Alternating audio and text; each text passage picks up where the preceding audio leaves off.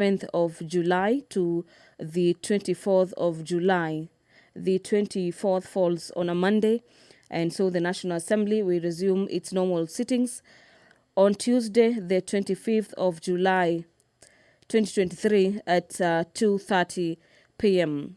These particular guidelines on matters recess falls under the House calendar that pursuant to the provisions of Standing Orders 28, subsection 3, relating to the calendar of the National Assembly.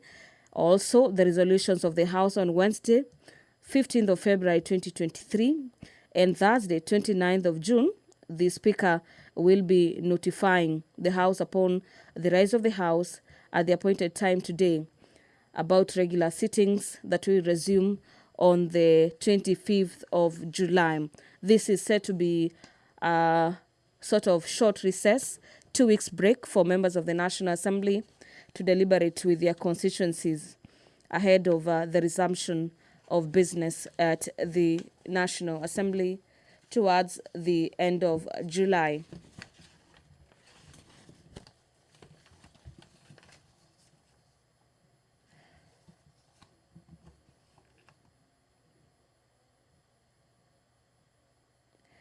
The Chairperson Select Committee on Matters Delegated Legislation will this afternoon, pursuant to Standing Orders 210, subsection 5A, be issuing a statement in regards to the status of the statutory instruments before the Committee on Delegated Legislation.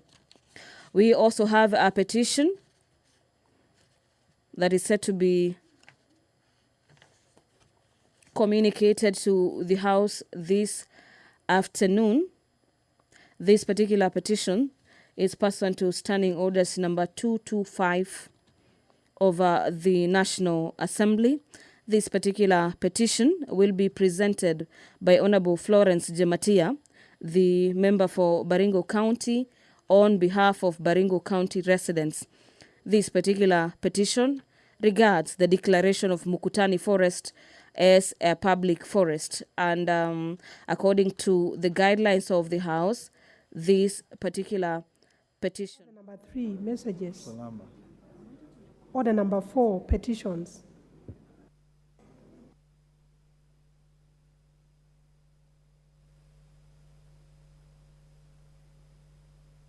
Have you called petitions? Jematia, member for Baringo County.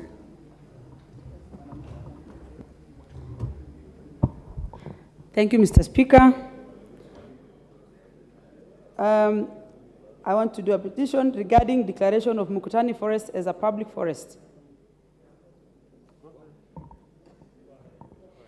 I, the undersigned, on behalf of residents of Baringo County, draw the attention of the House to the following. 1, that Article 1 of the Constitution of Kenya 2010 exposes all foreign authority in the people of Kenya. That the Article 10 of the Constitution provides for the national values and principles of governance which bind all state organs, state officers, public officers, and all persons wherever any of them applies or interprets the Constitution, enacts, applies or interprets any law, makes or implements public policy decisions, and which values and principles includes public participation. 3, that Article 63 of the Constitution of Kenya recognizes community land and provides that the land shall vest in and be held by communities identified on the basis of ethnicity, culture, or similar communities of interest. Number 4, that under Section 8 of the Forest Conservation and Management Act 2016, Kenya Forest Service is bestowed with the responsibility of conserving, protecting, and managing all public forests in Kenya. Number 5, that under Section 31(2) of the Forest Conservation and Management Act 2016, before declaring any section as a public forest, the Cabinet Secretary is required to consult the National Land Commission. 9, that the second schedule of the Forest Conservation and Management Act 2016 makes provisions for public participation. That in the said legal notice, the said then Cabinet Secretary decreed that the alleged Mukutani forest is an area of land approximately 13,185.8 hectares, that your ample petitioners herein contend that they were not involved in the decision of the then Cabinet Secretary, Honorable Judy Wakungu, contained in the legal notice number 265 dated 27th 10th of 2017. 12, that the area described in the schedule to legal notice number 265 is a community land by dint of Article 63 of the Constitution of Kenya. 13, that the said area is and continues to be occupied by 3 communities, namely the Pokots, the Tugens, and the El Chamus. That further, the petitioners contend that their elected representatives to whom they have delegated their powers to were not also consulted. 15, that there is no forest in the area described by the Cabinet Secretary in the legal notice number 265. 16, that the alleged designation of the area as a forest poses an existential threat to the communities and requires urgent intervention of the House to avert any further conflict. 17, that your humble petitioners have made the best effort to have this issue addressed by the relevant authorities without any dependable outcome. That the issue in respect of which this petition is raised are not pending before any court of law, constitutional, or any legal body. Therefore, your ample petitioners pray that the National Assembly, through the Public Petitions Committee, 1, to find that the process leading to declaration of Mukutani Forest as a public forest was done in brazen and egregious contravention of the Constitution and Forest Conservation and Management Act 2016. 2, to recall the decision of the then Cabinet Secretary of Environment and Natural Resources contained in the legal notice number 265 dated 27/10/2017, interrogate the same and order that fresh exercise towards declaration of the alleged forest named in Mukutani Forest be undertaken by the Cabinet Secretary, the Board of Kenya Forest Service, the National Land Commission, and all the relevant stakeholders. And your petitioner will ever pray. Thank you. Thank you, Honorable Jematia. Honorable members, under our standing orders, I'll give a few members to comment if they wish on this issue. You can go to interventions. But before we do that, allow me to acknowledge in the public and speakers galleries the following schools: Kisumu Boys High School, Kisumu Central, Kisumu; Karatina Girls Secondary School, Madhira, Nyeri; Ngedhu Secondary School, Gatunou, North Kiambu; Kimolwe Boys Secondary School, Sotik, Bomet; Kirere Central, Kigumo, Moranga. Thank you. Yes, Honorable Bukose. 2 minutes each. Thank you, Honorable Speaker. Honorable Speaker, having lived and worked in Baringo, I want to say that that area of Mukutani there is no forest there. And therefore, it is very unfair that the government can gazette community land into a forest area. And it will be very important that the committee, once they go into that place, they are able to table a report in this House to reverse that gazettement. In addition to that, the area of Muchongoi, which is also occupied by people, should also be degazetted, and those people be given title deeds so that they can earn a living as rightful owners of Muchongoi and Mukutani. Thank you, Honorable Speaker. I support. Didimas.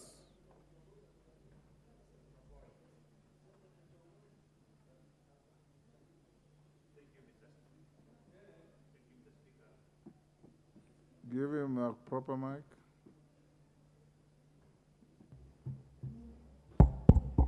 Mr. Speaker, while I support this petition, it's also very important that we look at the laws that governs public participation. Is it just ticking boxes, or you put in considerations the contributions that are made by the people, Honorable Speaker? And we also need to expand and ensure that the citizens are the ones who should initiate what they want it to be done. And I will want the committee in doing their recommendations, Honorable Speaker, so that we deter any other government officer who will try to impose something on the people, that the committee should also consider proposing actions to be taken against those government officers that went ahead to implement whatever is said in the petition without proper public petition and consultation. I support this petition, Honorable Speaker.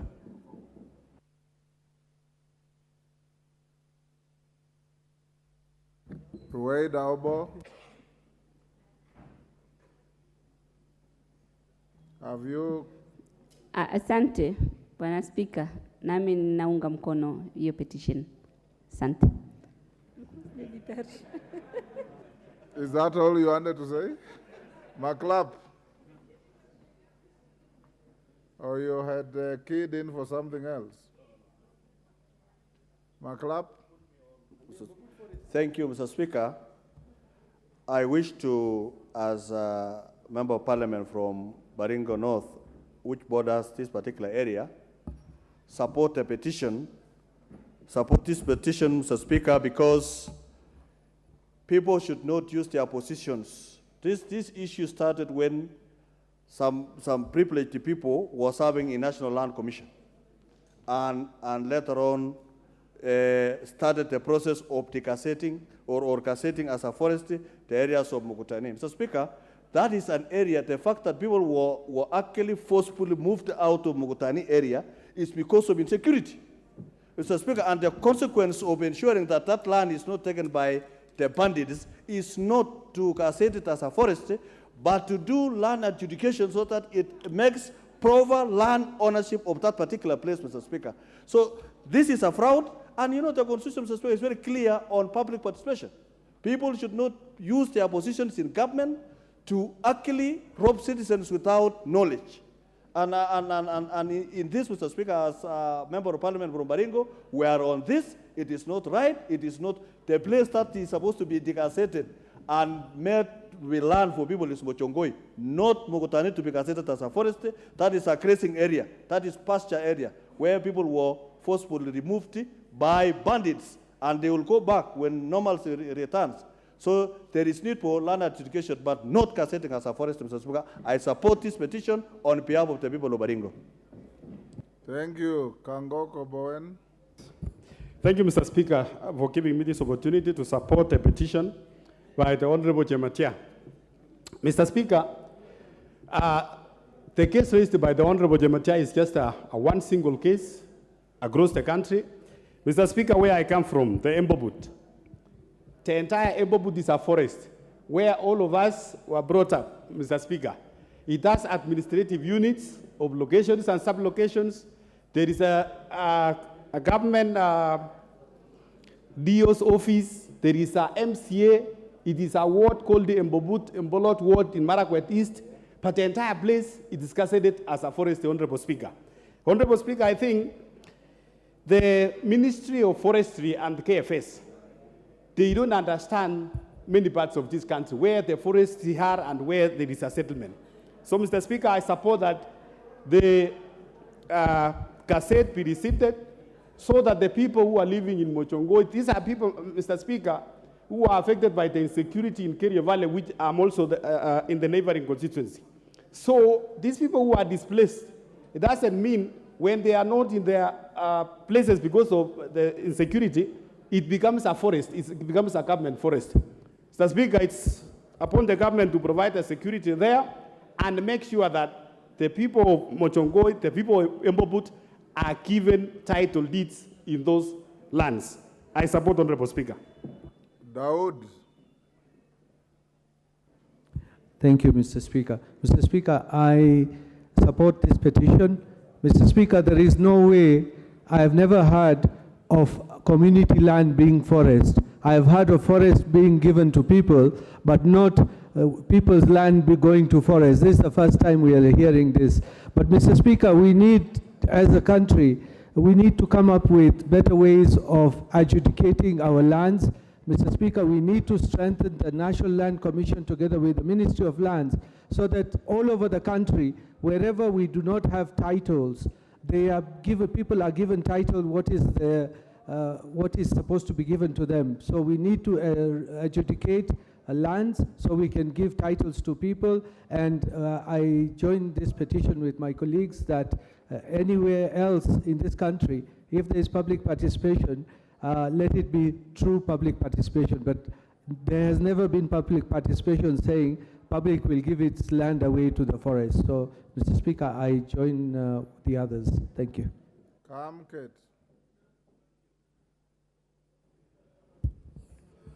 Mr. Speaker, for the first time, I am in agreement with Honorable Chematia.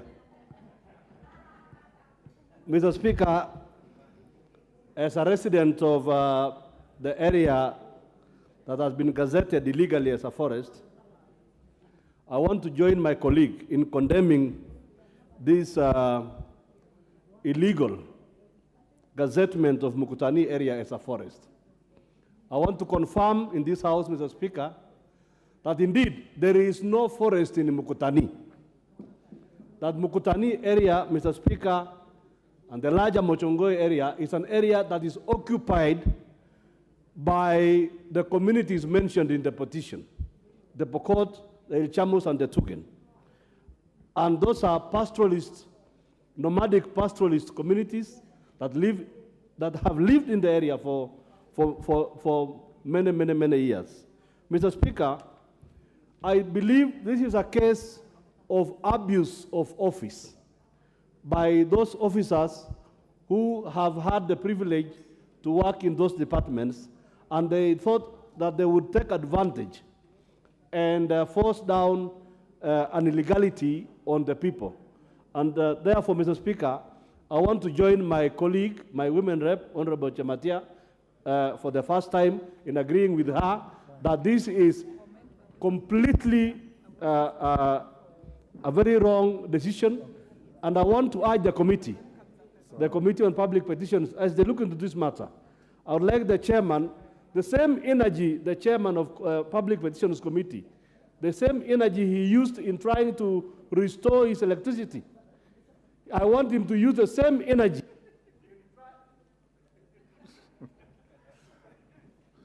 You are obviously veering off the beaten track and discussing a colleague without a motion, which is out of order. Ngele Chei. Thank you, Honorable Speaker. I want to support the petition by Honorable Chematia on the gazettement of community land. Honorable Speaker, for those of us who live in counties where there are massive forest cover, such occurrences are not isolated. There is a story in Elgeyo Marakwet of a forest called Cheptonge, whereby the chief at that time, the senior person at that time, fought with a white settler. And then the white settler punished the whole community by gazetting their land to be forest, and they were displaced to other places. Honorable Speaker, such communities, innocent communities, and people who might not have access to what is happening should not be intimidated or be displaced by gazetting their land. Mr. Speaker, as much as we want to grow trees and we want to have more forest cover in Kenya, we also need to have a place for those who are taking care of the forest, or for the reason of growing forest, to be there. We cannot displace human beings to grow trees so that the trees can benefit the same human beings. I therefore wish to support her petition. Thank you. Can we stop there? Yes, Okello. Jared of Nyando. Yes, I thank you, Honorable Speaker. And I want to firstly join you, and on behalf of the Kisumu Central Member of Parliament, welcome our good sons from Kisumu Boys High School. It's one of our prestigious schools within Kisumu County. I thought you wanted to talk about the petition. Yes, that's what I'm coming to, Honorable Speaker. But being that they come from my county, I wanted to welcome them officially. Honorable Speaker, land will forever remain emotive, and therefore any approach employed towards disturbing the status quo must be addressed with due consideration, Honorable Speaker. Now we are in this situation today, courtesy of the presentation by my sister Jematia, because somebody chose to be careless and not paying attention to the plight of the residents of that area, degazetting land and appointing the same land to be a forest. Whereas we appreciate the importance of forests in this country as water catchment areas, and those areas that address and absorb the carbon mix, because when there is climate change, such as the one that we are experiencing, it is only important that we pay much attention to the issues of forests. But it cannot be to the detriment of the existence of a people, Honorable Speaker.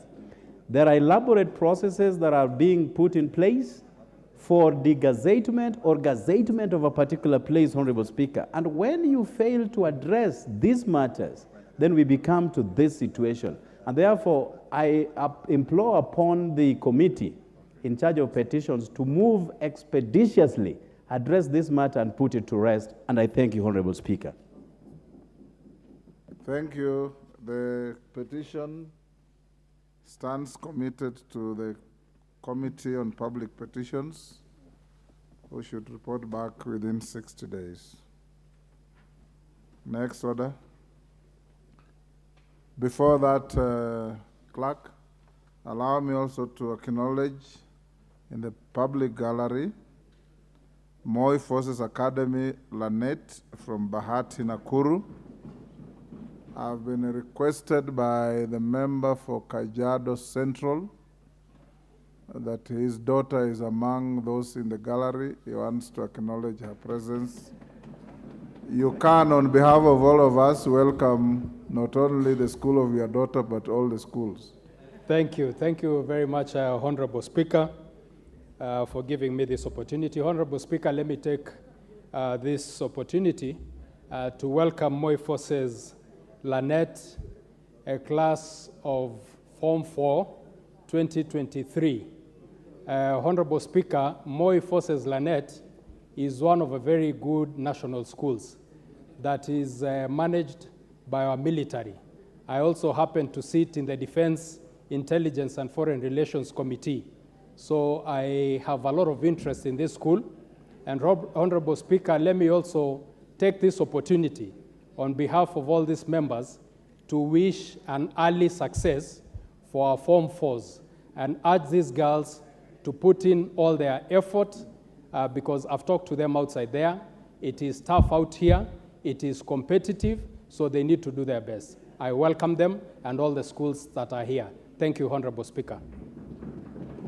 Mheshimiwa Mrembo.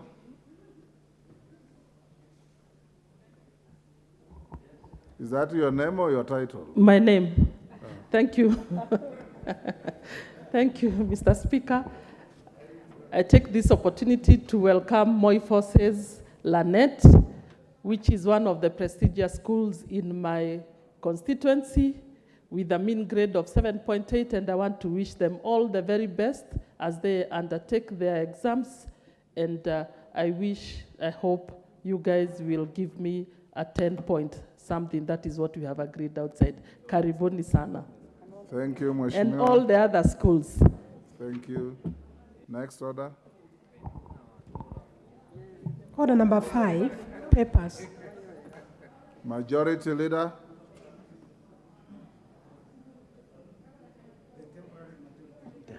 Yes, Honorable Chepkonga. Thank you, Honorable Speaker. I am the temporary majority leader for the time being today. Honorable Speaker, I beg to lay the following papers on the table of the House today, Thursday, 6 July 2023. 1, report of the Auditor General and financial statements of Human Resources Management Professional Examination Board for the years ending 30th June 2019, 2020, and 2021. 2, reports of the Auditor General and the financial statements in respect of the following institutions for the year ended 30th June 2021 and the certificates therein. 1, Acheko Vocational Training Center. 2, Garsen Technical and Vocational College. 3, Mr. Speaker, reports of the Auditor General and financial statements in respect of the following constituencies for the year ended 30th June 2022 and the certificates therein. 1, Turkana East. 2, Turkana West. 3, Turkana Central. 4, Turkana South. 5, Wajir South. 5, Bamajoke Chache. 6, Jomvu. 7, Kisauni. 8, Kasepul. 9, Saku. 10, Moyale. 11, Laisamis. 12, North Or. 13, Isiolo South. 14, Isiolo North. 15, Samburu East. 16, Samburu West. 17, Samburu North. 18, Laikipia East. 19, Laikipia West. 20, Laikipia North. 21, Kajiado East. 22, Kajiado Central. 23, Kajiado North. 24, Baringo Central. And 25, Baringo North. 4, Mr. Speaker, reports of the Auditor General and financial statements in respect of the following institutions for the year ended 30th June 2022 and the certificates therein. 1, the Kenya National Examination Council. 2, COVID-19 monitoring impacts on learning outcomes project. 3, National Cereals and Produce Board. 4, Koshin Technical Training Institute. 5, Olesos Technical Training Institute. 6, Tigania East Technical and Vocational College. 7, Elders Technical and Vocational College. 8, Meru National Polytechnic. 9, Agriculture and Food Authority. 10, Agriculture and Food Authority Car Loan and Mortgage Fund. 11, Kenya Maritime Authority Staff Mortgage and Car Loan Scheme. And finally, Jomo Kenyatta Foundation. And 5th, Mr. Speaker, report of the Auditor General and financial statements of Norwegian Program for Capacity Development and Higher Education and Research for the year ended 31st December 2022 and the certificates therein. I thank you, Mr. Speaker. Chairperson, Departmental Committee on Agriculture and Livestock. Mutunga, yuko wapi?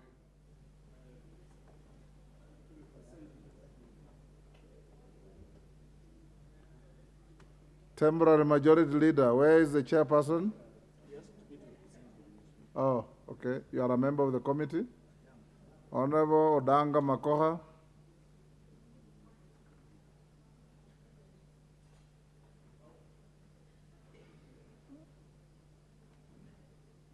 Give him the mic.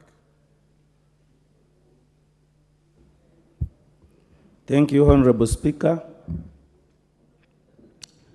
Honorable Speaker, I beg to lay the following paper on the table of the House today, Thursday, 6th July 2023.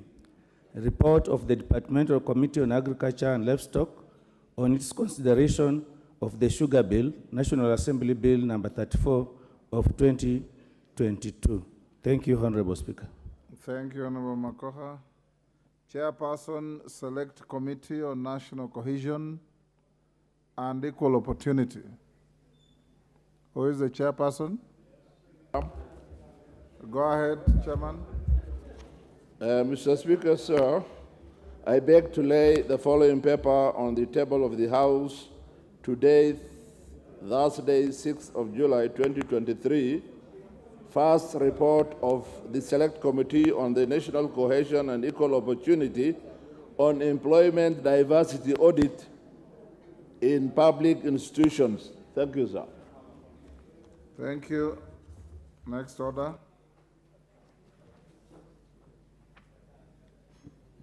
Order number 6, notices of motion. Chairperson, Select Committee on National Cohesion and Equal Opportunity. Mike. Give him the mic. You've given him one away from him. Mike. Use the one on your right, Okay. Chairman. Mr. Speaker, sir,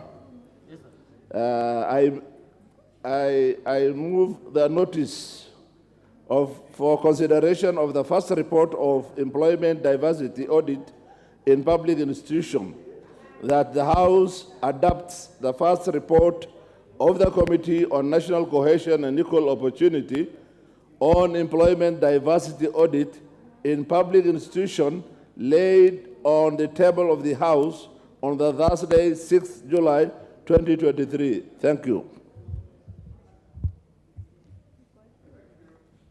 Next order.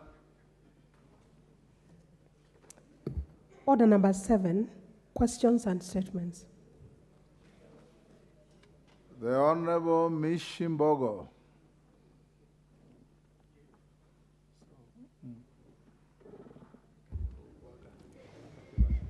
Thank you, Honorable Speaker, sir. Honorable Speaker, pursuant to the provincial of Standing Order number 44-2C, I wish to request for a statement from the chairperson of the Select Committee on Implementation regarding the status of implementation of the resolution of the National Assembly regarding development of a school feeding policy to cover basic education pupils.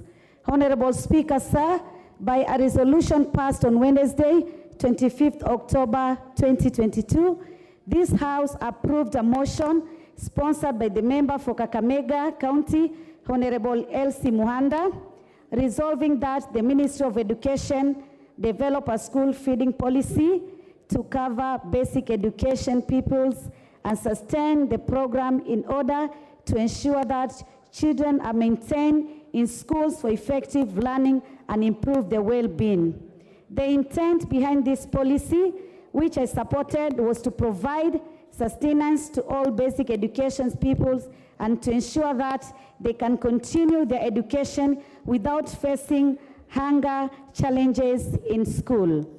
Honorable Speaker, sir, Standing Order number 2092A empowers the Committee on Implementation to scrutinize resolutions of the House and examine whether or not such decisions undertaking have been implemented, and when implemented, the extent to which they have been implemented, and whether such implementation has taken place within the minimum time necessary.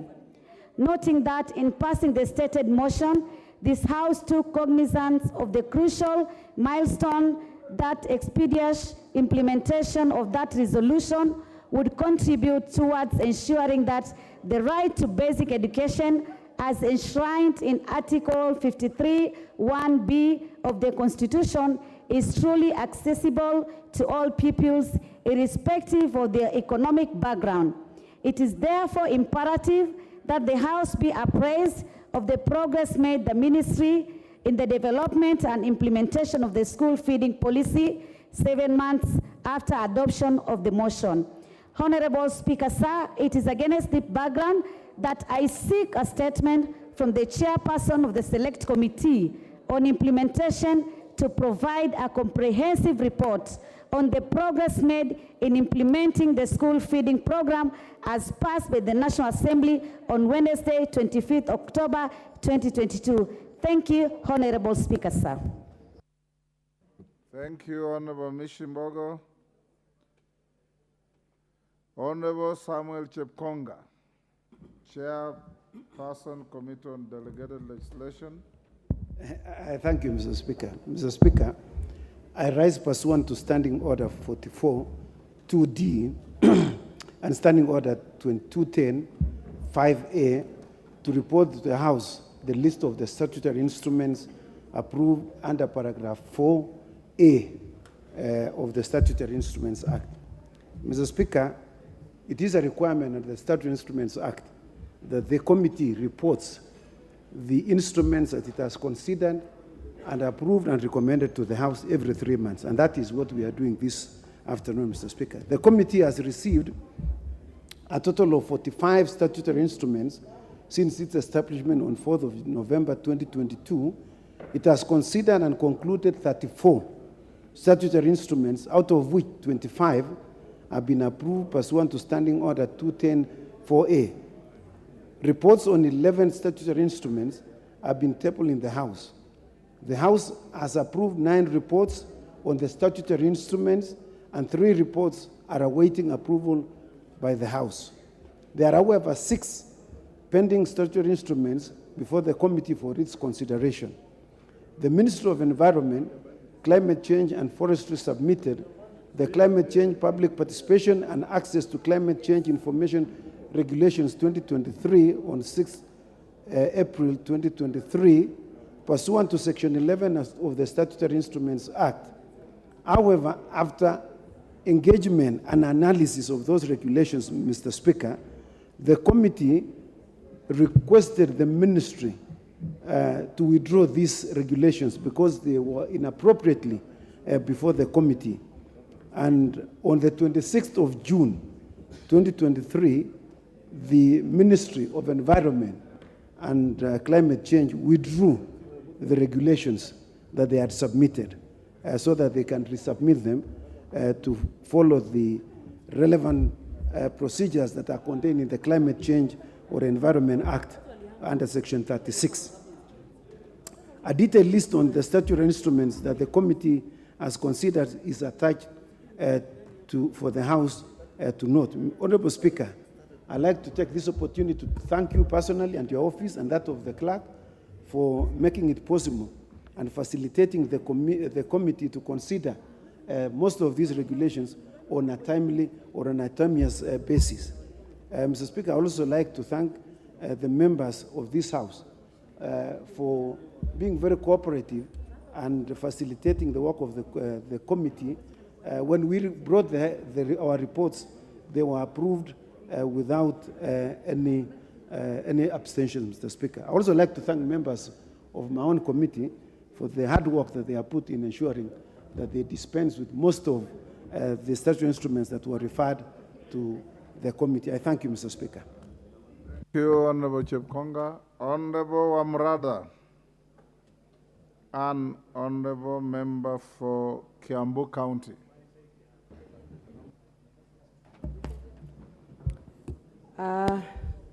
Thank you, Mr. Speaker, sir. A general statement regarding allegation of mistreatment among female employees in Brown Cheese Company Limited, which is in Tigoni, Kiambu County.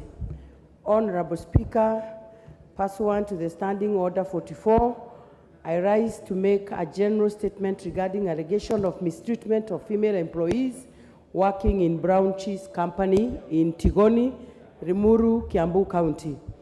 Honorable Speaker, on or about Tuesday, 4th July 2023, female employees at the Brown Cheese Company Limited, located in Kiambu County, were forced to undress at work by a senior manager after being accused of disposing a used sanitary towel on the wrong disposal bin. With the rising case of gender discrimination in the country, and 3 senior managers acted against the menstrual hygiene management policy, it is disheartening to note that the said managers are actually female.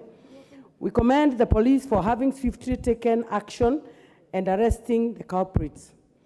Honorable Speaker, while we note this laudable action by the police, we strongly condemn the call-out treatment given to the female employees of Brown Cheese Company Limited, and we demand further actions to be taken against the senior manager for acting in this inhumane manner.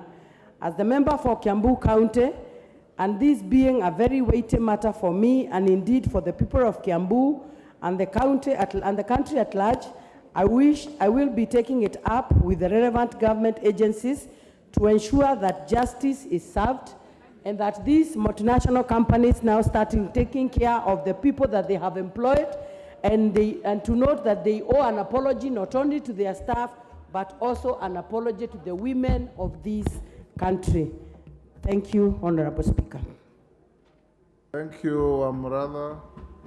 Jane Kagiri, I give you 1 minute. Thank you, Honorable Speaker. I also stand to support Honorable Ann Murada on the said statement. And Honorable Speaker, I would want to make it known to employers in this country that one amongst the basic rights of an employee is proper working conditions.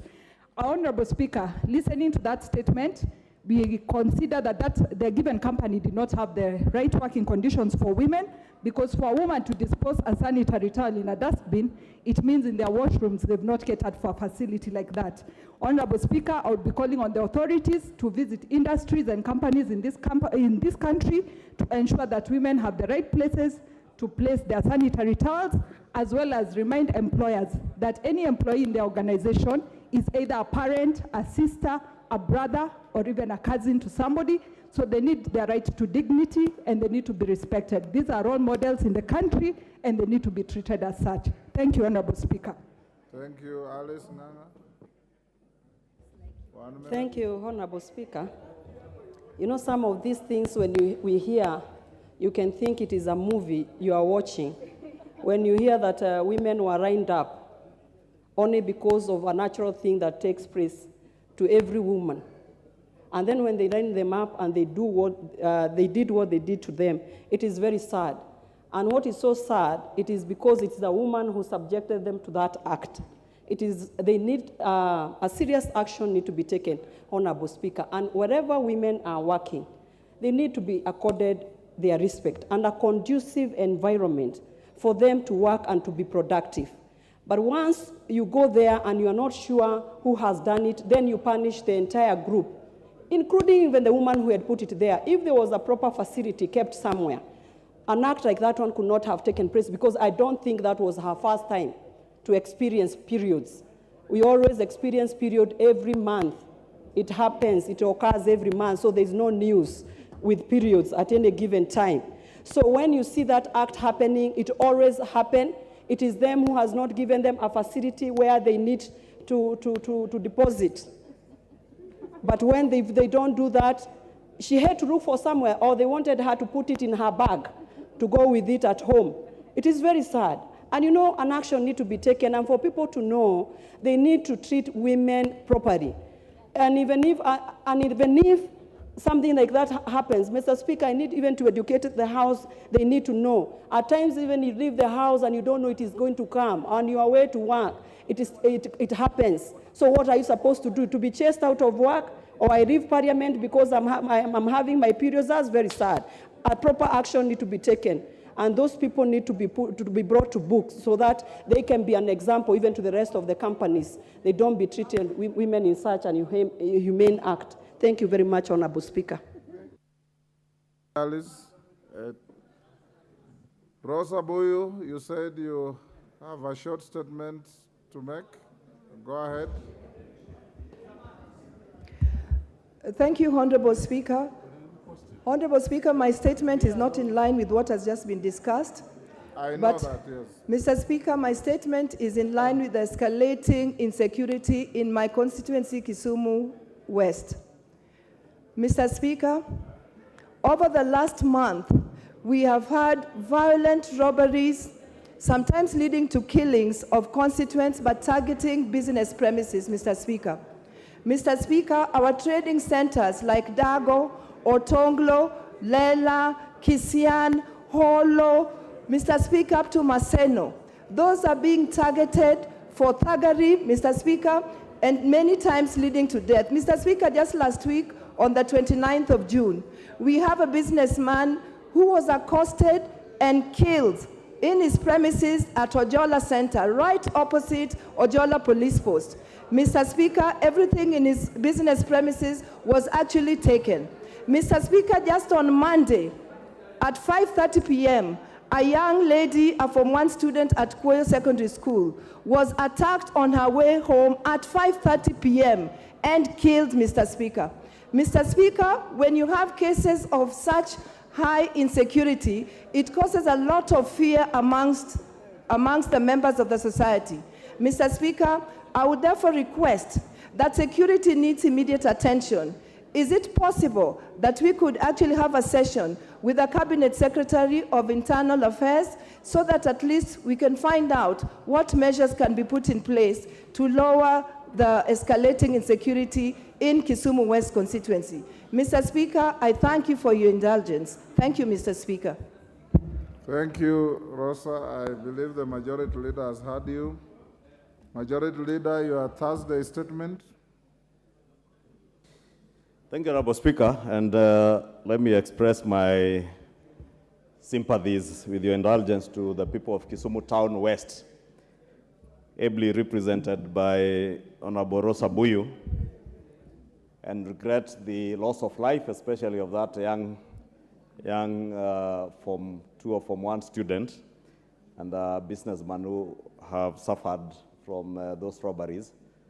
But also maybe, Mr. Speaker, you allow me to advise Honorable Rosa Buyu if she could appraise herself with the current ongoings in the House and our procedures and the changes in our standing orders.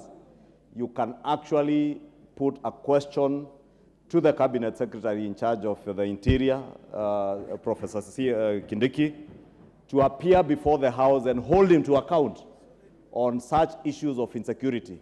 But I do hope, as of now, the Inspector General of Police and DCI have heard you, and if they have not heard you, I would encourage you to draft a question or a statement for response by the Cabinet Secretary, and I'll be very happy to relay that question or statement to the Cabinet Secretary and cause his appearance before the House so that you do your work as a people's representative of Kisumu Town West to come and hold the Cabinet Secretary and the security agencies to account on behalf of the people.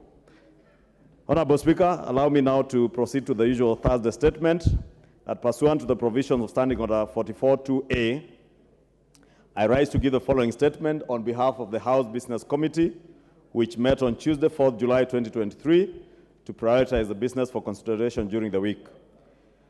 I wish to commend the leadership of this House from both the majority and minority coalitions, our chairs and vice chairs of all committees for their dedication, and indeed all members, Honorable Speaker, for their dedication and cooperation exhibited in the session so far. There have been a number of key developments, especially over the past 1 month. Members of this House have deeply engaged in priority budget-related business, which included consideration of the first and second supplementary estimates for the financial year 2022-2023, budget estimates for the financial year 2023-2024, the appropriation bill for the same year, the county allocation of revenue bill 2023-24, the finance bill 2023, the county government's additional allocations bill of 2023, the equalization appropriation bill of 2023, and other key priority business. Honorable Speaker, we have done our part, and we all deserve to pat ourselves on the back and be proud of our achievements so far. Members will recall that last week, the House resolved to alter its calendar for the second session, regular sessions, by varying the period for the short recess that is scheduled to commence tomorrow, Friday, 7th July 2023, and end on Monday, 24th July 2023. The break will therefore be 2 weeks instead of the 1 week earlier scheduled in our calendar. The House is therefore expected to resume regular sittings on Tuesday, 25th July 2023 at 2:30 p.m. to continue with the second part of the session. Honorable Speaker, the House awaits reports on various items of business, and I urge committees to use this time to expedite and finalize their reports on bills, treaties, inquiries, and responses to questions and statements, which will be considered upon resumption of the House. Honorable Speaker, as we recollect and appreciate what has been achieved, I wish to point out that our mission is far from over yet. We still have a significant number of legislative proposals, bills, and other statutory instruments that most certainly need our very keen attention. I therefore urge members to rise to the occasion when the business is presented before the House and to remain diligent in its consideration. Honorable Speaker, in accordance with the provision of Standing Order 42A, 5 and 6, in view of what transpired in the House yesterday afternoon, I wish to convey that the following Cabinet Secretaries are scheduled to appear before the House on the afternoon of Wednesday, 26 July 2023, to respond to questions and also address other matters raised by members in the same sitting. The questions include the following to the Cabinet Secretary for Water, Sanitation and Irrigation to appear and respond to 1, question number 235 of 2023 by member for Gatundu North Constituency, the Honorable Njoroge Kuroria, MP, regarding the construction of Ndarugu 2 Dam project and the delayed water connection to residents from Karimenu Dam. 2, question number 237 of 2023 by the member for Taveta Constituency, the Honorable John Buire, MP, regarding the flooding of Kimogrigo, Abori, Lambo, Mwarusa, Marodo, and Majengo villages in Mbogoni Ward caused by blockage of canals constructed by the National Irrigation Authority. 3, question number 238 of 2023 by the member for Manyata Constituency, Honorable Tonga Mukunji, MP, regarding the redirection of water from River Rupingazi to Mbere South Irrigation Scheme.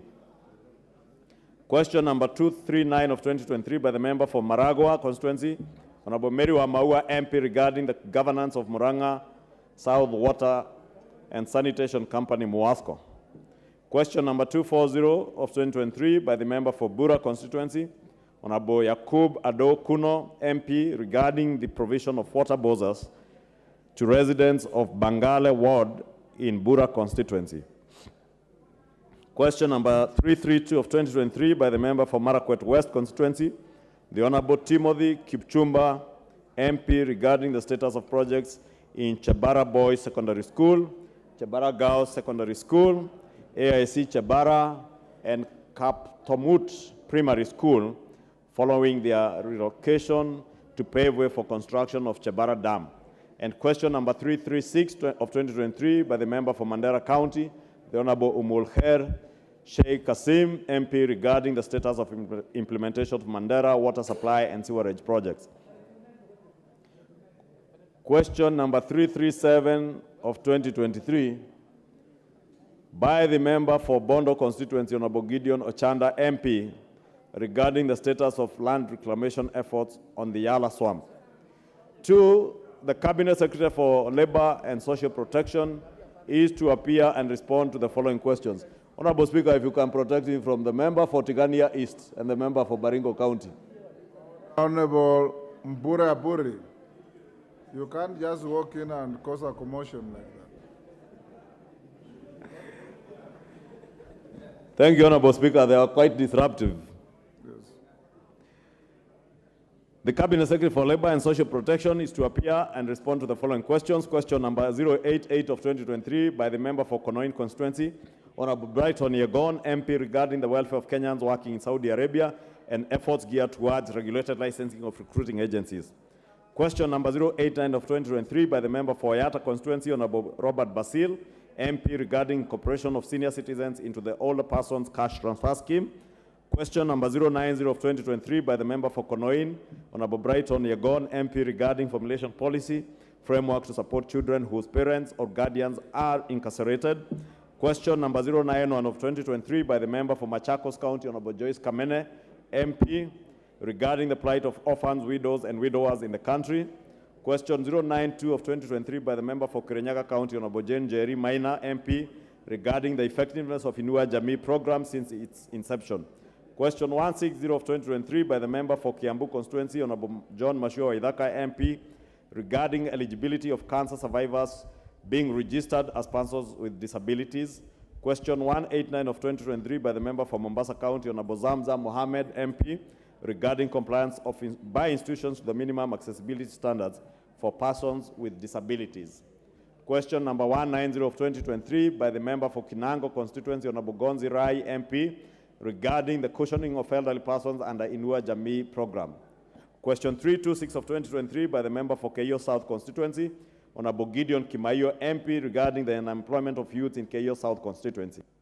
Question number 327 of 2023 by the member for Machakos Town Constituency, Honorable Caleb M. Mule, MP, regarding registration and registration of beneficiaries of Inua Jamii program in Machakos Town Constituency.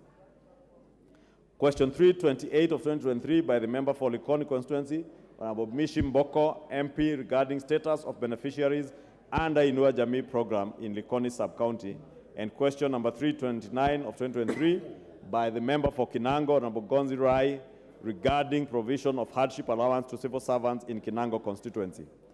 Honorable Speaker, upon resumption, the House will also be expected to undertake first reading of the Water Amendment Bill 2023, the second reading of the following bills, should they not be concluded today: the Food and Feed Safety Control Coordination Bill 2023, the National Rating Bill 2022, the Statute Law Miscellaneous Amendments Bill of 2022, and the Conflict of Interest Bill 2023. Honorable Speaker, debate will also be undertaken on the report of the Consolidated Fund expenditures under the financial 2023-2024 budget estimates and the report of the Kenyan delegation to the Parliamentary Dialogue on United Nations Convention Against Corruption, UNCAC, and the Global Parliamentarians Against Corruption, GOPAC, annual general meeting, should they not be concluded this afternoon. The House Business Committee will reconvene on Tuesday, 25th July 2023, to schedule the business for the rest of the week. Honorable Speaker, on behalf of the House Business Committee, and indeed on behalf of my constituents, the people of Kikuyu, I want to wish members a wonderful recess period as they reconnect with their families and constituents during this recess, and as they also discharge their parliamentary and constituency obligations back in their constituencies. I hope we all come back after the recess, invigorated, in readiness to perform our roles for the remainder of the second part of the session. I now lay this statement on the table of the House. Thank you, Honorable Speaker. My apologies, it was too long. Thank you, Majority Leader. Yes, Jared Okello. Honorable Speaker, allow me to join my sister, Honorable Rosa Buyu. Order, Honorable Okello, you're out of order. Honorable Speaker, it stems from the directive that has been given by the majority leader. Honorable Jared Okello. Honorable Rosa Buyu made a statement. We have moved to another matter. We can't move back again. You know I'm always very accommodating to you. So oblige and take your seat. Oblige and take your seat. Order. When Honorable Rosa Buyu made the statement, I directed the majority leader to inform the Interior Minister of the security situation in the Kisumu Town West. So what is there for you to debate again?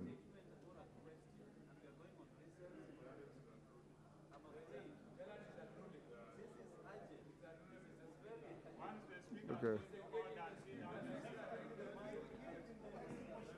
Give him. I thank you. I thank you, Honorable Speaker. You are setting a very poor example, but I'll allow you. Thank you. Thank you, Honorable Speaker, and thank you for the indulgence. Honorable Speaker, it is true that marauding gangs are having a field day in Kisumu.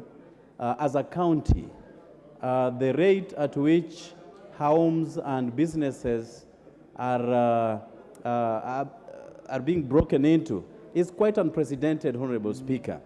And therefore, whereas the majority leader has given an advisory that we need to either do a statement or a question, Honorable Speaker, this is a matter of great and utmost urgency.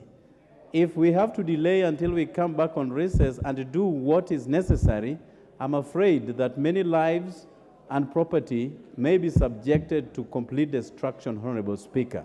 And therefore, I implore upon you, Honorable Speaker, with great humility, that the majority leader that you have tasked with this responsibility should just take the issue as it is and talk to the responsible officers so that this matter can be addressed, Honorable Speaker. My neighbor had his home attacked yesterday, and somebody is nursing injuries in hospitals, Honorable Speaker. And if this is left unchecked, and urgently so, then we are very afraid that Kisumu County may be a den of thugs, a den of thieves, and we may, at the end of the day, lose much more. And I thank you, and I thank my sister, Honorable Rosa Buyu, for raising this up. Okay. Thank you. Thank you, Honorable Jared Okello. The majority leader is seized of the matter, and I'm sure action will be taken. Next order. Order number 8, the Fisheries Management and Development Bill, National Assembly Bill number 29 of 2023. First reading. A bill for an act of parliament to provide for the conservation, management, and development of fisheries and other aquatic resources to enhance the livelihood of communities dependent on fishing and to establish the Kenya Fisheries Services and for connected purposes. Thank you, Clerk. Next order. Order number 9, motion, consideration of the draft charter for the Open University of Kenya. Honorable Chepkonga. Thank you very much, Mr. Speaker.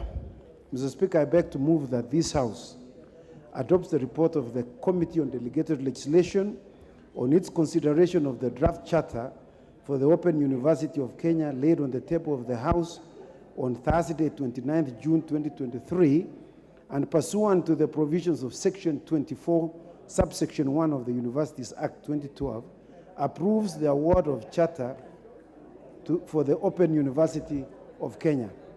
Mr. Speaker, this is a very important motion, Mr. Speaker.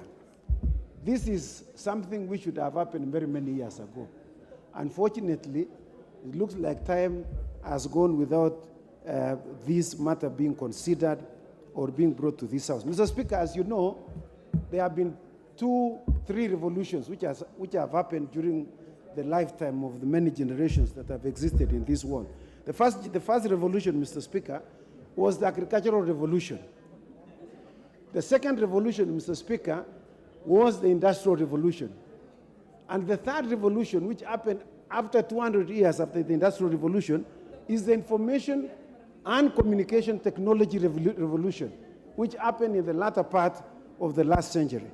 Mr. Speaker, this particular university is being established after the third revolution, that is the information and communication technology revolution that happened, as I've just said, in the last part of the century. Mr. Speaker, what has been happening in this country is that those who want to participate or to register or enlist themselves in distant learning have been doing so through other distance learning institutions that are not established in this country. And so we've been left behind. I remember one situation, Madam Speaker, when we were considering one nominee in this House, in the 13th Parliament, in the 11th Parliament. Madam Speaker, he produced a certificate that he acquired through electronic means, where he went to school in a university that is equivalent to what we are considering this afternoon. And the question that was being asked, did you go to that university? You know, people were analog who were considering this particular nominee. They did not know that there is something called e-university. And so it became very difficult. I remember at some point, his degree was rejected because it had not been certified by the Commission of University Education. Fortunately, Madam Speaker, this university was recognized by UNESCO. And as you know, UNESCO we are members of the UNESCO. And the law which we passed sometimes that year said that any recognized university will be recognized by the Commission of University Education. So, Madam Speaker, the draft charter for Open University of Kenya was submitted to the National Assembly on the 15th of June 2023 for parliamentary approval pursuant to Section 24, subsection 1, paragraph B of the Universities Act 2012. The purpose of the charter is to establish a national open university as a specialized university to offer university programs through distance and e-learning mode.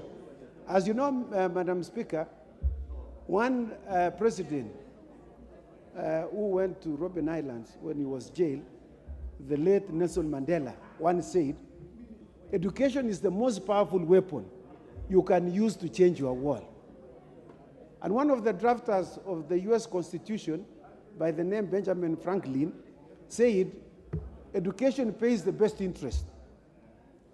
Why are we then establishing this university?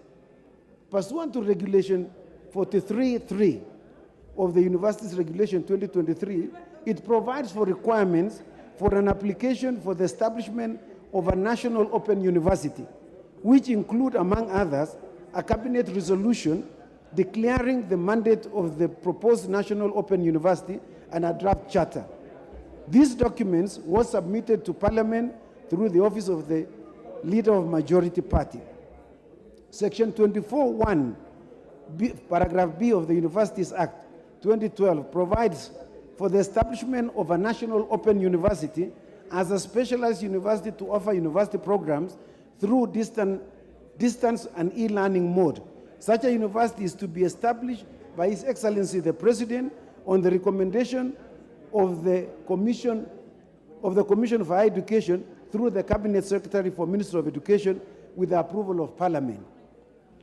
The Honorable Speaker, the establishment of the Open University of Kenya is an avenue for enhancement of open and distance learning as captured in various policy instruments of government.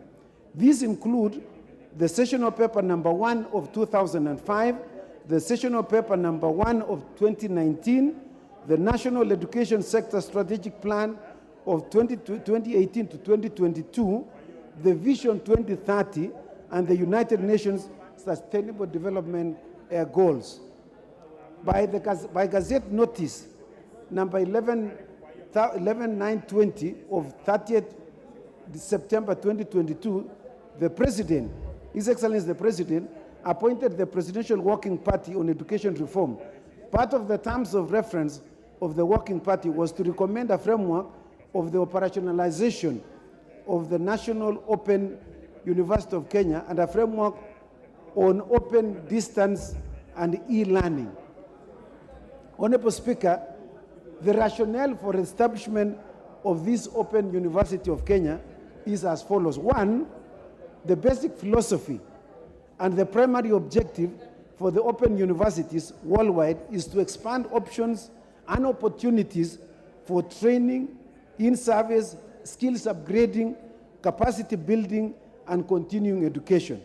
The Open University of Kenya will expand access to university education through flexible mode of study.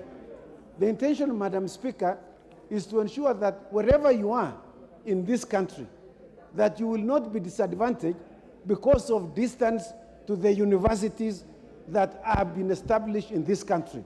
So that if the university that you have been invited to join that university, the distance is too far. For instance, someone from Turkana may have been admitted to Pwani University, and that could be very expensive in terms of distance.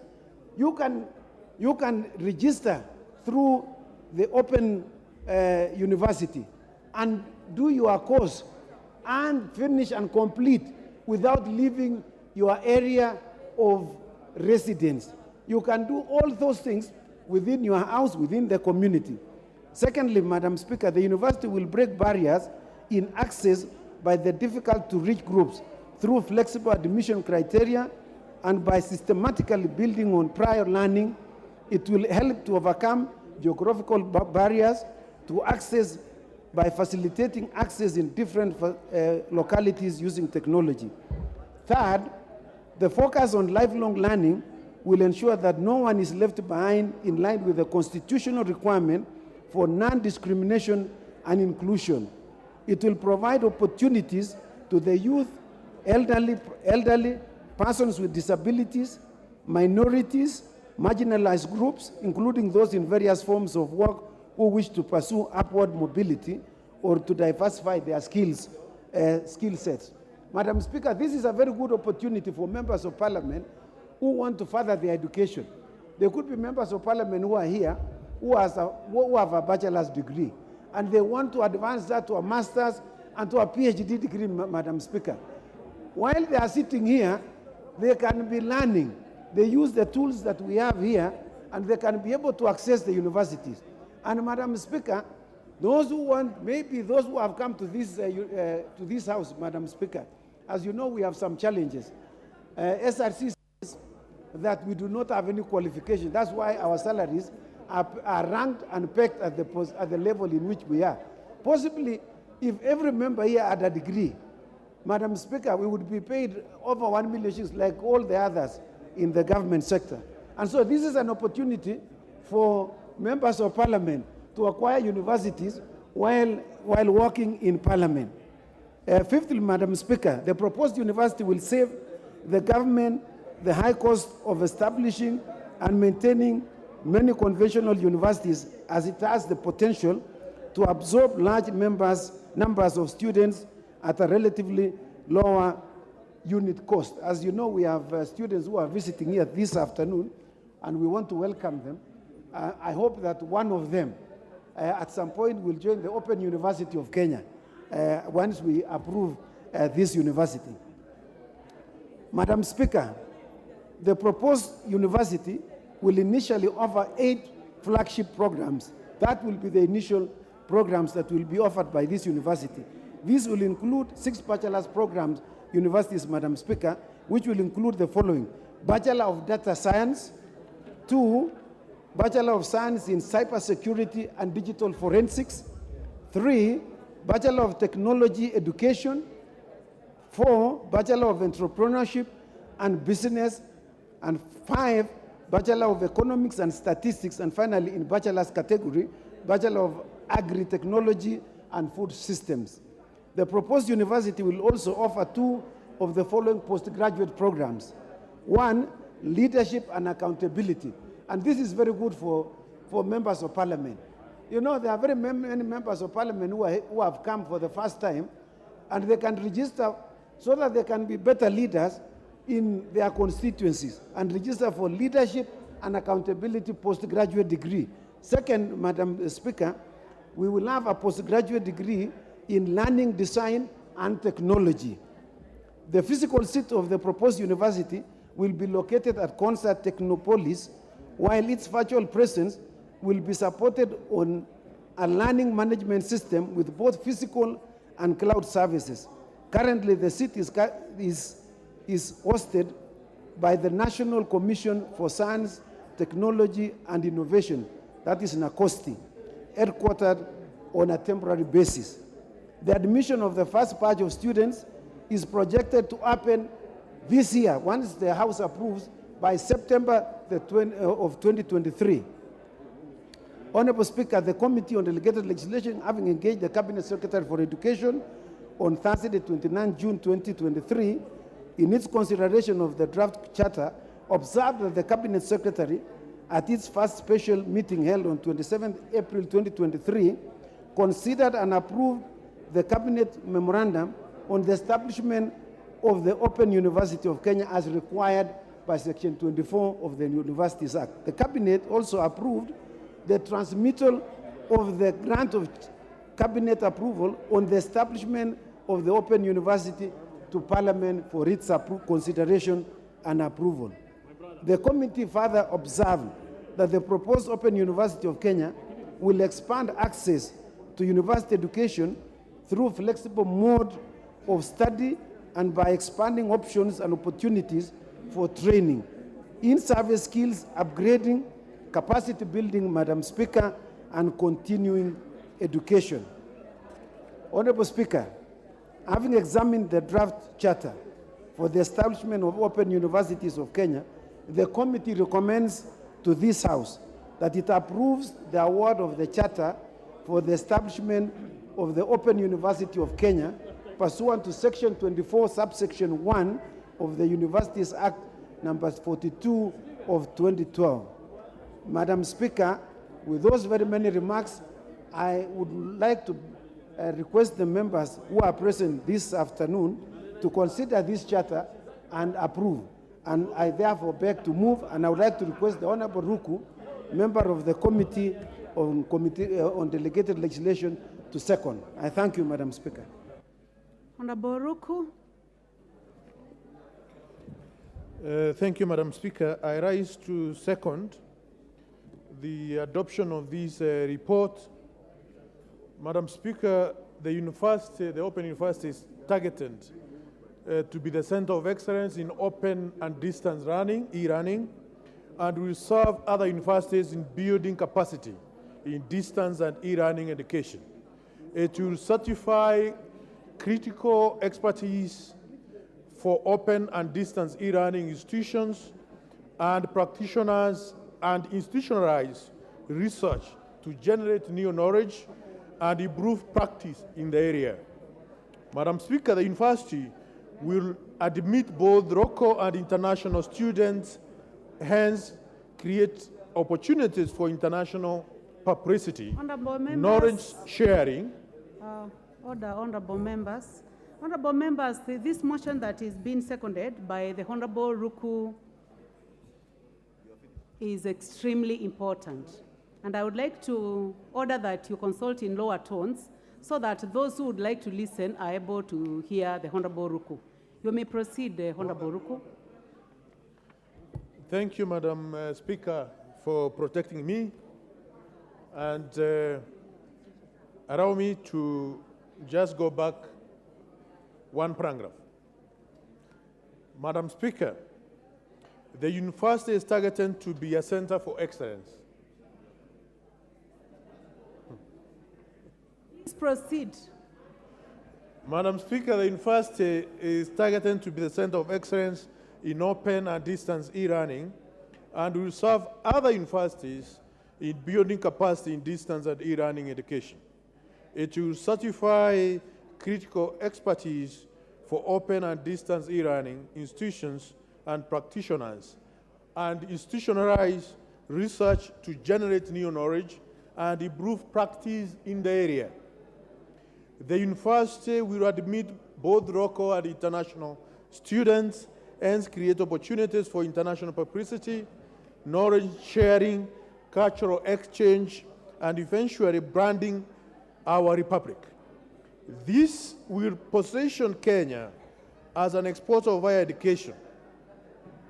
Kenya citizens in the diaspora will also provide their children with access to a Kenyan education. Madam Speaker, the recent recognition of Kiswahili as one of the official languages of the African Union will create a market for proposed university which will launch a program in the second year. Overall, and the proposed university will also earn our nation foreign exchange. Honorable Speaker, in preparation for establishment of the Open University of Kenya, the Technical Working Committee undertook various critical activities, such as developing the requisite consultative document, namely the charter, blueprint, and proposal of the proposed university instrument, such as the logo, seal, and mace. Other pertinent documents include open distance and e-learning policy, student handbook, student rules and regulations, admission criteria, staff terms and condition of service, 5-year strategic plan, ICT infrastructure requirement, and digital library requirements. The document was approved by the Commission of University of Education and the Cabinet, and was submitted to the National Assembly for approval as required by Section 24(1) of the Universities Act number 42 of 2012. Upon approval, the Cabinet Secretary of Education shall submit the same to His Excellency the President, William Samoei Ruto, for award of the Charter. Madam Speaker, the committee also observed that the draft charter and also been reviewed by the Office of the Attorney General for forwarding to the Parliament for approval pursuant to Section 24(1) of the University Act number 42 of 2012. Madam Speaker, I support. Honorable Ruku, you second? I second, sorry.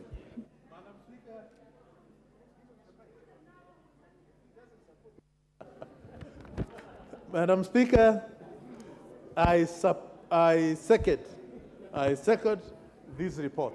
Thank you. Thank you very much, Honorable Ruku. Honorable members, before I propose the question, seated in the Speaker's Gallery this afternoon, we have several schools. One, Matweku Secondary School from Rongai, Nakuru County. Jenga Boys Secondary School, Kirinyaga Central from Kirinyaga County. Honorable members, also seated in the public gallery this afternoon, we have Ngado Secondary School, Gatanga Constituency, Moranga County. Mukutani Academy from Mbere Constituency, Embu County, and Kiambogo Secondary School, Naivasha in Nakuru County. On behalf of the Speaker of the National Assembly, we welcome you to observe proceedings in the House. Honorable members, before I sit, I would like to propose the question that this House adopts the report of the Committee on Delegated Legislation on its consideration of the draft charter for the Open University of Kenya, laid on the table of the House on Thursday, 29th of June, 2023, and pursuant to provisions of Section 24(1) of the Universities Act 2012, approves the award of charter for the Open University of Kenya.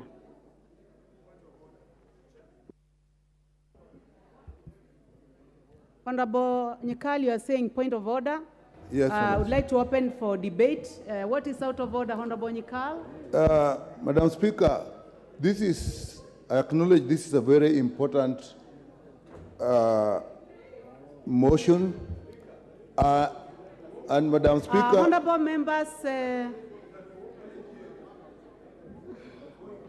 honorable lady members seated at the back, I know that you might be having an extremely important discussion there, but I would like to ask you to consult in lower tones so that we may proceed with business in the House.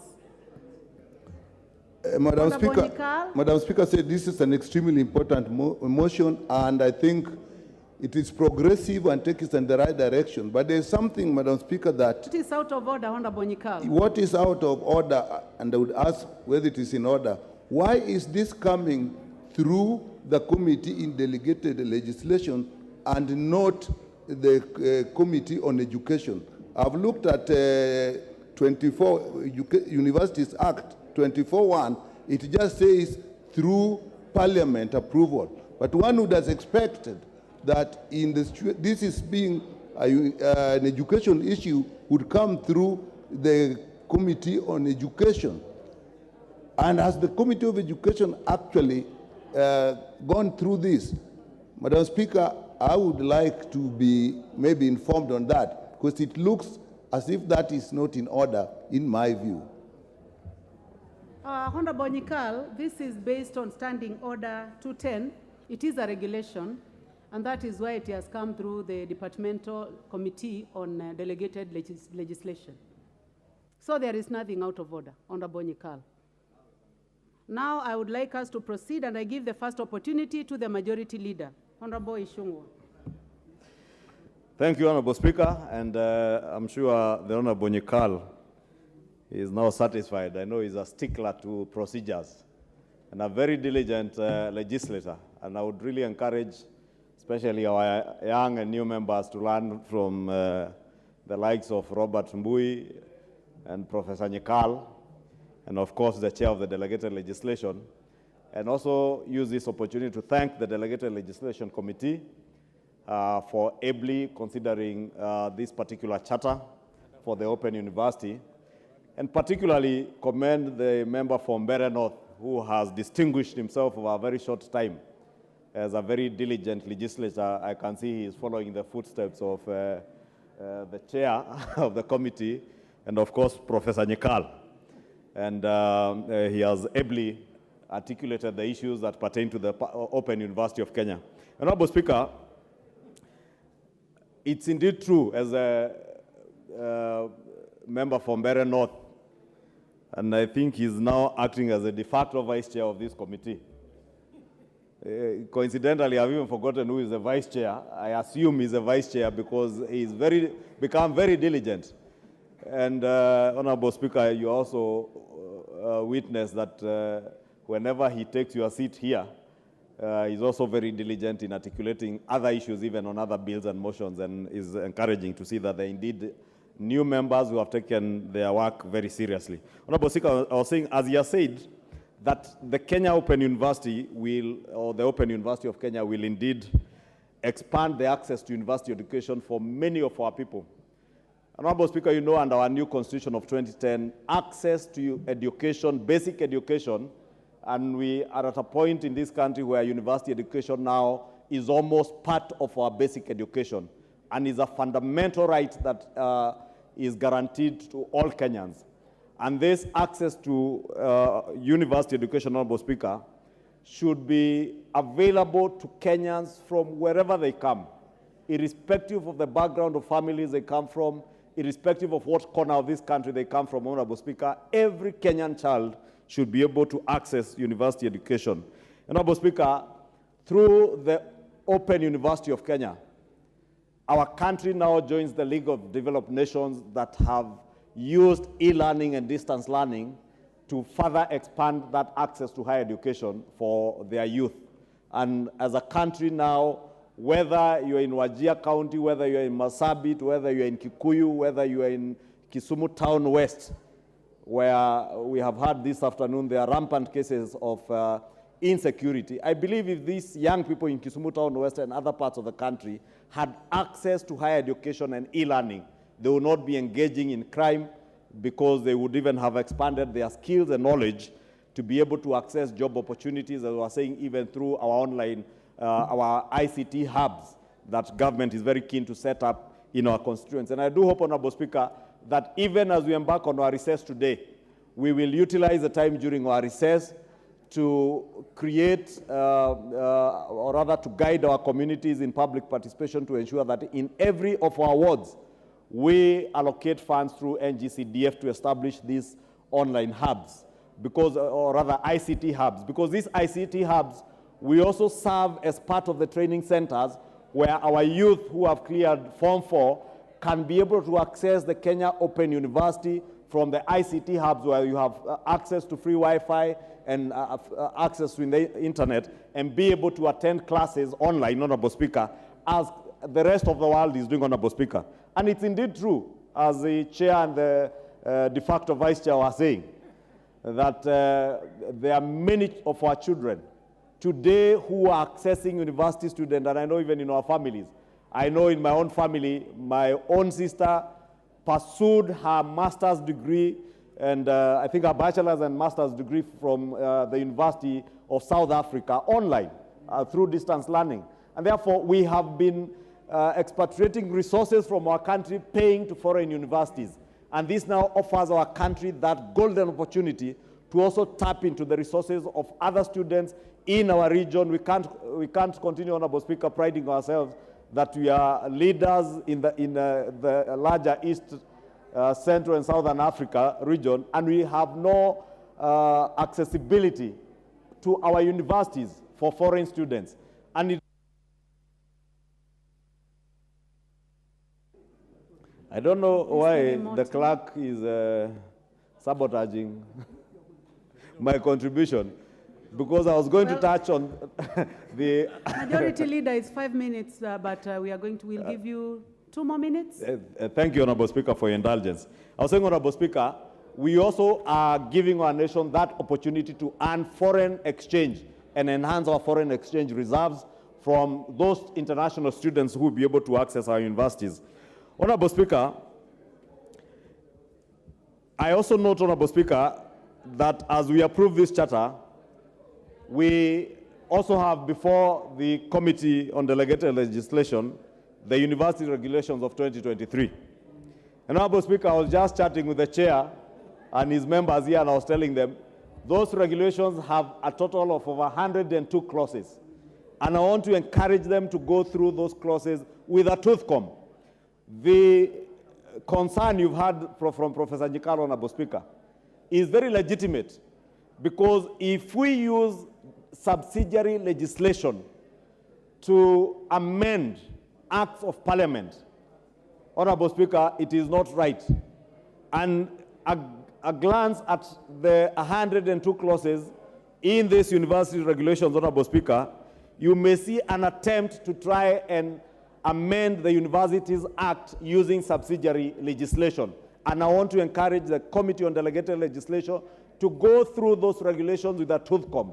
And anything that is geared towards amending the Universities Act should come through substantive legislation that should be considered after public participation by the Education Committee, as the Honorable Professor Nyikal was articulating. Honorable Speaker, too, we must guard that the regulations, the university regulations of 2023, will only serve to enhance and to realize or actualize the implementation of the Kenya Open University and not any other sinister business.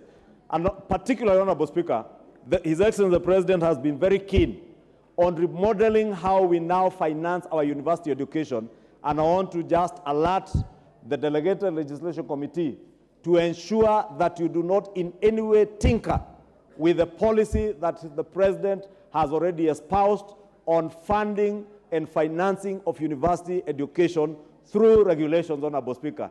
Any regulations that come to this House on funding of universities in this country should be in line with what the President has already launched and espoused as a policy for university funding, Honorable Speaker, so that we guard ourselves and guard our country from tampering with government policy and even tampering with acts of parliament using subsidiary legislation. And therefore, I want to encourage the committee to ensure that it comes through these 102 clauses and report back to the House through a report that should come and be approved.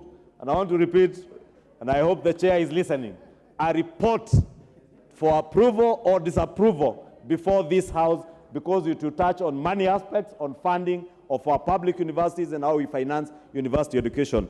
With those many remarks, Honorable Speaker, I do support, and I want to encourage the young people of this country, when we have this open university ready and running at Konza Technopolis, to utilize the ICT hubs. And allow me to announce to the young people of Kikuyu constituency that as we speak at Nashut Technical and Vocational College, we have now access to internet. The cabling is ongoing this afternoon, and by next week, that particular institution will be ready, so that by the time we are accessing the Kenya Open University, the children of Kikuyu will not have to travel distances to access university education. They will not need to pay hostels. They will now be able to learn from their backyards in Kikuyu in every village, as we promised them, Honorable Speaker, with His Excellency the President when we went to campaign there.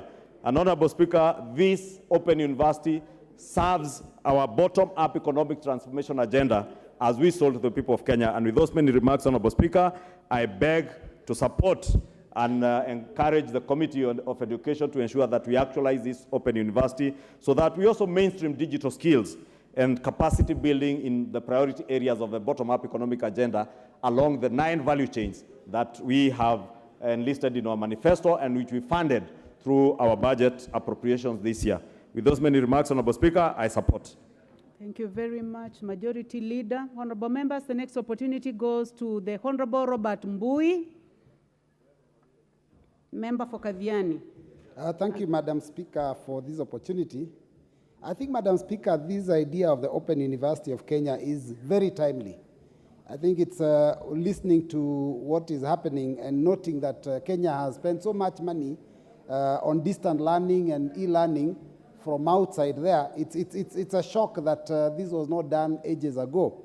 But nevertheless, the importance of education cannot be gainsaid. It's really an important thing, and especially higher education. Madam Speaker. Now, Madam Speaker, if you look at the history of our education in this country, and now just talk about the time when I was at the university, things were very different from what is happening now. I remember at the university, we were actually paid by the government. We used to receive, about 5,040 shillings every semester. Madam Speaker, we were accommodated by the University Students Accommodation Board. All students were accommodated, we were fed, we actually benefited a lot, and the government was taking the issue of education very, very seriously. But Madam Speaker, if you look at the situation today, the current situation is that university students, their parents have to raise money to pay for them fees. The cost of living in the university hostels is too high. So what is happening is that a lot of them, you probably will be living in the nearby estates, and those are the places where they end up getting involved in drugs and alcohol abuse. Madam Speaker, you know that the cost of living is so high that even those students in the university, they hardly can afford food. And Madam Speaker, when I was at the university, the team for rugby in the University of Nairobi, the Mean Machine, was actually the champions of the country. Today, I doubt whether any one of those students can actually go and compete favorably outside there because they are malnourished, they don't get enough food because of the cost of living and because of the situation. So, Madam Speaker, what the government has done with this idea is that because of the changes that we have faced as a country and because of the changes that are happening all over the world, we have to adapt. And Madam Speaker, what are the changes that we have gone through that make us have to go to e-learning and distant learning? One, of course, is that a lot of money has been spent by Kenyans pursuing higher education. They can't afford to do it in our local universities because of the cost. So they've gone and spent a lot of money outside there. So when we do that for ourselves, then we will be saving money for the country. Two, Madam Speaker, there's many more people pursuing university education now than those years back then. So it is a way by which you can have more people accessing higher education. So it's really, really a brilliant idea. Of course, Madam Speaker, not to forget that in 2020, we were hit by a disease called COVID-19, which unfortunately forced us to shut down our learning institutions. Now with e-learning, with distant learning, with that concept, education can continue even when we have such life-threatening diseases. So, Madam Speaker, it's really, in my opinion, I think it's really a game changer. But, Madam Speaker, I have one major concern. Much as I support this, my concern is about integrity in the education sector in this country. Madam Speaker, every year we have exams, proper exams, national exams in primary school, in secondary school. And Madam Speaker, almost every year there are cases, rampant cases of exam cheating. And these are people that are frisked before they walk into the exam room. Those exam papers are kept in a store under lock and key in a police station. But still somehow, we still manage to have cases where people have stolen the exam. Some schools are benefiting from the stolen exams. So I'm asking myself, even as we support this, how sure are we that those students that will be online learning and doing exams are the ones that will be getting the certification, Madam Speaker? That is one thing we must figure out to sort out, because as a country, we really do have a problem of integrity. And we must make sure that as we do this noble idea, we introduce systems to make sure that those that are registered in those universities are the ones that will learn there and are the ones that will do the exam there. With those few remarks, Madam Speaker, I support. Thank you very much. The Honorable Rindikiri Mugambi, member for Buri. Thank you, Madam Speaker. I rise to support this noble proposal on the Open University. And just like other members have stated, I think this is the greatest opportunity that the majority of our kings have across the country. Madam Speaker, there are so many parents who are not able to take their student, their sons and daughters, to the universities because of costs relating to the tuition fees, relating to accommodation, and the other maintenance costs for our children. Madam Speaker, this comes handy because the people of Bori, the children of Bori will benefit those ones who did not have opportunity of having and don't families to take them to the university and fund the costs, this is the best option. I join to say that this is a very novel idea. It's going to create accessibility to majority of our children. It's going to ease the burden of expenses to our parents. It's going to give alternatives where there wouldn't have been any alternatives. The only issue, Madam Speaker, that I would like to note is some courses might not be offered by this open university. I am worried about the science subject, very important subject that we are encouraging our kids to learn. For example, the technical programs requiring practicals, requiring guidance, requiring careful assessment. Madam Speaker, the other issue is the pricing. We really need to know what the cost of costing will be, because we can be excited of saying it is cheaper, but still we need to know the proper costing of the university. Madam Speaker, the issue of integrity has been alluded to by my senior Member of Parliament for Kadiani. I'm also worried because we know there are so many people in this country who have degrees but who never passed the minimum requirement. I don't know how those assessments for joining the Open University will be carried out and by who. It is very important, right from the beginning, we make sure that even if it is as accessible as much, we must put stringent measures to ensure those ones who will be pursuing the e-learning and the e-learning through to the Open University, they are people who have met the minimum requirements. Mr. Speaker, I also would like to hear from the proponent the timelines for their degrees. I think it is very important. Again, Madam Speaker, I think I recommend that all the universities, whether e-learning, open, or the existing, that we have internship programs, how they will be managing the internship programs for the students who will be learning through Open University. Otherwise, Madam Speaker, it is a good and noble idea. Now that the government is doing a lot of connectivity on the internet, the only disadvantage we could have is that let's not open this university, let's not give them the charter, because some areas of this country might be disadvantaged in terms of internet connectivity. Meaning we must have electricity in all the counties, in all the constituencies, in all the wards, if we have to create fairness for our students to learn from all corners of this country. Otherwise, Madam Speaker, this is a good, noble idea, and I support it. But they need to do the adjustment, because I need to know what they are doing specifically on the science subjects, for a technical subject which are not part of this program. I thank you, Madam Speaker. Thank you very much, Member from Buri. The Honorable Dr. Makali Mulu, Member for Kitui Central. Yeah, thank you very much, Honorable Speaker. Honorable Speaker, I also want to support this important motion on the issue of awarding a charter for the Open University of Kenya. Honorable Speaker, this issue is long overdue in this country, because open universities have actually been helpful to many countries, and more so the developed countries, Honorable Speaker.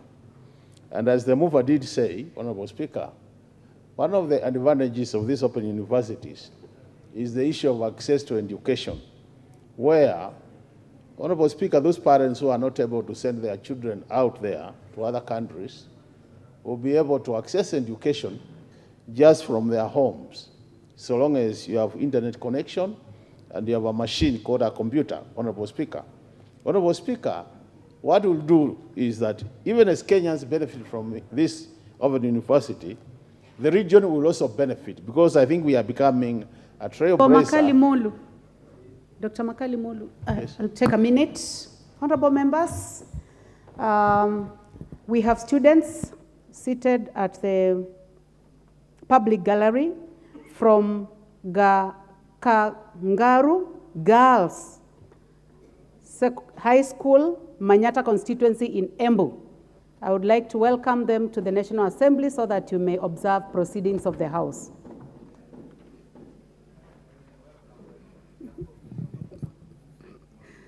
Thank you.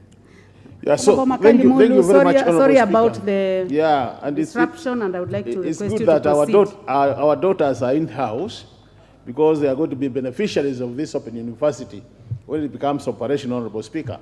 So, Honorable Speaker, as I was saying, what will happen is, even as Kenyans benefit from this university, the region will also benefit because our neighbors, Uganda, Tanzania, and the rest, will actually have not started these open universities. And they will be benefiting from this Kenyan Open University. The other thing, Honorable Speaker, which is important is, this Open University of Kenya will also be able to assist Kenyans in terms of accessing higher education. There will be a lot of facilitation, and what has happened in countries where this Open University is actually in place, Honorable Speaker, a lot of the countries are making a lot of money through payment of fees and also accommodation.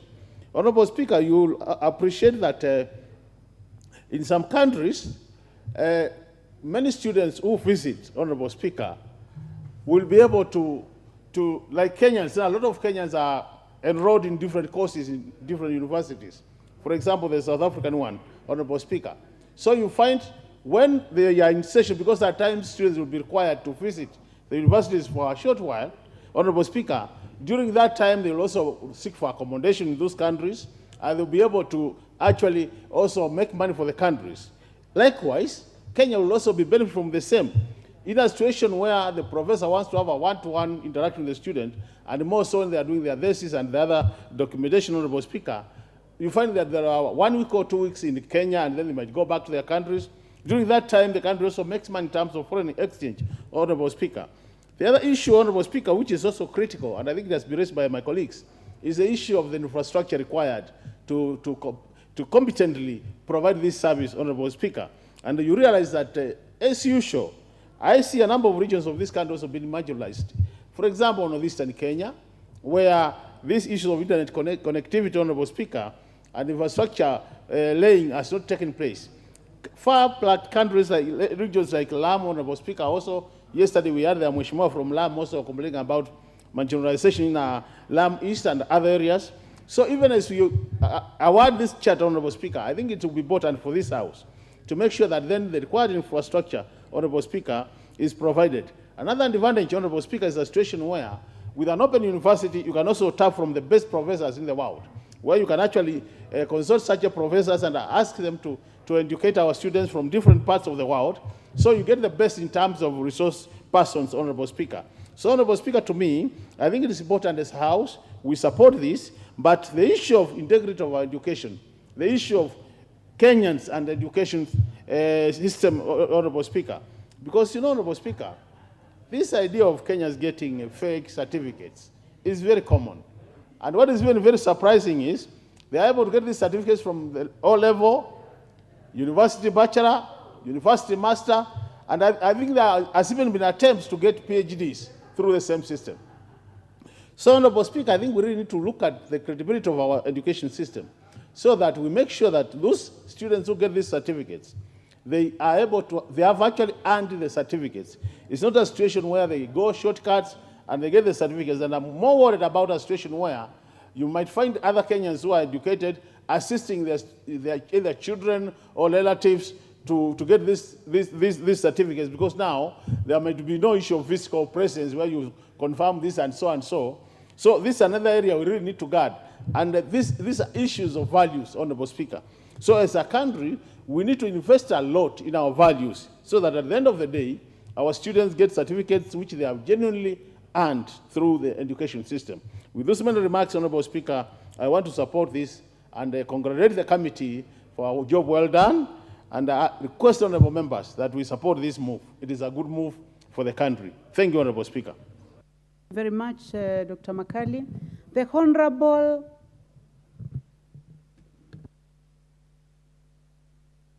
Omboko Milemba, member for Emuhaya. Thank you, Honorable Speaker. A good idea with a few threats which can be really mitigated. An open University of Kenya certainly will provide better opportunities for the students. One, an open university will create a lot of flexibility in time and place of learning. An open university will also use modern technology, which is everywhere now, Honorable Speaker. It will also ease pressure on the physical facilities within the university and the high learning institutions. For instance, when we have university intake, we base our intake on the availability of spaces in the universities, which will not be the case. So with an open university, we shall get away from facilities and spaces within the university determining how many students go to university. Furthermore, it removes the idea of reducing the cost of education, because much of the cost of a university is courtesy of beddings and boarding. Remember, Honorable Speaker, I'm one of the advocates of removal of boarding schools, not only just at the university level, but even in the high schools, that we should do away with the boarding section so that we reduce the cost of education. And I see an opportunity under which the Open University will provide that situation whereby we shall reduce the cost of education. But I also wish then to indicate that the Committee of Education must come in to work together with the Committee of Delegated Business, because we need to align certain laws, and I'm happy that the pseudo vice chair of this committee is here, Mr. Ruko. There are certain laws that do not accept the degrees that are earned by certain universities, possibly including this type of university, with the system in Kenya. So we shall need to actually realign our laws so that the degrees that come from this type of university is accepted. Of course, with the charter, that should be a step forward. Because how many times do we see our students go to Uganda, go outside, do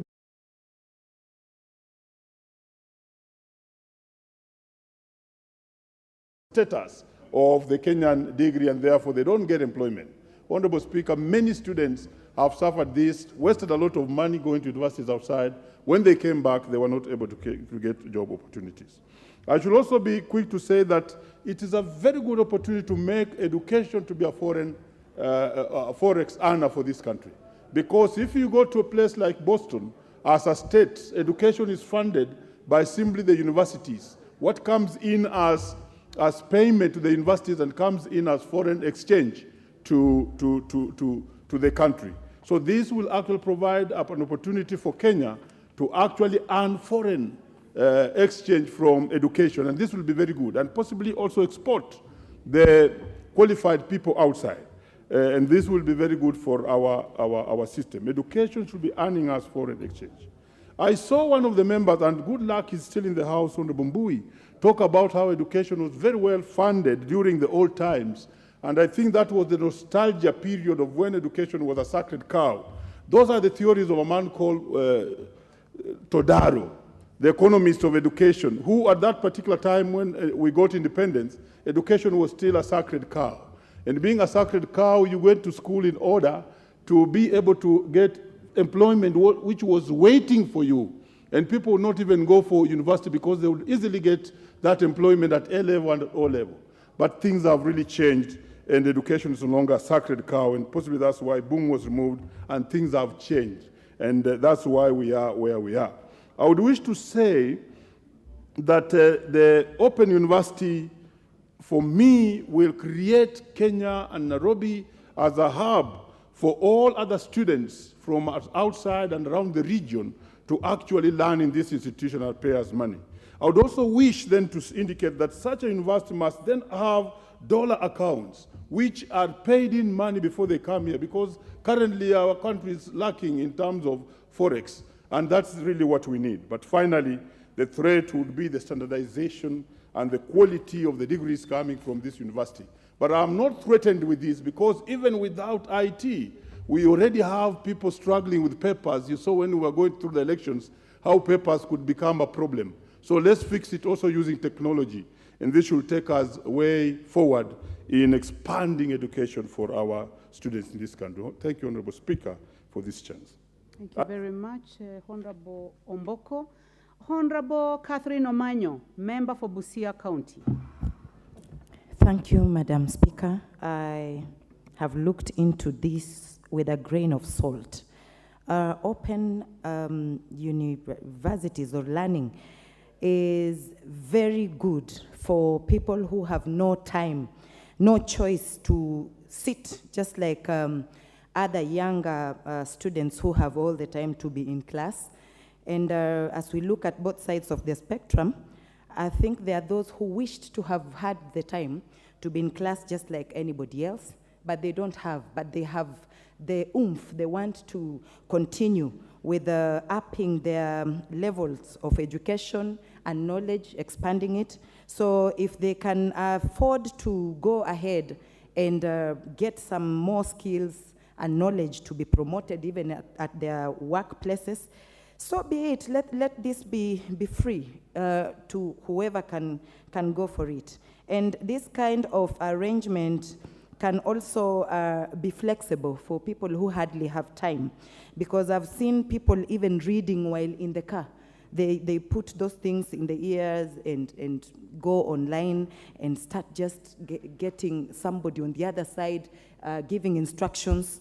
And before you know it, by the time they are out of a matatu, they've been learning. So it's not like a system where you must be in a traditional way in a class and listening to a teacher.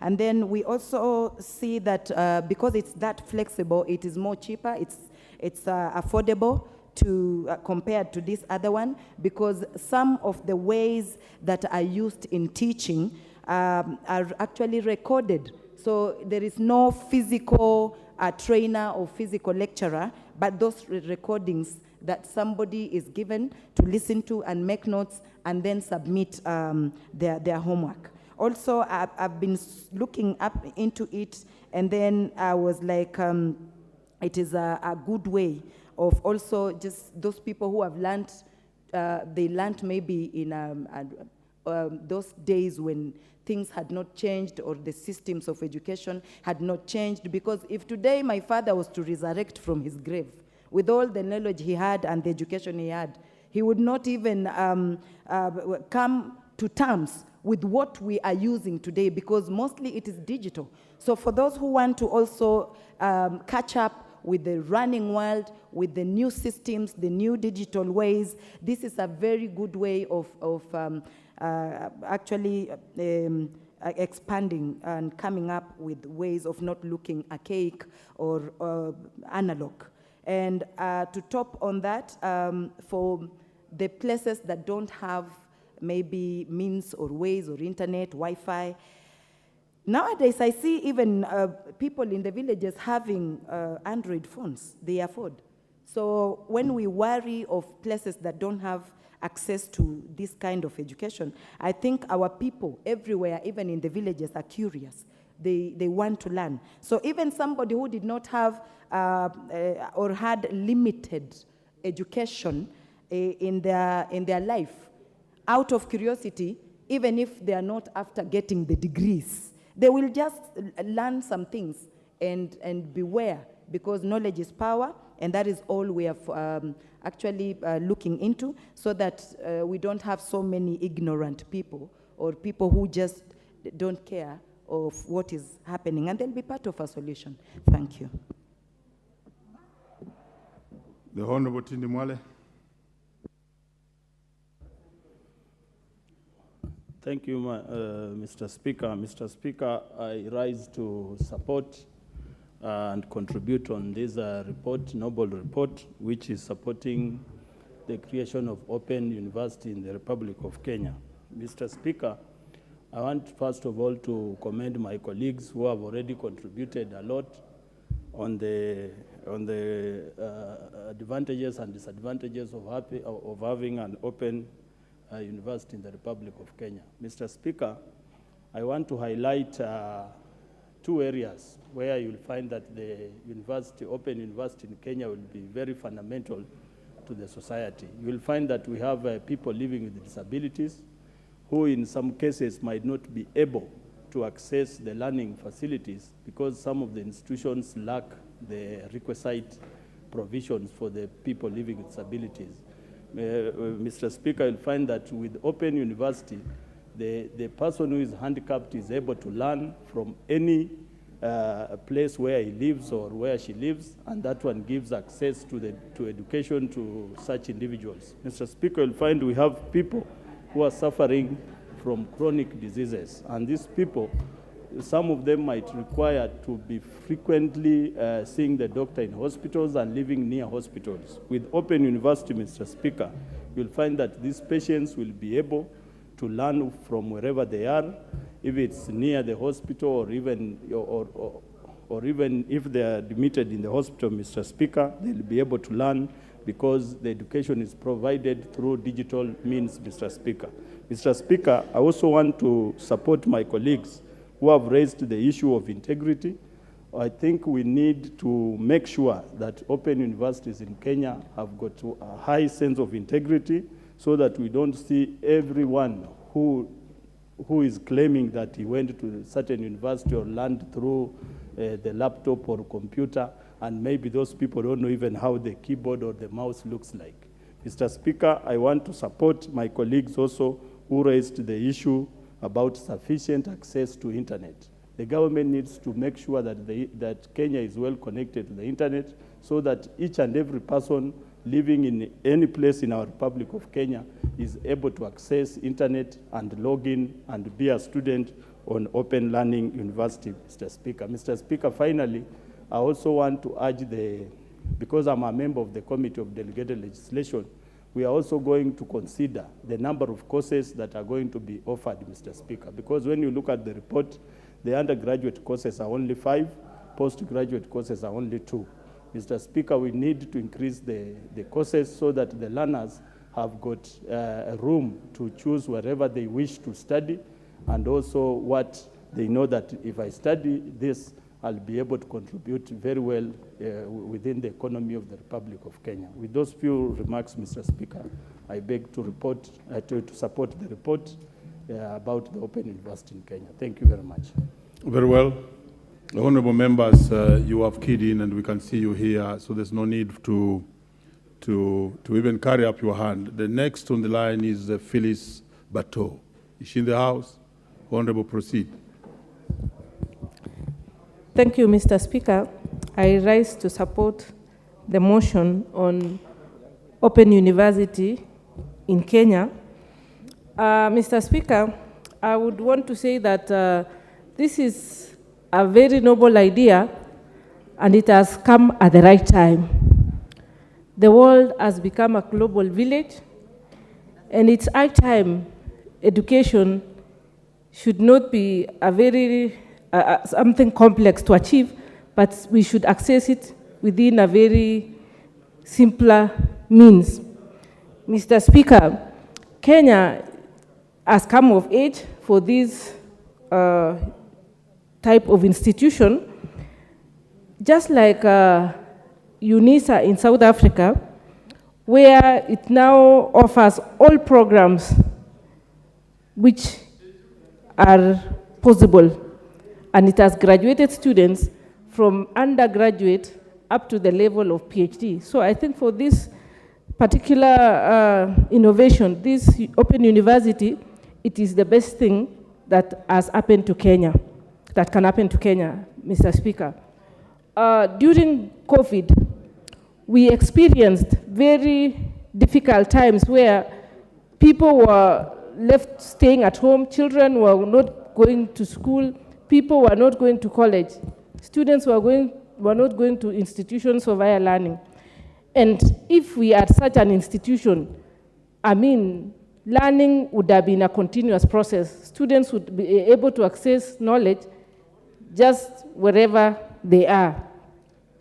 Mr. Speaker, there are so many advantages of these institutions which has been enumerated by the mover of the motion. For example, it will give access to those people who are living with disabilities, those who are not able to move from one point to another. A colleague here was talking about even people who are shy to go and progress in their studies because it has taken them time. It will give an opportunity for such people to go to school. Also, it will encourage exchange programs. As I said earlier, Kenya has become the world has become a global village. We will have students all over the world accessing programs in such an institution in Kenya, and we will also have our students accessing other programs in other countries. And in that case, Mr. Speaker, we will have educational tourism and foreign exchange will not be, Kenya will benefit from foreign exchange. Mr. Speaker, in my constituency, for example, Moibin, farmers have sold land to take their children to access international education. We have massive migration of students to Finland, to Australia, to America, which is a good thing. We would wish that also students from those countries where our students are going apply for these programs in our open university so that we also benefit from the cross exchange. We have had people who are not able to afford programs which maybe are not offered in Kenya and they are offered abroad, struggling to raise money to pay international fee to travel abroad. They look for visas even when they don't have enough resources. So such a university will enable us to access multiple programs within Kenya. How I wish the infrastructure is looked at so that everybody within Kenya can access. We should have internet all over the country so that it is not going to disadvantage other parts and hence marginalization begins. So with those few remarks, Mr. Speaker, I support the motion. Very well. The Honorable Robert Bokoste is not in the House. So next is the Honorable John Mutunga, Tigania West. Thank you, Honorable Speaker, for the opportunity. Honorable Speaker, the Open University of Kenya is a great idea coming at this point in time. Honorable Speaker, I would like to say that it's actually late because we should have gone that direction way before. Honorable Speaker, having a charter means the university then can discharge recognizable certificates across the globe. Education is universal, and the only thing that is recognized across the globe is the fact that the university is chartered. And that is why it is important for us to facilitate the process of getting this charter so that this university can move on. Honorable Speaker, many things have been said by my colleagues. I just want to say a few. One of them is the fact that it will save time a lot for the people who want to do education because they can work at any time of the day. I don't think it has to be on specific times. People can work at night because they don't have to travel. Courses can be scheduled at any particular part of the day, and it can be structured in a way that even working class category of people can be able to access education. On the other hand, Honorable Speaker, there are those of us who have advanced to a certain extent in age, and they don't feel like appearing at the university in class with much younger people, especially their children. It is all going to offer a great opportunity for them to advance their education. They want to go to school, all right, but they don't want to go to school with their sons and daughters, and therefore the Open University of Kenya is a great idea for them because they'll be able, therefore, to learn without necessarily mingling up with their children. On the other hand, Honorable Speaker, the Open University, which is going to be almost 100% digital, is going to allow better consultation between the student and the lecturer. What makes the student shy away from long-standing courses is because these consultations take long and they don't occur when they are required to occur. If the supervisor is an extremely busy person, then the student suffers. And therefore, there is possibility for them to arrange a meeting through the virtual possibilities, and therefore the supervision can go on without necessarily having to appear in person. And this will enable them to do their courses faster than it probably is going to be. It is also going to increase chances even for Kenya to source for students from outside Kenya. There are many people in this world who would like to have an opportunity to go for, some studies. And we know even Kenyans enroll in universities across the globe through virtual means. Therefore, we are also going to offer an opportunity for those others from other countries who would like to have an opportunity to go to do education, to join the university, the Kenya Open University of Kenya. Honourable Speaker, this possibility is enlarging the scope of coverage. We are a young nation. Education is essential for everyone. In fact, education is almost a basic need. It's an equalizer for people. It's one that enhances or balances out the missing links. It plugs in the missing links in the sense that education enables people to grow, and education offers opportunities. So we are going also to increase the chances for people to have university education who could probably not have missed it if they were to go to school, as it were. It is also going to help us in this. The charter is going to enable the university to qualify to be offering degrees and other certificates.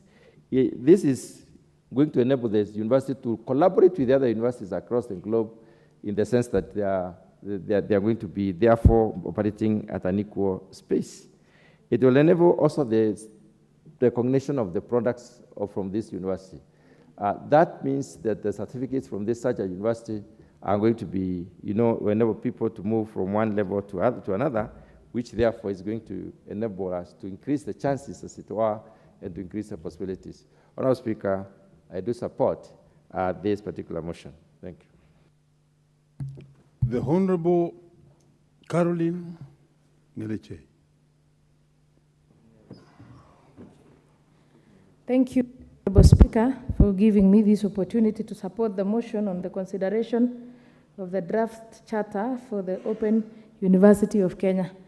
Honourable Speaker, I think this motion is coming at a time when we really need it, because, Honourable Speaker, this country, there are so many people facing challenges of paying school fees. You find that nowadays many universities and colleges charge more on accommodation and other issues rather than tuition fee. And that is, the tuition fee actually is what will earn you the degree or the certificate at the end of the day. Honourable Speaker, I speak on behalf of hustlers, people with disability, girls and mothers, and all other people who have other duties and responsibilities that may hinder them from accessing or from leaving their homes actually to attend university education. You find that nowadays there is someone maybe does something that can give a small income, that can earn something small for their families or for themselves. But if that person must leave their home to another place to attend university education, it means that that particular person will forego any other activity.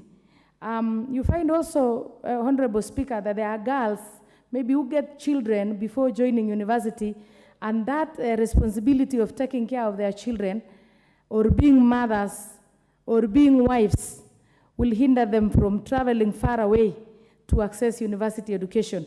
Nowadays, Mr. Speaker, we have good coverage of internet all over the country. People can even access or learn through their mobile phones. And it is still the same education that is offered worldwide in other universities. So, Mr. Speaker, I laud the committee for bringing in that motion. Mr. Speaker, the only thing that I would wish to be remembered, or that they should not forget about it, is they should also make sure that some courses are not completely offered in distant learning. During COVID time, Honourable Speaker, there were universities who even ran for like 1.5 years on science courses like medicine, like engineering. You find students who are learning online. Some courses or some degrees, Honourable Speaker, cannot be offered virtually. So they should actually make sure that they regulate, because if the universities are left to do whatever they want, others will feel all the courses to be virtual, not knowing that some need proper laboratories, some need practicals for the students to graduate. Another issue also that should be regulated is the fees charged. Honorable Speaker, as much as some universities or some colleges will feel that this is denying revenue to the locality, whereby people used to offer hostels to rent houses for these students, or the university was collecting some revenue from hostels, the fee should be regulated so that it makes meaning. Otherwise, if not, I'm sure some of the universities will charge the same fee for distant learning and the same fee for somebody who uses the facilities in the school. So as much as it is a good thing, it should also be taken care of so that people don't take advantages of others, and at the end of it all, meaning might be lost. Otherwise, I support. Thank you. The Honorable Timothy Wanyonyi, Westlands. Thank you, Mr. Speaker, for offering me this chance also to contribute to this motion, Mr. Speaker. An open university, Mr. Speaker, will offer great opportunity, especially to those who are not able to access the physical university, Mr. Speaker. These are people who normally students are given online courses. They do their courses online.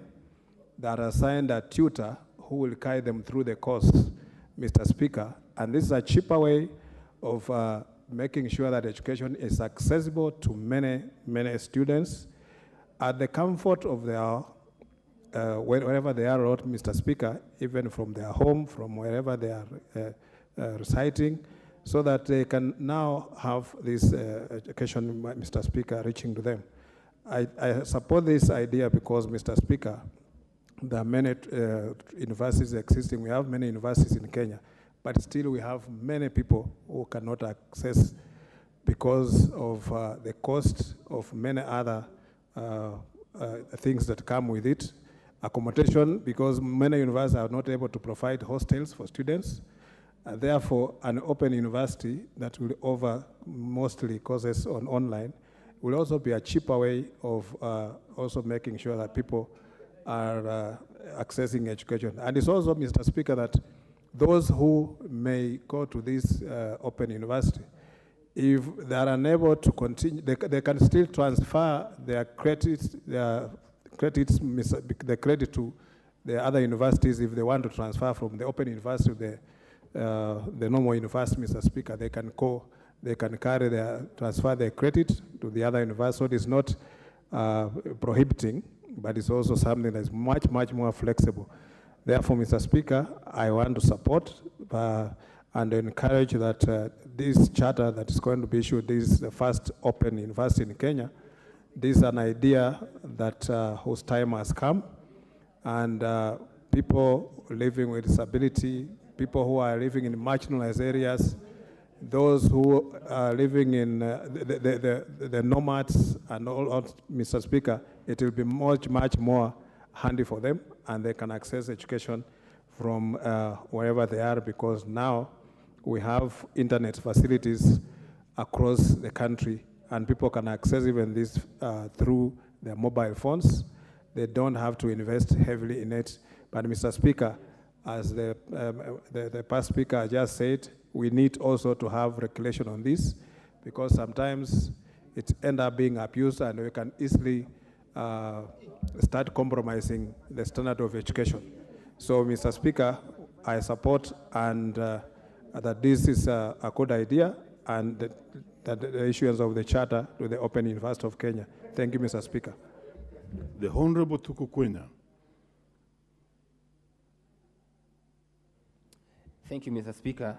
Indeed, after a long wait, I finally have an opportunity to add my voice to this very important motion on the establishment of Open University of Kenya. And Mr. Speaker, from the onset, I would want to state that education is a provision that is guaranteed and that should be given to every Kenyan, and it's enshrined in our Constitution, Article 43 of the Constitution of Kenya, that we gladly promulgated in the year 2010, states clearly that every child is entitled to education to sufficient levels, basic education for that matter. But I want to thank every effort by the Ministry of Education, especially Department of Higher Education, in establishing an opportunity or a platform whereby every Kenyan can access education. Because without it, then there are people who are limited to the extent and to which they would study, because our normal form of education is quite expensive, and especially when you get to the university level. And Mr. Speaker, I must state here that we are more than 30 years late, because our neighbors in the East Africa, that is Tanzania, established one in 1992, and through an act of parliament, and the same was operationalized in the year 1992. That is to say, we are quite many years late, and it is just about time that, Mr. Speaker, we took this initiative to pass these regulations and have the same established.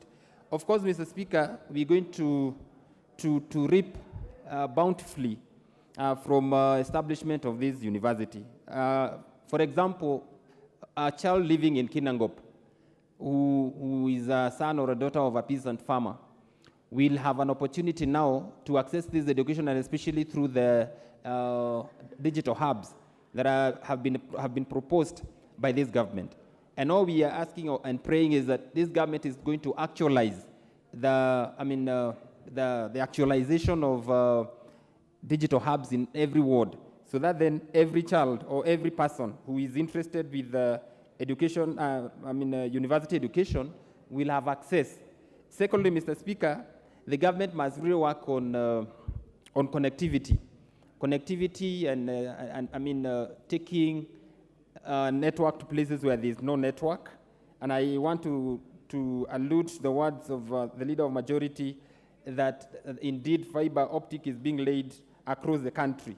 Mr. Speaker, this kind of learning is not new to many Kenyans because of the revolutionary kind of learning that was brought about by COVID or during COVID, whereby students were now required to learn online. And of course, we have lessons that we've taken from online education as it has been going, where students have been learning virtually. Maybe many of us also have been, those of us who are scholarly, have benefited from the virtual services or learning. And Mr. Speaker, we have seen the shortcomings. There are many ramifications, and maybe we need to address them, even as we pass the award of charter for this this kind of learning. Of course, the issue of study materials, whereby you're supposed to download. Maybe if the government is not going to avail network, it is going to be very expensive on students in terms of buying data and what we call bundles.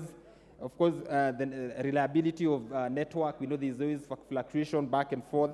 There are also issues to do with absence, because maybe some of the learners are very young and they cannot maintain discipline in terms of making sure that they're in class when they're supposed to be there.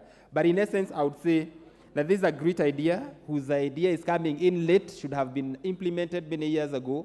But with the change of technology, I believe that it's an idea that everybody should support. On the issue of the subjects that are, or courses that are going to be offered, of course, there will be limitations in the sense that they can only offer social sciences and arts, because sciences cannot really be offered in this university. Open university. I thank you, Mr. Order, Speaker, for the honorable opportunity. members. You are doing it everything wrong. Order, honorable members. Thank you, Mr. Speaker. Please, as you come in, just maintain the calmness of the House, and also don't pass between the member who is speaking and the speaker. Order. Honorable Jonathan Ngeno. Honorable Jonathan Ngeno.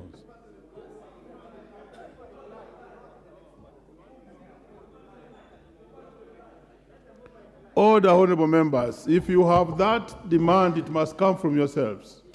You Thank know you, the Mr. rules Speaker. of the House. Proceed, Honourable Member. Thank you, Mr. Speaker, for allowing me also to weigh in on this particular motion. Mr. Speaker, a member is asking to call the mover, but Mr. Speaker, first we need to contribute, and then maybe the mover can be called later. Mr. Speaker, education everywhere has been noted to be the only equalizer that can make children from all divides have the same situation in their lives. The Speaker, I think from yesterday and today, there has been a very deep discussion, especially on matters of education. And I think it is time, Mr. Speaker, because our education, I think we have never had an opportunity to review the kind of education system we have in our country. We have had to review the Constitution, we have had to review the governments, we have had to review so many things in our, even the agricultural systems and all that, Speaker. I think we need to have a serious conversation on education in this country because it has proved to be the only system that is very consistent in uplifting the poor to be on the same level with the rich. It has proven to be the only system, Mr. Speaker, which has uplifted those who could not have managed to be where we are even today.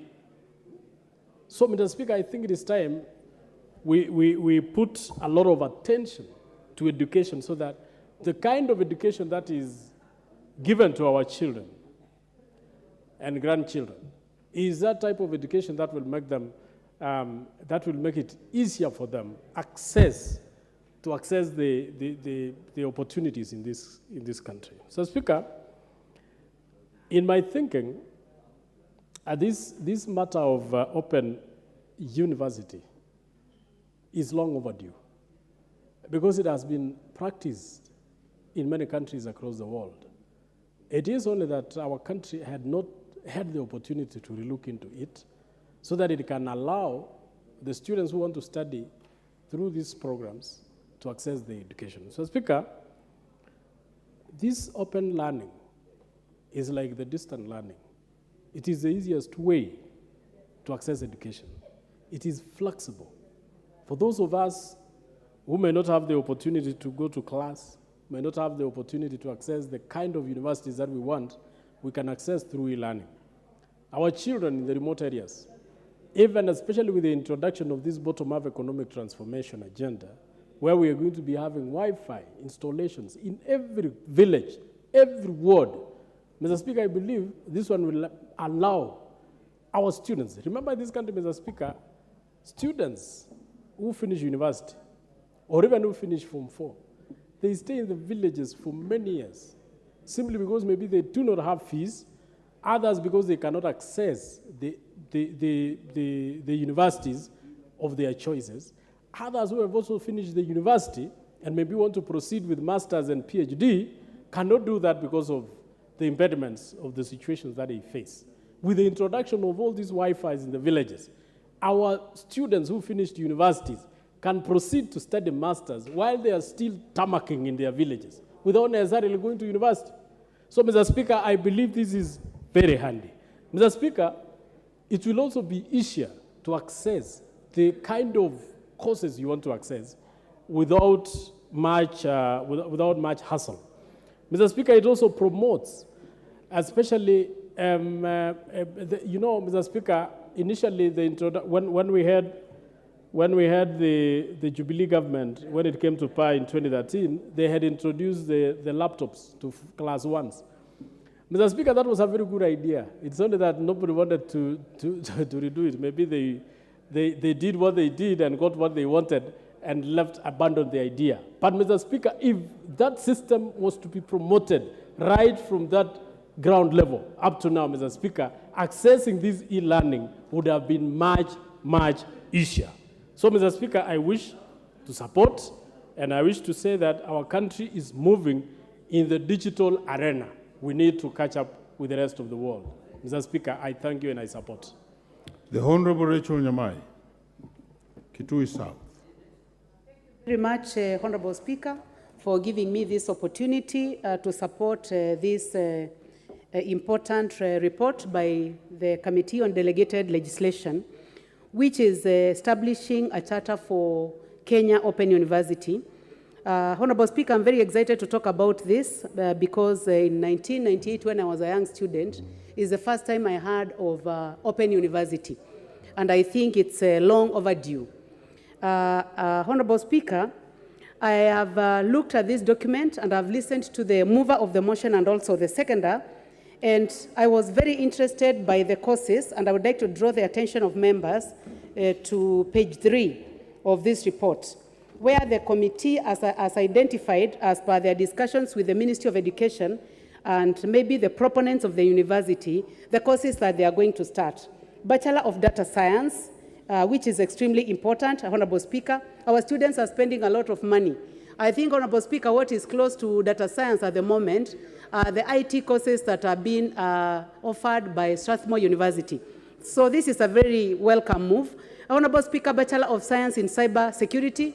Honorable Speaker, as you may be aware, someone can call you today using a number that is familiar to you and maybe saved on your phone, speak using artificial intelligence in a voice that resembles the voice that you are aware of, and you can give information that can cause you lose money or lose valuables, Honorable Speaker. So these are courses that we need currently. Bachelor of Technical Education, Bachelor of Entrepreneurship, Bachelor of Economics and Statistics, and Bachelor of Agri-Technical and Food Systems is extremely important. Honorable Speaker, I would like to request the committee and also the Education Committee whether they can also go further and ask this Open University to go beyond these courses that they have identified and go for a degree which is extremely important in the world today, called Bachelor of Health Promotion and Bachelor of Education through Health Promotion, participatory health promotion, Honorable Speaker. Honorable Speaker, doctors have just realized that... Order. Order, Honorable Member was just moved in. Go back and follow the rules of this House properly. You can't crisscross. Go back, please. Completely prejudicing the House. Thank you. Proceed. Honorable Speaker, I was just saying that one of the extremely important courses is a course on health promotion. And I was just saying that doctors have realized that treatment of diseases is not the most important in our health. And I'm very happy that the President, Dr. Samoei Ruto, has just realized that health promotion is extremely important and ordered the Ministry of Education not only to focus on curative health, but also focus on preventive health. That is why I'm saying that health education, health promotion must be taken seriously. And Mr. Speaker, this Education Committee can also reach out to the best universities of the world, which are Manchester University, University of Florida, University of Liverpool, Boston University, Columbia University, the University of Pretoria, and the University of Southern Queensland, Honorable Speaker. And Honorable Speaker, when it comes to health promotion, reach to the best professors, like the professor who taught me health promotion, Honorable Speaker. Honorable Speaker, I would like to mention his name here, Biane Brun Jensen, Professor, Professor Jens Agard, Professor Venka Simovska, and a professor in Australia who is called Professor Adrian Banman. Honorable Speaker, I'm saying this because this is a course that was started in this country. It is flourishing in other universities through Open University, and we have not been able to embrace it. So I hope that this House will take it seriously, that we need to embrace participatory health promotion. And the best way to do it is through this Open University, which will be based in Konza. As I finish, I'm excited about Konza, Honorable Speaker. And I hope that having this Open University here will also be linked to tourism. Thank you, Speaker. Very well.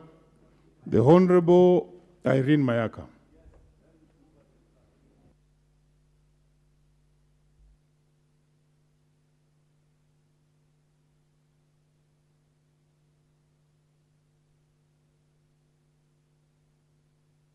There's no mic. Oh. Thank you, Honorable Speaker. Honorable Speaker, I also stand to support this motion. And the emphasis that have been laid on the floor of the House today cannot go unnoticed, especially on matters relating to flexibility of the Open University program, and also the fact that it is easily accessible to even people who are abroad. Honorable Speaker, as one of the honorable members cited here, we do have an Open University in Tanzania that currently, as per the statistics of the country, it shows that it's the university that has the highest uptake of students. And so I stand here to also support this motion. And in particular interest, I just want to cite the ICT perspective of why this is very important for us. Because number one, Honorable Speaker, we are still struggling to transition from the third industrial revolution to the fourth industrial revolution as a country. And the fact that this particular university will have courses that are related to cybersecurity and data science, it will then help our country to be able to position itself in the fourth industrial revolution before we get into the fifth industrial revolution, where majority of countries are at currently. Honorable Speaker, I also just want to emphasize that even as we support this particular motion, is that we need to also encourage to have more of our young women joining the STEM courses so that we can have more women in this country participating in the space of the STEM environment. Honorable Speaker, you might very well know that we do not have enough engineers who are women in this country. We don't have enough women in the space of IT. And so for me, what I would like to really urge the implementers of this particular program is that they make sure that when it comes to uptake and encouraging the students who will be part of this program, that we encourage the female students. Honorable Speaker, as I finish, I also just want to emphasize on the importance of this particular course being accessible to the people who are also working, because this will enable even those of us who are in Parliament who want to further our education to be able to access this particular open learning university. Honorable Speaker, please protect me from Honorable Osoro, who is harassing me to finish up. Honorable Soro, Still my time. we don't want local. Proceed, Honorable Member. Thank you, Honorable Speaker, for your protection. And as I finalize, Honorable Speaker, I just want to say that let us all urge and ensure that we support this particular motion. It's very important for our country. It's very progressive, and it will take us to the next level. I thank you. What's your point of order, Honorable Whip? Weka upepo. Mr. Speaker, I'm standing on and I was standing order 95. I would like to request that the mover be called to reply. Well, is it the mood in the House that the mover be called upon to reply? Will as many of that opinion say aye? Aye? Will those of a different opinion say nay? Mover, proceed. Mr. Speaker, thank you for this opportunity. Mr. Speaker, this report has received overwhelming support by the members across the divide of the House. And you realize that, Mr. Speaker, the Open University will provide very key degrees, Bachelor of Science in Data Science, Bachelor of Science in Cybersecurity and Digital Forensics, Bachelor of Technology and Technology Education, Bachelor of Entrepreneurship and Business, Bachelor of Economics and Statistics, Bachelor of Agriculture, Technology and Food Systems, and other very key degrees in postgraduate programs in leadership and running design and technology. Mr. Speaker, I want to thank the members for the support, the committee members who have gone through these report and presented this report, the cracks of the committee, and more so, I want to stress the point that this report needs to be implemented. Mr. Speaker, I beg to reply. Order, honorable members. Order, honorable members. Having confirmed order. Having confirmed that we have the requisite numbers, I now put the question that this House adopts the report of the Committee of Delegated Legislation on its consideration of the draft charter for the Open University of Kenya laid on the table of the House on Thursday, 29th June 2023, and pursuant to the provisions of Section 24(1) of the Universities Act 2012, approves the award of a charter for the Open University of Kenya. Will as many as of that opinion say aye? Aye. Will as many as of a contrary opinion say nay? The ayes have it. Thank you. Next order. Order number 10, motion, approval of the Defense Cooperation Agreement between the Government of the Republic of Kenya and the Government of the Republic of Seychelles. Presumption of debate.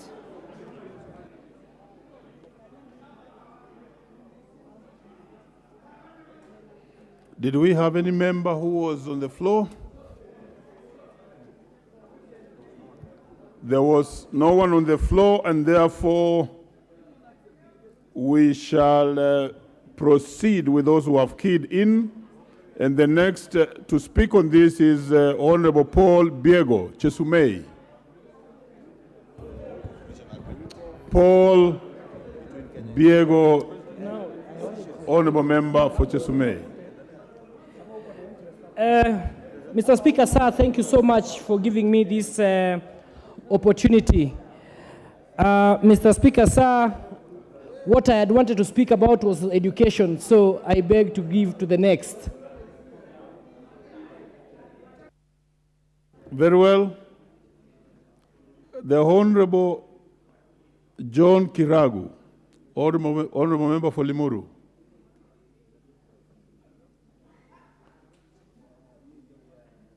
Not being in the House, the Honorable John Mutunga, Tigania West.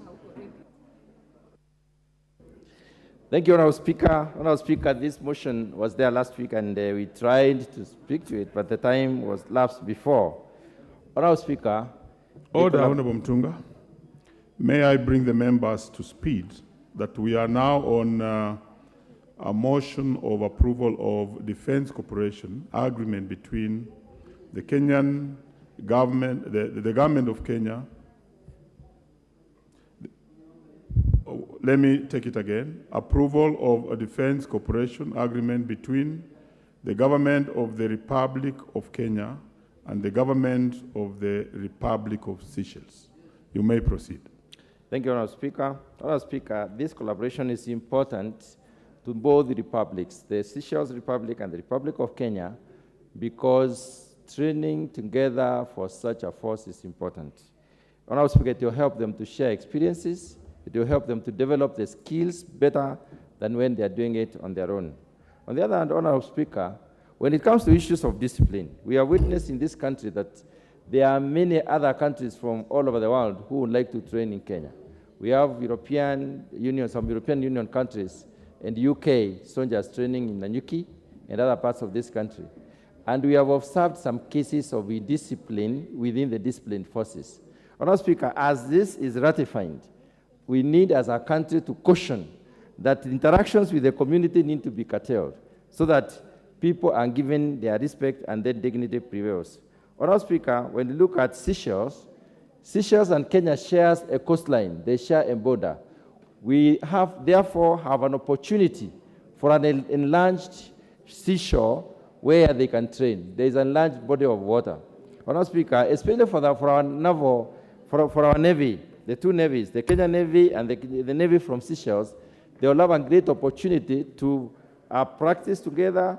They will have a great opportunity to have joint trials and joint vessel testing in the waters, because we have an enlarged and longer, coastline. Honorable Speaker, training together again brings in issues of faster skill development and challenges. We will have our soldiers challenged and those of the Seychelles also, challenging our soldiers and us challenging them. And in this particular respect, they will be able to we will get better material and better, soldiers at the end of the day. Honourable Speaker, when it comes to the two countries, the soldiers come from different, or rather the military personnel have come from different environments. They'll be able to share experiences from where they come. They'll build their capacities in view of those experiences, and you'll have a more rounded, people at the end of the day. Honourable Speaker, I support this particular collaboration. Thank you.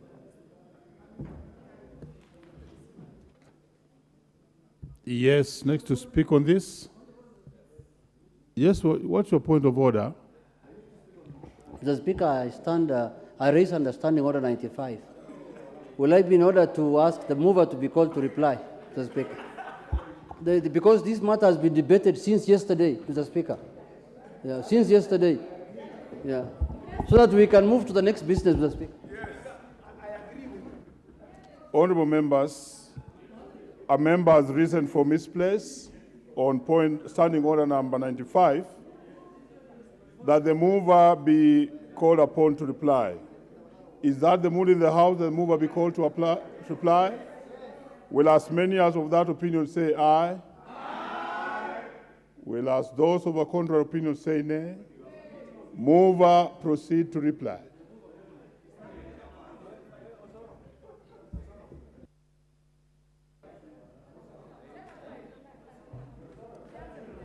Honourable Speaker, I want to thank the members of this House, and this is the third day that this matter has been discussed, and DCA is a tool which is now globally accepted, and Kenya and Seychelles share a common border in terms of the sea, and this will help especially the Kenyan Defence Forces and more so the Kenyan Navy to train more so with Seychelles. So I beg to reply.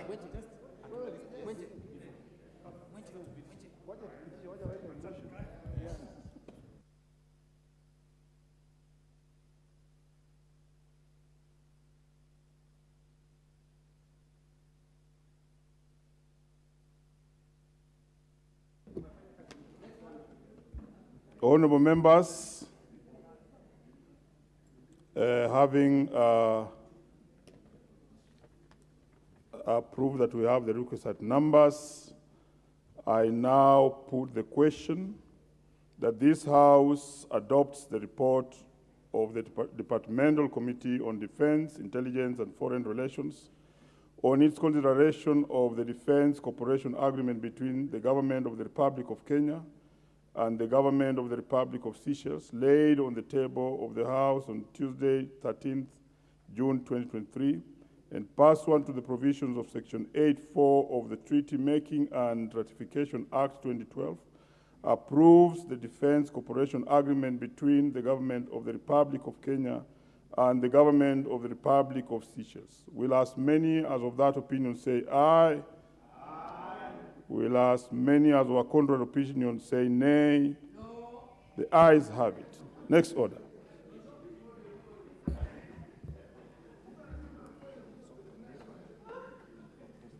Order number 11, motion. Consideration of the Consolidated Fund Service Expenditures under the financial year 2023-2024 budget estimates.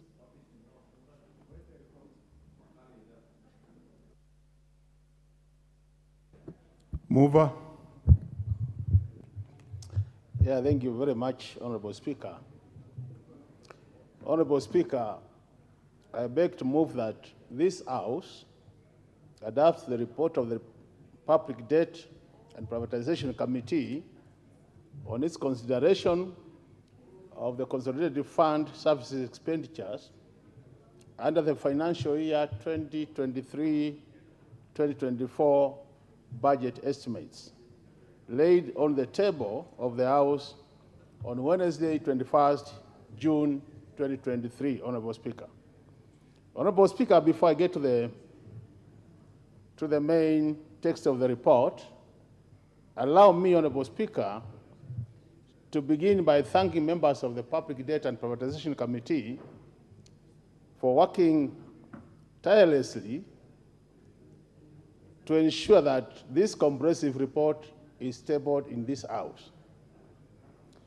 Honorable Speaker, I also want to extend our gratitude as a committee to the National Treasury, the Office of the Controller of Budget, the Office of the Auditor General, and the Central Bank of Kenya for providing critical information in the process of reviewing the SFS expenditures, Honorable Speaker. The Controller of Budget and the Office of the Auditor General, Honorable Speaker, have over time proven to be very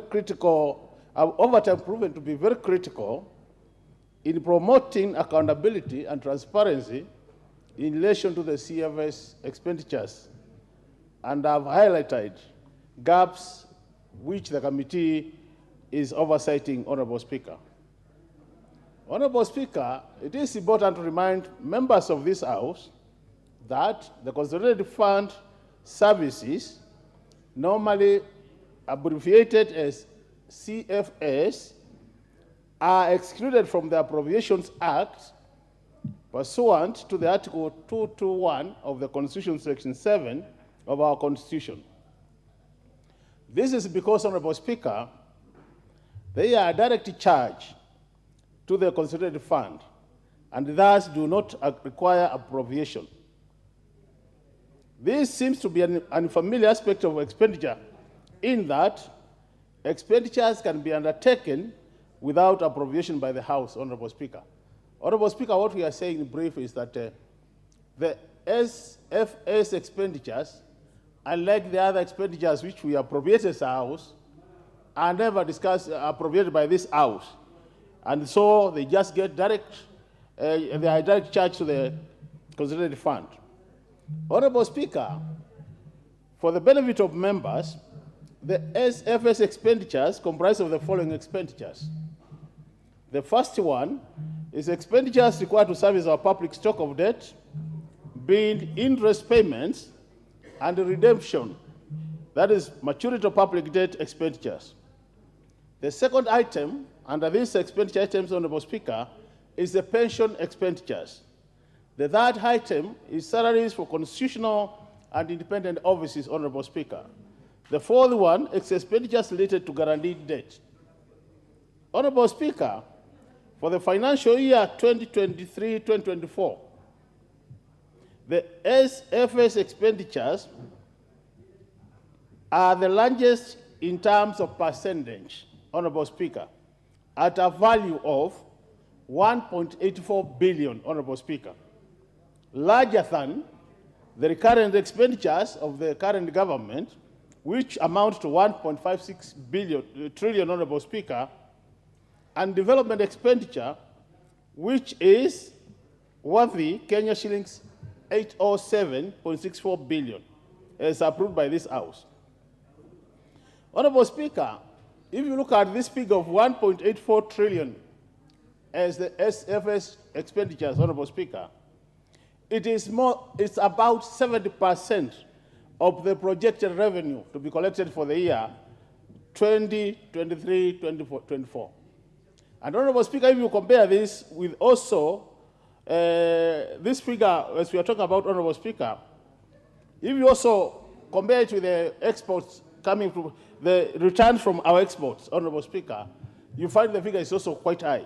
So in short, we are saying, Honorable Speaker, these expenditures are very critical when you look at the amount.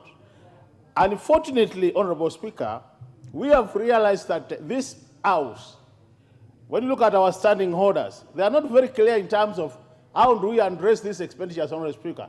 And you can see, Honorable Speaker, even today, when we are discussing this important report, we've already passed the budget as a House. Meaning, we are not giving these expenditures the kind of the attention they deserve. And at the same time, Honorable Speaker, you realize these expenditures, they are taking such a huge chunk of our revenue, Honorable Speaker. Honorable Speaker, in the financial year 2023-24, SFS expenditures are projected to amount to the figure I've mentioned, that is 1.4 trillion, And if you compare that with the last financial year, 2022-23, which has just ended, the figure was 1.553 trillion. This is an increase of Kenya shillings to 83.4 billion in this year. And because they are direct charge to the consolidated fund, they will constrain our fiscal space, Honorable Speaker, by reducing the amount of resources available to finance other critical expenditures in the country. Over the medium term, Honorable Speaker, the SFS expenditures are projected to hit a figure of Kenya shillings 2.2 trillion. That will be by June 2027, Honorable Speaker. The increase, Honorable Speaker, is largely driven by expenditures required to service the growing public debt stock, which amounted to Kenya shillings 9.6 trillion as at April 2023, Honorable Speaker. Debt servicing expenditures, Honorable Speaker, on average, account for about 88% of the total SFS expenditures. What we are saying, Honorable Speaker, is if you take the totality of how much we are spending on these SFS expenditures, 88% of that goes to debt servicing, Honorable Speaker. Honorable Speaker, in this regard, in the year 2023-2024, public debt service expenditure is estimated to amount to 1.625 trillion. This is an increase of about 265 billion, Honorable Speaker, largely on account of an increase in the external debt service expenditures from Kenya shillings 362.2 billion in the financial year 2022-2023, Honorable Speaker, to 622.47 billion. And this will be occasioned by a one-off payment for the maturing debt, sovereign bond, that has been allocated a total of 241.75 billion, Honorable Speaker. Honorable Speaker, while external debt will cause periodical increases over the medium term, the risks emanating from this domestic debt remains the main concern over the medium term. This is because while external debt is characterized by concessional financing with low interest rates and long grace periods, domestic debt is characterized by rising interest rates, shorter maturing period, Honorable Speaker, and then the debt keeps on increasing year after year. In the year 2022, 2023, 2024, Honorable Speaker, expenditures related to domestic debt servicing are projected to amount to 1.00 trillion. This is an increase on account of reopened or reissued domestic bonds and short-term treasury bills, Honorable Speaker. Interest payment expenditures will account for the largest share of the Kenya shillings 628.8 billion on domestic debt redemption. That will amount to 374.5 billion, Honorable Speaker. Honorable Speaker, external debt service is estimated as 622.5 billion, a 72% increase from the financial year 2022-2023, and this is as a result of an increase in external debt redemption expenditures for the year 2023-2024 that will amount to 475.6 billion, an increase due to the expected maturity of sovereign bond of US dollars 2 billion, Honorable Speaker. We all know about the Eurobond. That will amount to 241.75 billion, Honorable Speaker. External debt interest expenditures, Honorable Speaker, will also amount to 1.69 billion, and increase primarily driven by expenditures required to finance commercial debts and multilateral debt owed to the institutions such as China Development Bank, Honorable Speaker. Honorable Speaker, the second item is pensions. And pensions expenditure will amount to 189.09 billion in the financial year 2023-2024, Honorable Speaker, an increase of about 16.45 billion.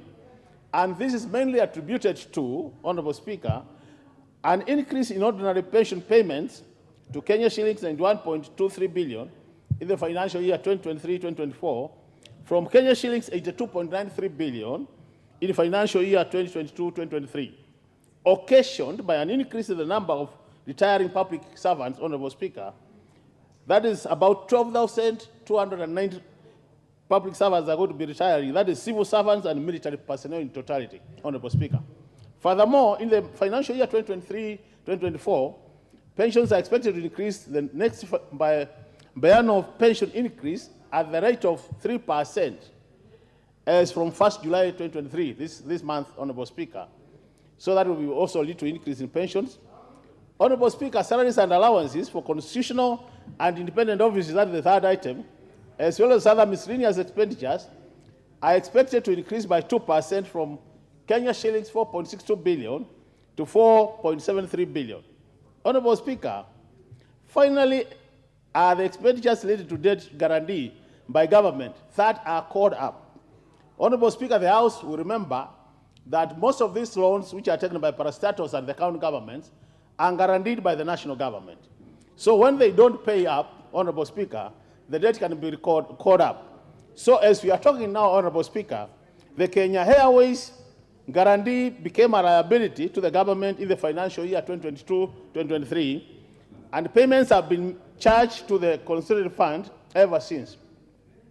In this financial year, Honorable Speaker, 2023-2024, this country is going to pay a total of 17.2 billion towards that loan which was guaranteed for KQ. So the year which has just ended, we paid about 16 billion, another 17 billion will be paid, Honorable Speaker. So, Honorable Speaker, the committee has noted that the House has made resolutions on CFS expenditures based on its recommendations and as a background the follow-up of the implementation. For the year 2023-2024, the committee has come up with the following set of recommendations based on the consultative engagement held. Recommendation number 1, Honorable Speaker. In line with the financial consolidation plan, any in-year adjustments to the in the financial year 2023-24 budget estimates undertaken by National Treasury should be within the approved 2023-24 fiscal deficit, should be within the approved 2023-2024 fiscal deficit limit of 4.4% of GDP in order to mitigate against unplanned borrowing, Honorable Speaker. That is a total of 4.4, that's what the House approved. Number 2, in line with the House resolutions on the medium-term debt management strategy 2023, in the financial year 2023-2024, the National Treasury should adhere to the approved 50-by-50 mix of domestic to external borrowing, and any deviation in funding strategy should be approved by the National Assembly. Number 3, Honorable Speaker, 15 days after the end of each quarter in each financial year, the National Treasury should submit to the National Assembly a quarterly report on the status of all SFS CFS expenditures, indicating actual expenditures compared to the budgeted expenditure. That for any in-year CFS expenditure adjustments, Honorable Speaker, budget cycles going forward, the National Treasury should report the overdraft facility as well as all expenditures related to guaranteed debt as a separate and substantive components of public debt servicing expenditures and not under the salaries and allowances component of the CFS. Recommendation number 5, Honorable Speaker, the National Treasury should ensure timely payment of pensions to the pensioners and prioritize the prompt disbursement of employment contributions under the Public Servants Superannuation Scheme, Honorable Speaker. What we are saying, Honorable Speaker, as a committee, we have realized there is a serious delay in paying pensions to our retired civil servants. And it is time, Honorable Speaker, that our retired civil servants who have served this country faithfully are paid their dues in good time so that they don't die before they enjoy their terminal benefits, Honorable Speaker.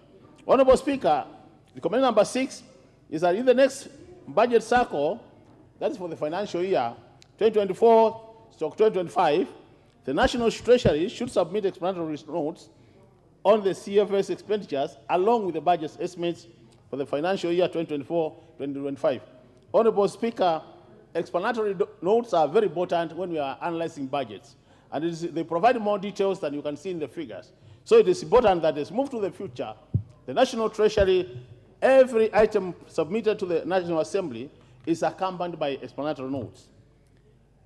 Recommendation number 7, Honorable Speaker, that by that 1st December 2023, this year, the Office of the Auditor General should undertake a special audit on pensions relating to pensioners paid through the Crown Agents, Honourable Speaker, Bank in the UK, and submit a report of the National Assembly within the stipulated time frame. Honourable Speaker, the committee did realize that as a result of this committee starting to be very keen on CFS expenditures, the allocation for this particular group of Kenyans, retirees who are in the UK, was reduced from 150 million to 42 million. Is it a million, Honourable Speaker? And we were not sure what really happened. So that's why we are asking the Controller Director General to go out there and do a specific audit on this matter, so that as a committee, we are informed of what really happened and what triggered that change. And in case there will be any issue of misappropriation or misdirection of resources, Honourable Speaker, we will be asking this House to recommend the necessary sanctions for such a case, Honourable Speaker. So, Honourable Speaker, as I conclude, Honourable Speaker, I just want to repeat what I said earlier. I re-emphasize, Honourable Speaker, that these CFS expenditures, Honourable Members, are taking a huge percentage of our budgets. And it is important that we start paying more attention to them as opposed to what is happening now. And we would be pleading with the House, and more so our Speaker, that this now is given more time and we discuss them during the right time, Honourable Speaker, instead of discussing them when we have passed the budget. So with those many remarks, Honourable Speaker, I want to take this opportunity now. I beg to move this motion and call upon one of my very active members, Honourable Speaker, very serious legislator, a first-time legislator, but very serious. And I must thank the people of Wajir East for electing him as their representative, Honourable Aden Daudi, to second this motion. Thank you, Honourable Speaker. Honourable Dawood. Thank you, Mr. Speaker, and I thank my chair for recognizing me and allowing me to second this very important motion. Honourable Speaker, I beg to second. I will start with the alarm bells that our chair has just rung. This financial year of 2023-2024, the CFS expenditure will be at 1.84 trillion. Honourable Speaker, will you ask the members who are consulting loudly to proceed? The members are not that loud. Just proceed. Order, members. Honourable Junet and team. Yeah. Honourable Junet. Thank you. Thank you. Proceed. Thank you, Mr. Speaker. Let me start with saying that the alarm bells that has just been rung by our chair regarding the CFX expenditures, it is important for this House to note that in the year 2023-2024, the CFX expenditure, the CFS, the Consolidated Fund Services expenditure, will be 1.84 trillion. That is a huge number. That is about 51% of our national budget.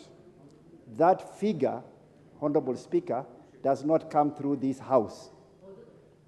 I remember in the last few weeks, we have been staying here overnight, every night until midnight, just to argue about $200 billion that was addition to the finance bill. But here we are, very lackluster, and we are not even minding an expenditure of 1.84 trillion. Mr. Speaker, Honourable Speaker, by the year 2027, as was already said, this figure will balloon to 2.2 trillion.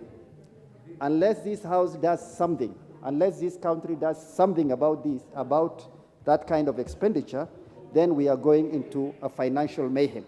I suggest that we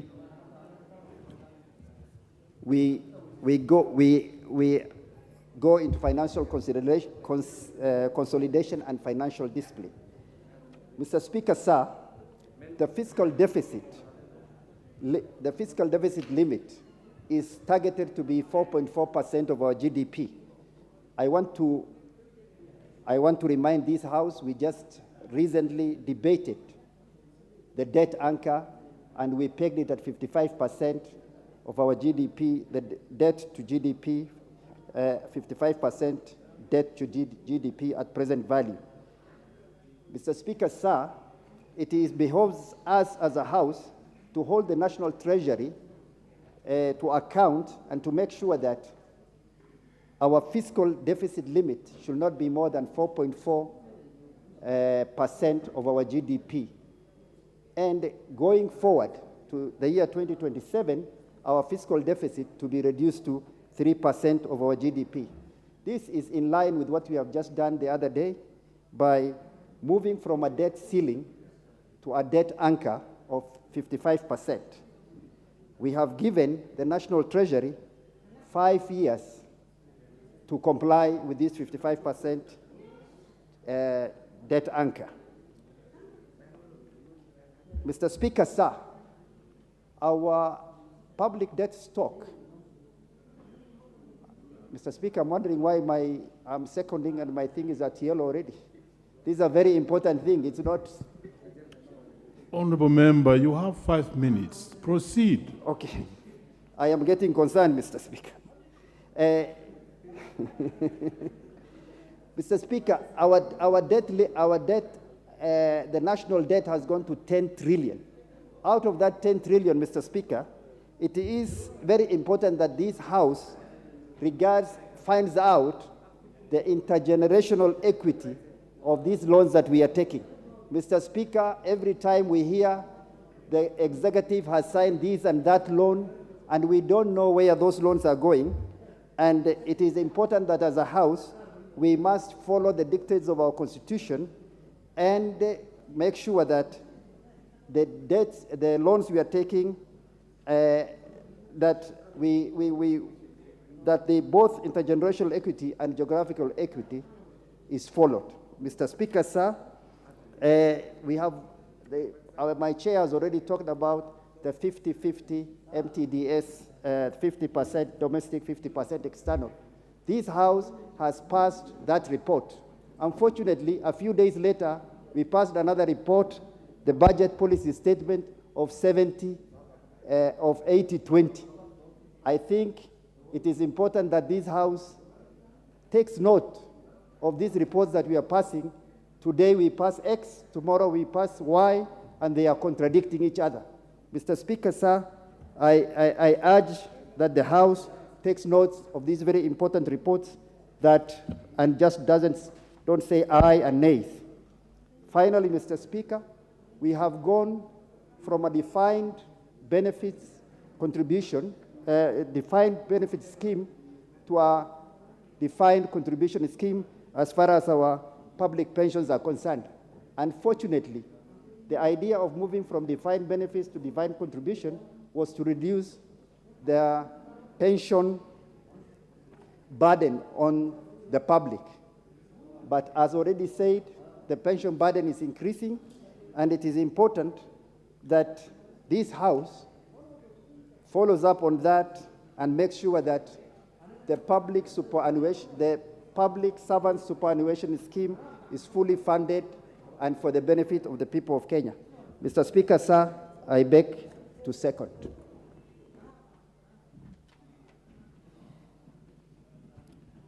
Very well. Honorable members, I now propose the question that this House adopts the report of the Public Debt and Privatization Committee on its consideration of the Consolidated Fund Service expenditures under the financial year 2023-2024 budget estimates laid on the table of the House on Wednesday, 21st June 2023.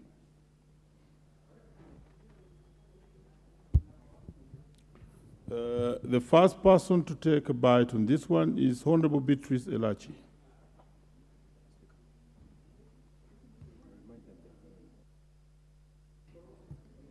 Thank you.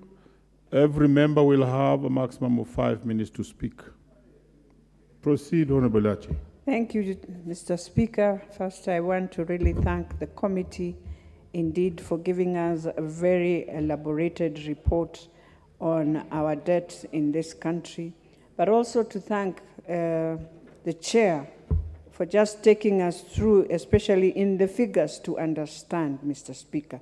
And Mr. Speaker, when you look at the recommendations of the committee, you realize and appreciate what Parliament did through our standing orders to ensure we have this Committee of Public Debt that can work very closely with the Committee of Budget and Finance, and we are able to resolve now the challenges we completely face in this country when we speak on how we deal with our finances and how do we work indeed to see that we have reduced debt in this country.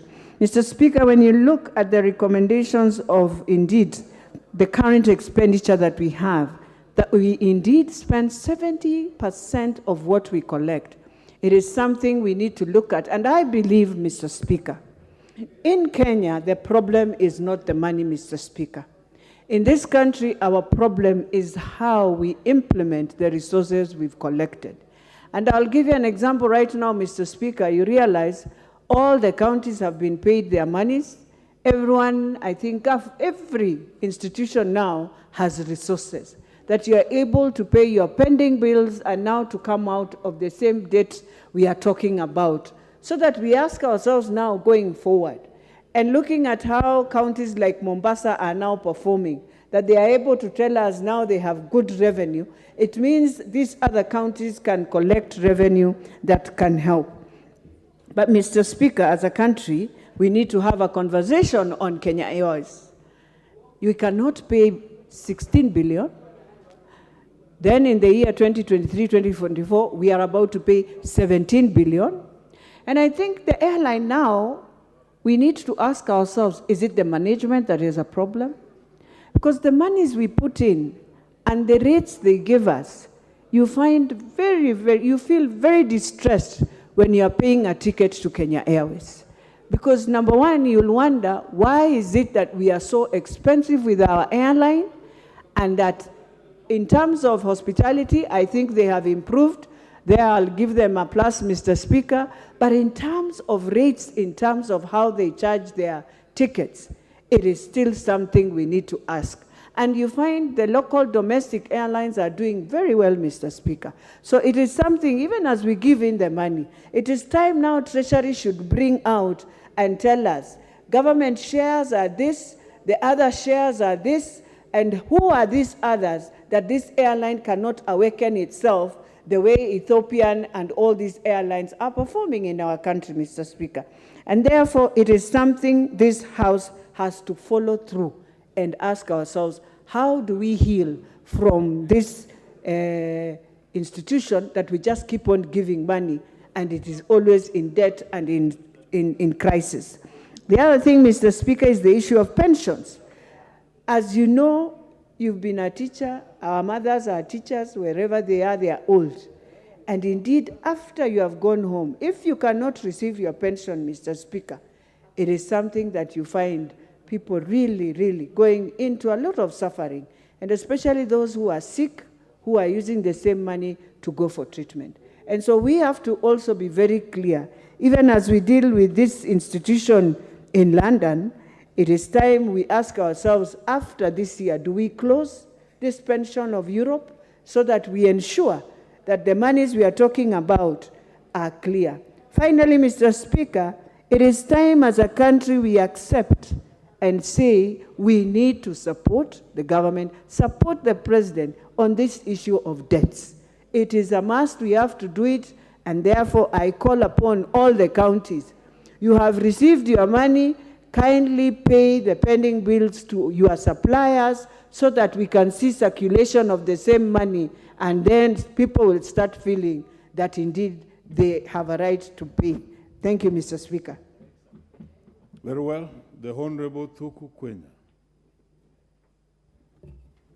Thank you, Mr. Speaker, for this opportunity to support this our report on expenditure on the Consolidated Fund Service. And Mr. Speaker, from the onset, I would wish to state that we as a committee, sometimes back passed a report in this House, MTDS for that matter, medium-term debt strategy. And Mr. Speaker, Treasury had proposed the kind of borrowing mix or debt mix in the short run, or in the financial year 2023-24. And Mr. Speaker, for record, that report, as much as it was passed in this House, is not reflective of what Treasury presented to us later. Because later they came to our committee with different figures. And Mr. Speaker, why I'm saying this is because debt mix is a very important aspect, especially to investors, because this informs decision as to how they are going to invest their money, especially those who invest in liquidity. And Mr. Speaker, a debt mix of 80 to 20, a departure from what was proposed 50-50, then it means that investors must reorganize their investments, because an increase having debt borrowed domestically at high level to the extent of 80% of our total debt, then it means that the interest rates are going to be higher locally. Maybe our investors had forecast a situation whereby they would invest elsewhere or invest locally, but now because of this back and forth, their programs are interrupted. And therefore, as a representative of the people, Mr. Speaker, I feel that the Treasury should in the future now stick by what they present before this House. And as it is, Mr. Speaker, you know, this House does not act in vain. And therefore, when we pass reports and then Treasury presents different figures within a short time, then it makes really, allow me to use this word, makes nonsense of the work that we are doing as a House, Mr. Speaker. Number two, Mr. Speaker, we noticed, because pensions are paid from CFS, we noticed that most of employers, as much as they deduct their employees' monies, they do not submit the same monies in good time. And therefore, that becomes another challenge. Mr. Speaker, we also realized that there are some pensions that have been paid for a long time by the Treasury to workers who are retired during Africanization in 1963, when there was a declaration that now Africans should now manage their affairs. And therefore, most of the workers who were not of African, who never came from Africa, who went back to their countries, have been enjoying pension for quite a long time, because it was a provision that as at that time. And Mr. Speaker, you realize that the monies that have been paid were being paid through an agent called Crown Agent. And up to date, the monies are still being paid. And of course, if you calculate from 1963 to date, we are talking of more than 60 years, almost 60 years, yes. I pose this question to the House maybe for them to consider. For instance, if someone was working, at that time was working, and was about 30 years, 60 years later, then it means that they are 90 years old and above. And Mr. Speaker, these people are still enjoying taxpayers' money through Crown Agent. And Mr. Speaker, when we brought this matter to the fore, Treasury came back to us with different figures, stating that now it is not 150 million that we're paying, we are paying 42 million. Mr. Speaker, we need to put an eye on expenditures that are of CFS in nature that are provided for in the Constitution, so that then this CFS is not abused. And I want to thank the President, because he's been firm as to fighting corruption.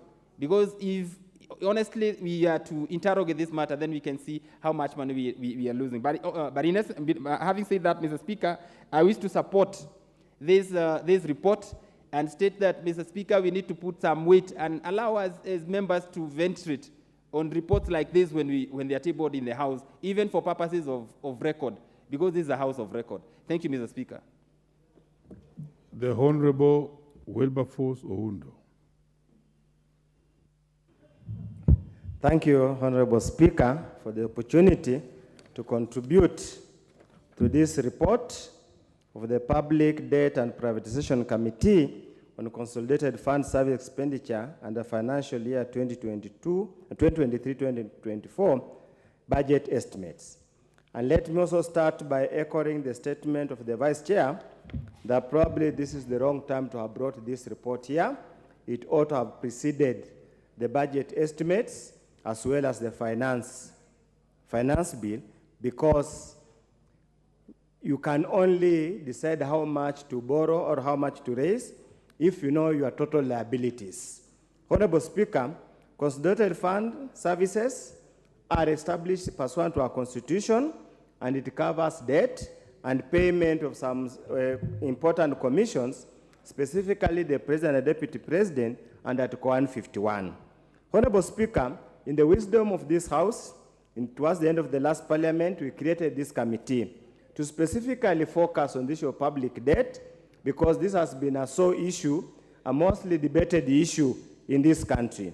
Many times during political campaigns, we use this as a campaign tool, but once we get elected into office, we renegade and go back to our old ways. Honorable Speaker, if you look at the report of the Auditor General, the submission of the Auditor General, they note with apprehension that the amount of public debt has been increasing substantially since 2018 from 4.8 trillion to about close to 10 trillion. And many times we have always asked, during that time, Honorable Speaker, a GDP growth rate has been subdued.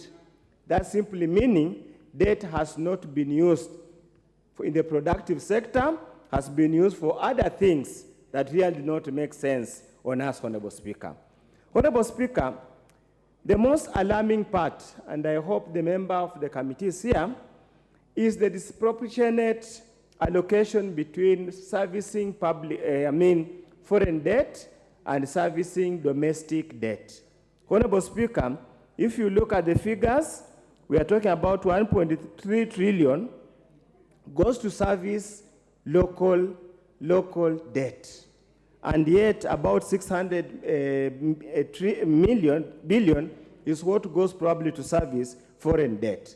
Honorable Speaker, in a country with very low saving levels, in a country with a very small financial market, honestly speaking, Honorable Speaker, excessive borrowing from domestic market is going to stifle, is going to kill this economy, and is going to rob the local business people money to enable them invest in productive ventures.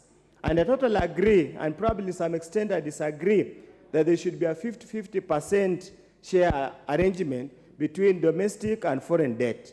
What we should go for, and the central bank made a comment during their commitment, and they were very clear, that the CBK knows under paragraph 19 of the report, that the CBK knows that the capacity of domestic market to support the elevated financing needs is limited. That is a very clear sign. And Honorable Speaker, we are aware, every week or every month, CBK releases reports on uptake of Treasury bill and other related bonds. If you track the reports and you plot, you will find that the appetite has been reducing. Many times, central bank or the government has got fewer applications and fewer uptakes compared to what's being floated. That we should tell you, Honorable Speaker, there is a liquidity problem in this country. And as we have always argued, in an economy that's in a recession, in a market where liquidity is stressed, the government should not compete with the private sector. Because the government, being a sovereign, is a less risk lender or a risk borrower compared to a normal business. So in that event, Honorable Speaker, this economy will continue to struggle simply because those people who are in charge of making these decisions have simply forgotten the basic economic theories, basic macroeconomic theories that we are normally taught in first year in any reasonable university, especially a reasonable university like the University of Nairobi. I wonder where these people went to university.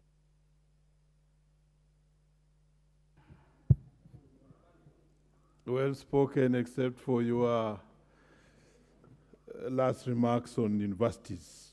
All these universities are great universities training our students. Now, the next to speak on this is the Honorable KJ. I saw your name here.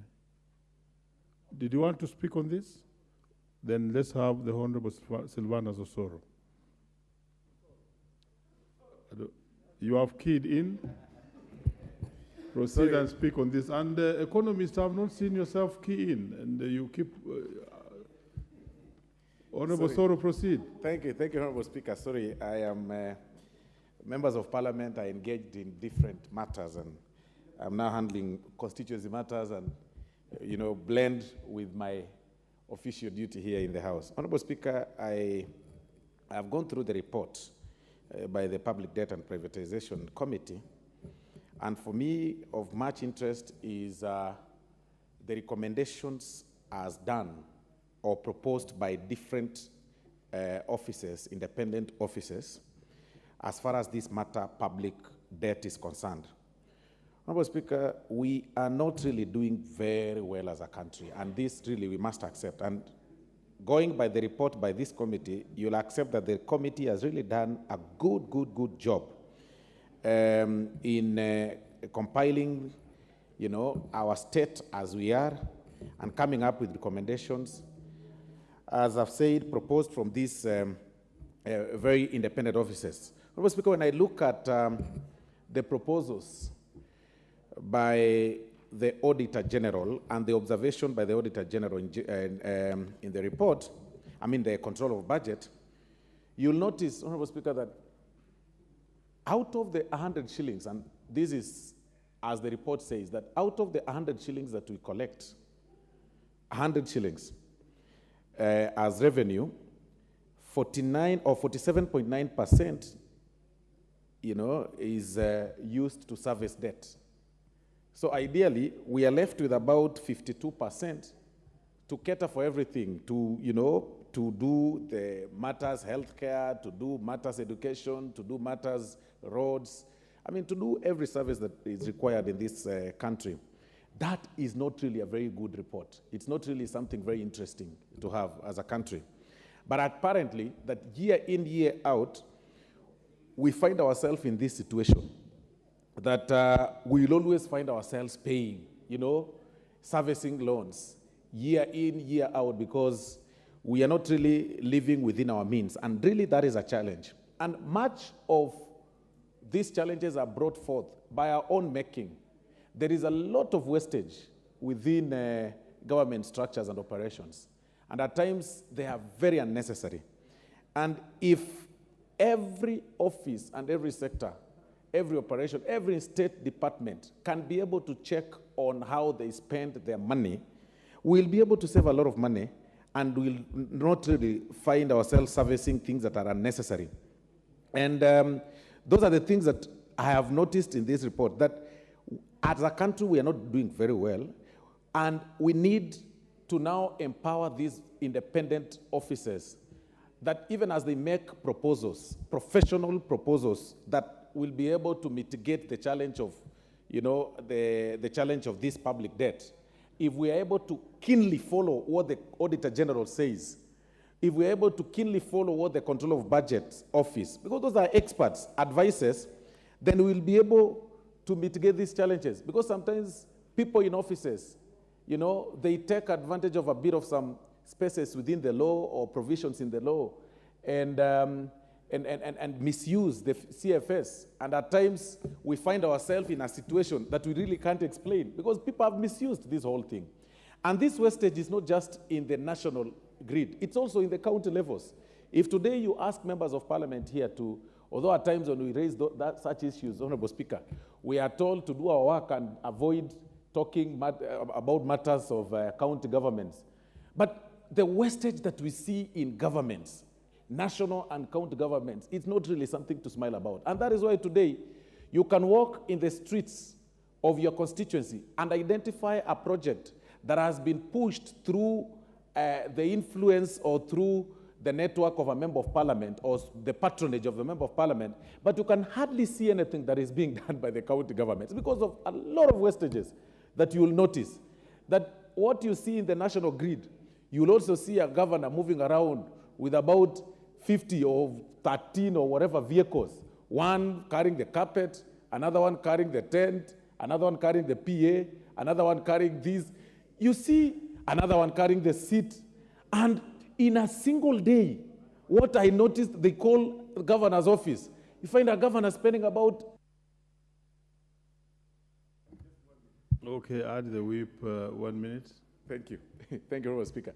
You'll find a governor in basic recurrent expenditure, what they call the governor's expense. You find them spending about 2 million, and they do such activities day in, day out. You know, you'll realize that their ECD classes are not built. You realize that the roads are not well maintained, but you find that these guys are spending a lot of money, and then they carry them with them a whole team. In fact, today, Honorable Speaker, without really casting aspersions to anybody, particularly when I talk about, for example, my county, as we speak, my county governor is in China with 50 MCAs, with 30 county staffs, all of them, he's taken them to China. All of them, you know, they are going there to benchmark on how to plant bananas. But Kisumu is a hub of bananas. They are spending, when I was going through through that vote in the county government, they spent a whooping 300 million just to go there and see how bananas are being planted in China. It is shocking. I mean, that is the situation we are in. But you'll see them here saying, county governments have not been given money. Honorable Soro, don't discuss a person who's not in the House, but proceed. Okay. You will see them. I'm talking about oversight, Honorable Speaker. You will realize the county governments here, you will hear them every time saying, we are not adequately funded, we've not been given money, national government has refused to give us money. Immediately that money hits the account, it is spent in unnecessary trips, spent in unnecessary expenses, you know, like moving around with motorcades and such like that, sirens disturbing people in small towns. You know, it's really unfortunate. And that now raises our public debt. We find ourselves now in a situation that we are funding unnecessary expenses. We are finding a bit of some, for lack of a better word, Honorable Speaker, we find ourselves funding nonsensicals in government structures. Thank you very much. And for that reason, though, I support the report as it is. Thank you, sir. Very well, but mind your language. Strictly be parliamentary language we require here. Very well, let's have next to speak on this the Honorable David Mboni. Thank you, Mr. Speaker. And let me caution members not to to speak and talk about people who are not in the House and they can't defend themselves. You may proceed. Thank you, Mr. Speaker, for giving me this opportunity also to say one or two things about consolidated fund services, expenditure services. Mr. Speaker, as we are all aware, CFS expenditures are the first charge in Exchequer. And they comprise public debt service, pensions, salaries to orders of constitutional offices, and guaranteed debt. Mr. Speaker, this report is one of the best reports I've ever come across because it gives us our fiscal situation in the country. And when you look at the fiscal situation, it's really very worrying. Because if you look at the public debt, for example, servicing, out of the 3.6 trillion budget, public service debt is taking 1.6 trillion, which is almost 40% of our budget. Mr. Speaker, we need really to think about how we are going to address our debts. Because if you are spending 1.6 trillion on debt, and then on development, we are only spending around 6 billion. So that's a quite worrying situation, whereby if we continue like this country cannot be able to develop. Mr. Speaker, we recently moved our debt from numerical debt ceiling to debt anchor. But currently, our debt to GDP at present value is 2%. And I come to understand also the numerical value of our debt has already passed 10 trillion. This gives us a very worrying situation because we don't have fiscal space even to borrow. So we need to take, as a country, measures to make sure that the country moves forward. And one of the things is the government should follow strictly the funding strategy, which has been approved by this this House, which talks about 50 to 50% of external debt, external domestic to external borrowing, so that at least we reduce borrowing, because what is killing this country is borrowing. Secondly, we need to strictly follow consolidation strategy, strictly, because this thing of consolidation, fiscal consolidation, we have been talking about it, but when you look at what is happening in this country, in terms of wastage, was what Honorable Osolo was talking about. Wastage in this country and the corruption actually takes around 60% of our expenditures, meaning that if we can reduce our corruption and wastage, this country will be able to move. Actually, if we reduce by even 50%, we are going to save enough money for development. Secondly, Mr. Speaker, we need to move from expensive loans. The expensive loans which have been taken from East, we need to move to concessionary loans, which are cheaper and have a long repayment period, and use those loans and retire the most expensive loans, so that at least we have fiscal space and we can breathe, we can invest in our development. Mr. Speaker, I like the recommendation which they said that committee put forward. Fiscal deficit should remain at 4.4% of our GDP. This is a very good recommendation, so that we don't need to continue borrowing. But I wonder if Treasury and the government are going really to follow that, because we are fond of spending even outside the approved budget. For example, the Article 223. These are something which as a parliament, we need to look at Article 223 and agree what should be going into Article 223. Because at the end of the day, we are spending over 300 billion on Article 223, funds which are not actually budgeted for. On the issue of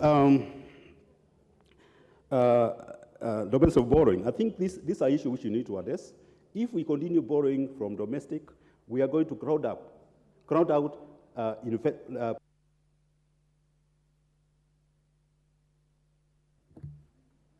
Well spoken. Next to speak on this is Honorable Ridikiri Mugambi.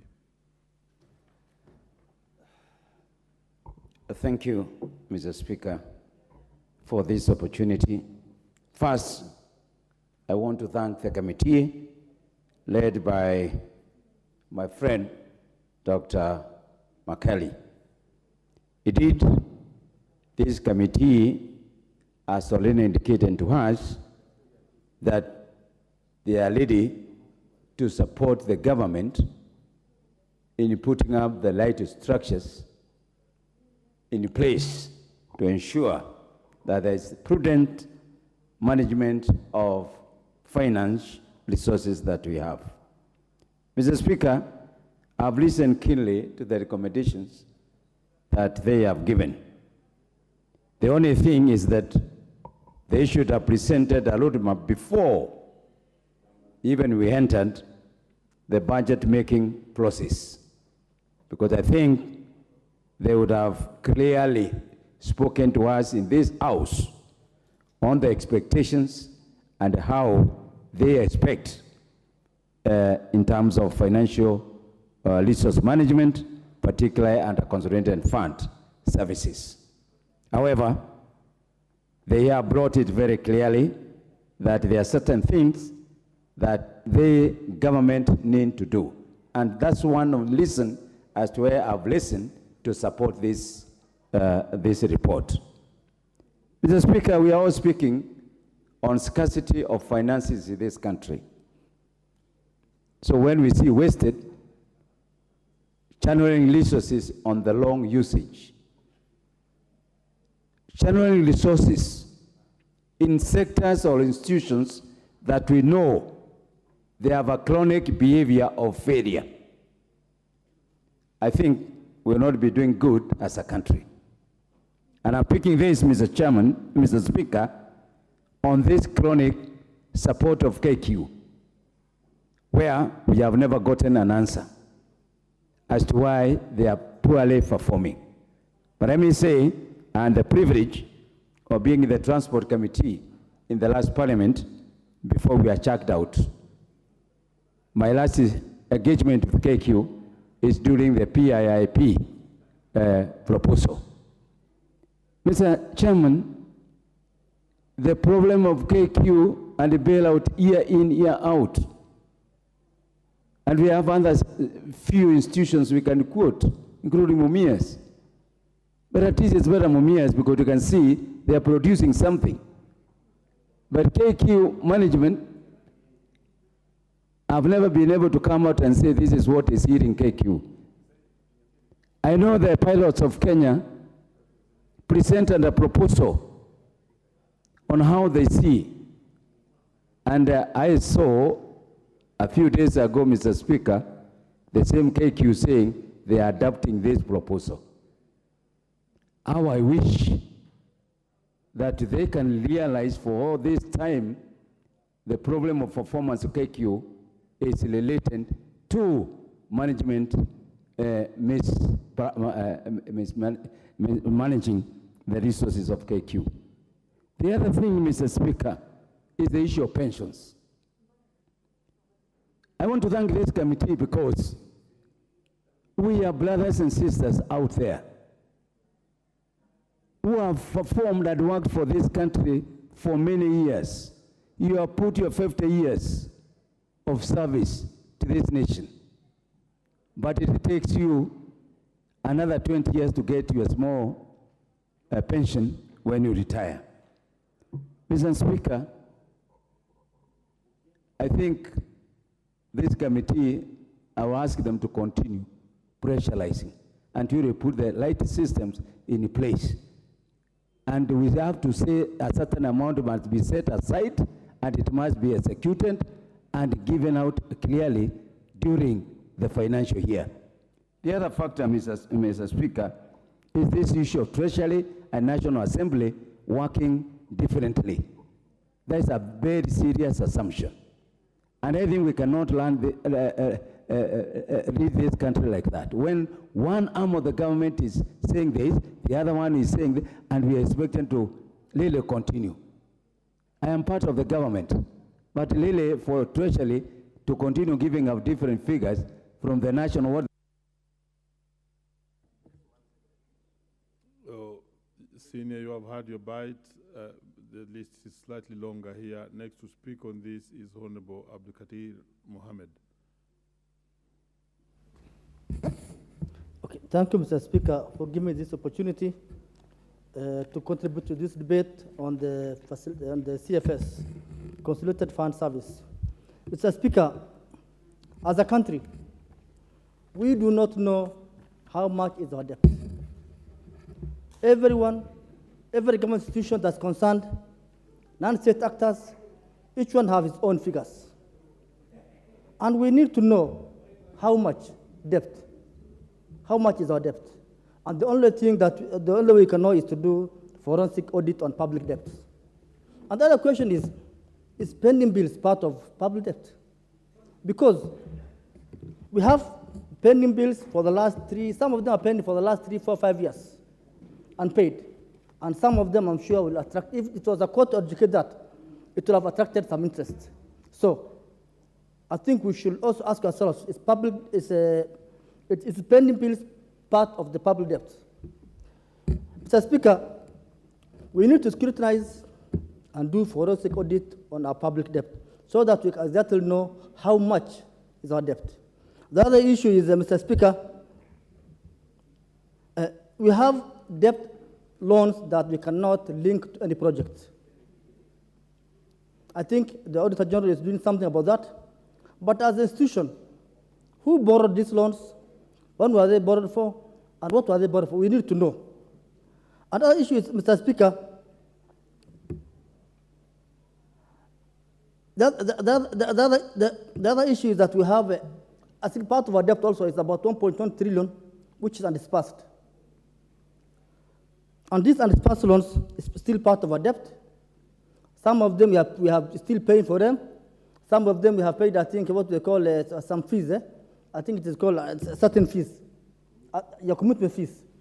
About, I think, 600 and something million commitment fees. And they're still somewhere. You have not been given to us. You are not using it. It's also a part of a public debt. So I think the Minister of Finance should tell us where this money is and and why is it not dispersed? Once it is committed, it's our money. 1.1 trillion is a lot of money. That have solved a lot of problems for us. Also, Mr. Speaker, the only way we can go out of this quagmire, economic quagmire, is to raise more, I think is to have more revenue. And the only way we can raise revenue, I think, is to tax Kenyans, which is very painful. The options are you either take loans or you raise revenue through taxes. But if we may ask ourselves, which one is better? I think the loans are worse. Because the loans you pay with interest. Right now, 75% of the interest we are paying for our loans is domestic loans. And these domestic loans is, I think those are the easiest money that government can get. Whenever they want to raise something, they raise bonds. So I think what we should do as a government is that we should look into, when we are borrowing, this just borrowing money for nothing. Or okay, we have a problem with money, cash. But if we always go for loans or we go for debt, I think it is going to be a problem for us. So I think I will ask Kenyans, let us tighten our belt. The taxes already are there. We have raised the taxes. But I think within few years, this will also, the taxes that the taxes we are paying now will also somehow help us in the next few years. Thank you, Mr. Speaker. The Honorable Augustine Mwafrika. Thank you, Mr. Speaker. I need also to top up my voice on this motion. Mr. Speaker, borrowing has a limit, whether multilateral or bilateral. I'm saying this because, Mr. Speaker,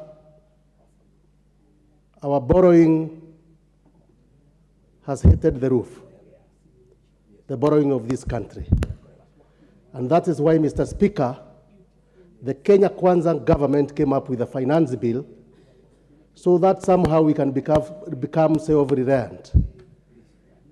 That is a move which has been taken by the government to make sure that we apply some brakes in borrowing.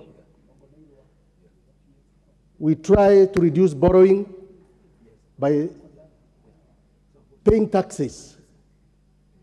Mr. Speaker, we have a belief that any business which is not performing is supposed to be closed. An example has been given of the Kenya Airways, Mr. Speaker.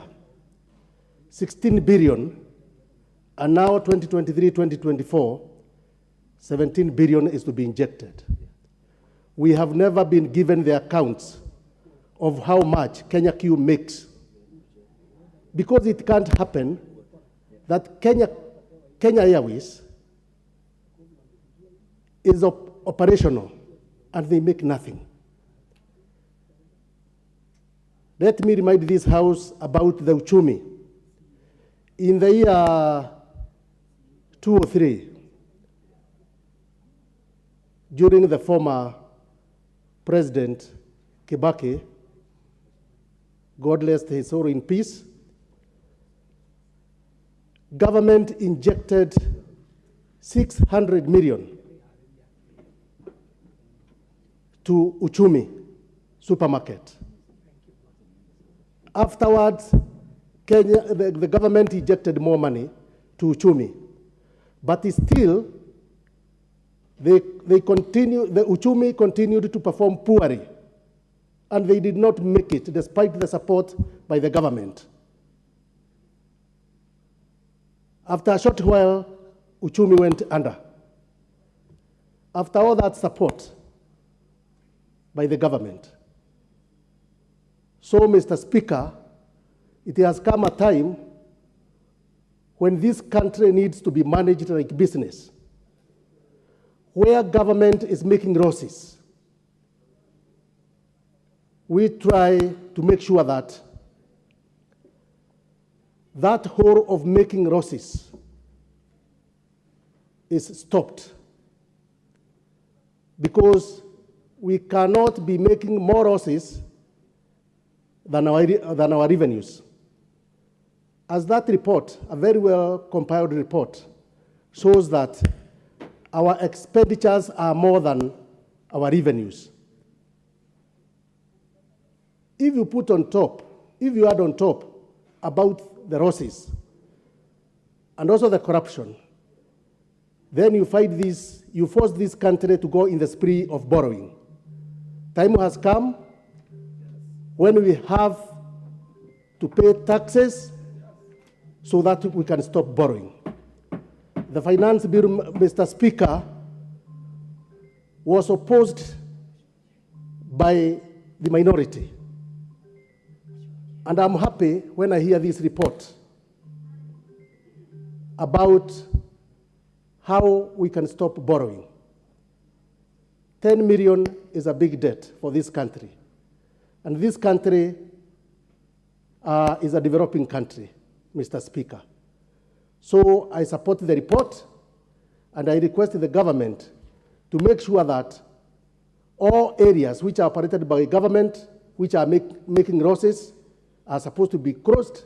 Whether it is KQ, we cannot continue injecting more billions to make sure that, or to enable KQ to continue making losses.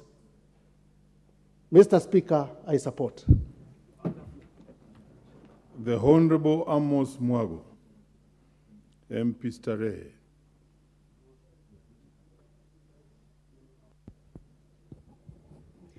Thank you, Mr. Speaker, sir, for giving me an opportunity to speak on this matter about the report on CFS.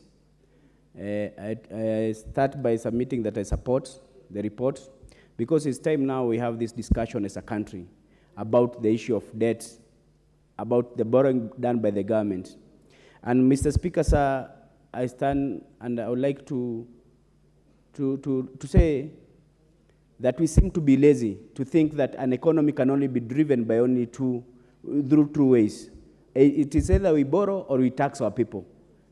As a government, I think you are being too lazy in our thinking, because you cannot have those two models as the choices to drive our economy.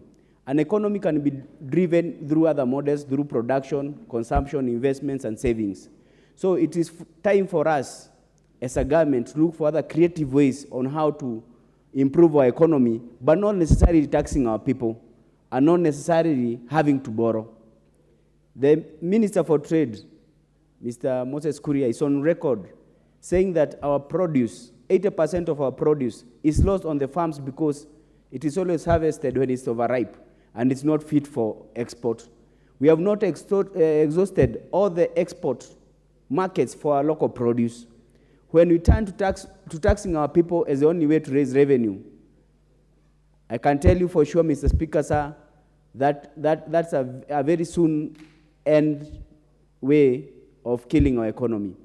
When you say the majority of our budget is to service loans and debts, we all know the habit of borrowing is a very bad habit that can never stop. So it's time we cap our public debt at a certain level, and then we adopt other ways of improving our economy. For example, if we speak to the several MDAs that we oversight as committees and the several sagas that we oversight, you tend to notice the recurrent expenditure is always 3 times the capital expenditure. You find an MDA having a recurrent budget of 1 billion, but a capital budget of around 20 or 50 million. So you're left to wonder, we are spending so much money in order to move or to develop. The development expenditure is so small. There are so many people trying to run that.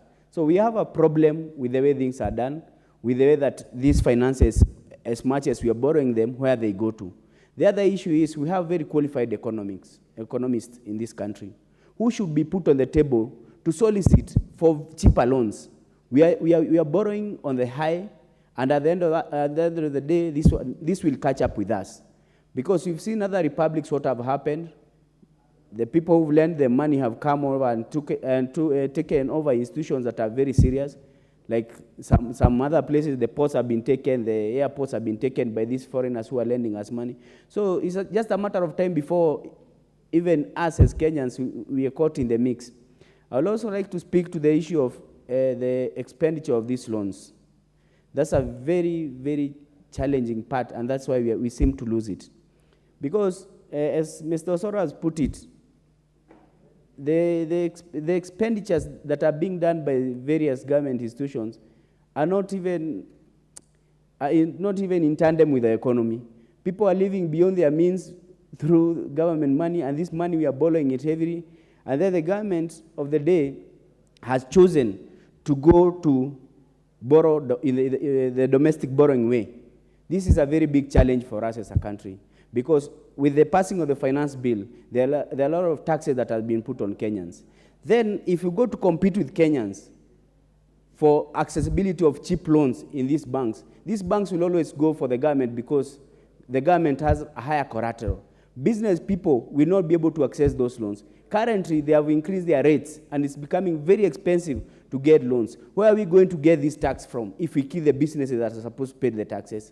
It's a time as a country we have this discussion so that we can have a very clear way forward on how we are going to tackle the issue of public debt. Thank you, Mr. Speaker, sir. I submit. The Honorable John Waweru, you are back on the screen. Are you now ready? Proceed. Mr. Speaker, I thank you for this opportunity. And I was taking time to internalize this very important report. And Mr. Speaker, I must start by commending this committee. I must commend the chairman too, Mr. Speaker. And we now as a House see the reason behind the wisdom of the 12th Parliament to institute the Public Debt and Privatization Committee. And I must say, for this first report, this committee is already doing a brilliant job. Mr. Speaker, public debt is a real issue in this country. So real an issue that for the first time in Kenya, our repayments of international obligations is surpassing the 1 trillion mark, Mr. Speaker. And this 1 trillion mark, Mr. Speaker, is becoming an alarm bell that this country must wake up to.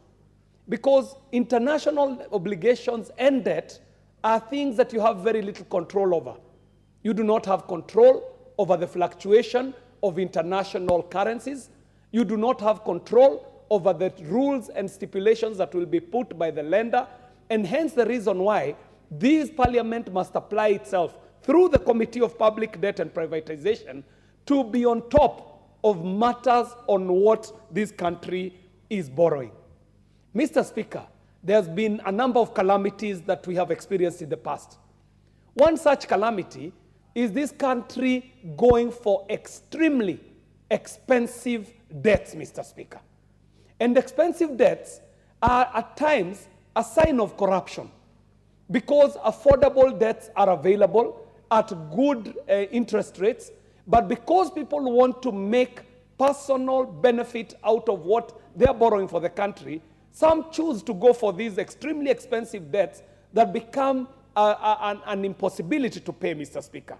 Mr. Speaker, as I said, I would like to support this report in its entirety. One thing in this report that really excites me is the fact that this committee is recommending that we get quarterly reports on debt in this country, Mr. Speaker. Mr. Speaker, I spent, I think, 4 years, every finance bill and every budget cycle, trying to demand that this House gets the right debt register that we have currently as a country. Because, Mr. Speaker, when it came to the issue of raising the debt ceiling, even this House was at a loss to tell the country how much this country owes, because this house has not been furnished with the reports on how this country is borrowing, how our registers looks, and what nature of debts we have taken in terms of which ones are international, which ones are local, which ones are foreign, which ones are domestic, which ones are concessional, which ones are conditional, and so forth, Mr. Speaker. So, Mr. Speaker, the fact that this committee is taking upon itself to require Treasury to report to this House is one of the reasons that I support this report.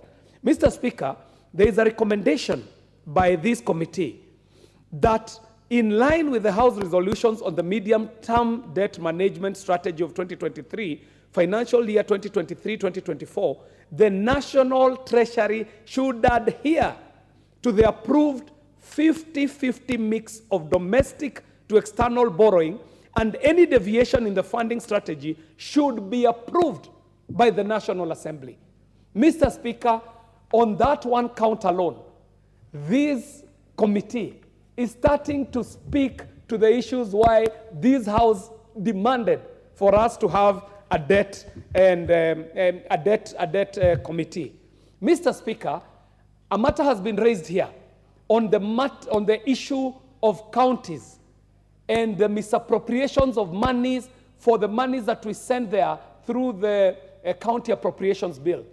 Mr. Speaker, this is a radical recommendation, but I do believe that this country cannot continue sending monies to counties in the form that we are sending them, with the executives in the counties having the responsibility to spend as they will. Mr. Speaker, my radical recommendation is that even the monies that go to counties must be transformed to be conditional debts, conditional grants. Mr. Speaker, the reason why CDF performs so well is because if you... Please give him 1 minute. Mr. Speaker, I thank you for your magnanimity. And the final point I wanted to make is that one of the reasons why CDF is such an effective fund on the ground is because, one, being a conditional grant, if money is allocated from the center to go and build a toilet in Kirigo Primary School, even the board, the committee in the constituency, even the school itself, even the user cannot change the use of that monies because it is a conditional grant assigned to a particular project, and that can never be changed. Mr. Speaker, if we made the monies we send to counties conditional grants, we would see counties registering development projects in a way that we have never seen before, just like CDF does. The second reason why CDF does so well is because the administrative costs on CDF are very little. Being a conditional grant that is administered from a national board, it means that there is only a small committee sitting at the constituency, very lean staff on the national board, and since we do not end up with a situation, what we are seeing in counties, where a county allocates 330 million to recurrent expenditure and 0 to development. Mr. Speaker, it means that we have 47 governments that are doing nothing else but paying salaries. And as a result, we end up, Mr. Speaker, with the only visible projects out there, the projects done by CDF, a conditional grant, while the billions and billions of shillings that go to the counties end up only paying salaries and nothing else. Mr. Speaker, I support this report fully, and I thank you for the opportunity and the magnanimity to give me the opportunity to contribute to this. Thank you very much. The Honorable Jessica Mbalo, very elegantly dressed. Proceed. Thank you, Honorable Speaker. Honorable Speaker, allow me to say that I want to congratulate the committee, that is a committee on public debt and privatization, and want to be on record that in the 12th Parliament, as the Honorable Kiari has said, we went ahead to ensure that this committee is in place, and we want to appreciate the work that has been done. Honorable Speaker, the mover of the report, Honorable Makali Mulu, is an economist. And being the chair and part of the committee, I can imagine the kind of work that is being done in the report. I've gone through the report, Honorable Speaker, and I can tell you the consolidated fund service expenditure, of course, under the financial year 2023-2024 budget estimate, which was laid on the table of the House on the Wednesday, 21st June 2023, has been well prepared. This is a report which I'm holding, Mr. Speaker, and coming from and presented by the Honorable Makali Mulu. I can tell the House and the country that is a report that has been well looked at, and a lot of public participation, a lot of consolidation of information and education in terms of economy, saying that Makali Mulu and economists, this is a report that we should all support. Again, Mr. Speaker, I want to say I support the reports. I must be on record supporting the reports, having looked at it, and especially the recommendations that the committee has come up with. Mr. Speaker, very important that in line with the House resolutions, the medium-term debt, as part of the recommendation of the committee, Strategy 2023, the committee has come up with a report and to say, I recommend that in financial year 2023-2024, the National Treasury, very important, should adhere to the approved 50-50 mix of domestic to external borrowing, and any deviation to the funding strategy should be approved by this House, and this is the National Assembly. This is a very powerful House, the National Assembly, and so this recommendation, I really welcome it, Mr. Speaker. I was with you, Mr. Speaker, in the 12th Parliament, and you know what this one means, Mr. Speaker. The other recommendation that I would want to approve is that in 15 days, that the committee is recommending, Mr. Speaker, that at the end of each quarter in each financial year, a report should be given of the CFS, should be given indicating the actual expenditures compared to the budgeted expenditure. Mr. Speaker, we were here last week and the other week talking about the finance bill, which I'm on record that I voted a no because of the amount of taxation we are putting to our people. It's really frustrating our people, my constituents. This is my third term in this parliament. And I can tell how to lead people, and they are being overtaxed. How difficult it is, Mr. Speaker. Yes, we must balance between borrowing and taxing. That one we do admit. And I can tell you my first degree is in finance, my master's in strategic management, and my PhD, which I'm almost completing. Let me not go there. But being in finance, Mr. Speaker,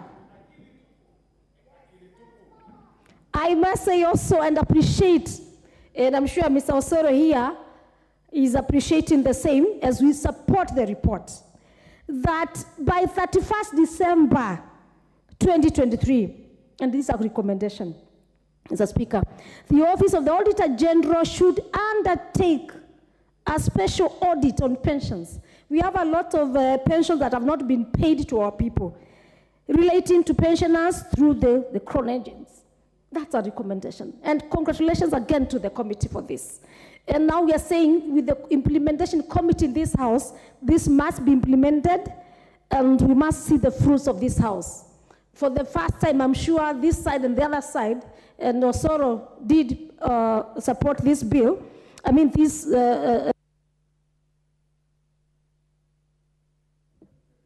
Okay, give her 1 minute. Thank you. I did to you when I was a speaker. Of course, I used to add you 2 minutes. The other recommendation is that for any CFS expenditure adjustments that the budget cycles going forward, the National Treasury, Mr. Speaker, should report the overdraft facility as well as expenditure-related guaranteed debt, the separate and substance components to public servicing expenditures and not under the salaries and allowances component of the CFS. Mr. Speaker, I think these recommendations, if implemented, our people, our pensioners, The people we are supposed to pay pension, the teachers, and every other person who should be a benefit of the pension will be able to benefit. So again, allow me to thank the committee, congratulate Honorable Makali Mulu with your committee for coming up with this report. I support. The Honorable Fatuma Mohammed. Thank you, Mr. Speaker. First, I must state for the purpose of record that I support this bill.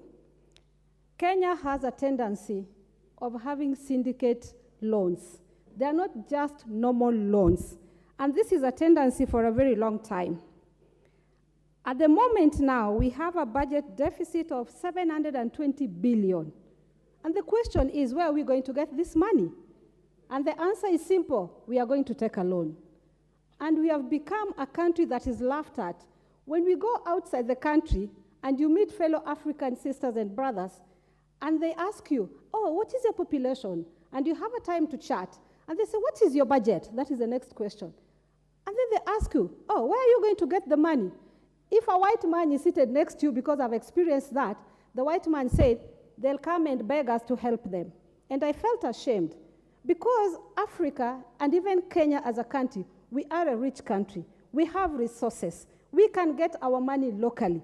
But we have a tendency of borrowing, and not borrowing to help, but borrowing to put it in our pockets. If you look at the situation now, the president runs with I don't know how many cars. It will take you an hour for his motorcade to pass you.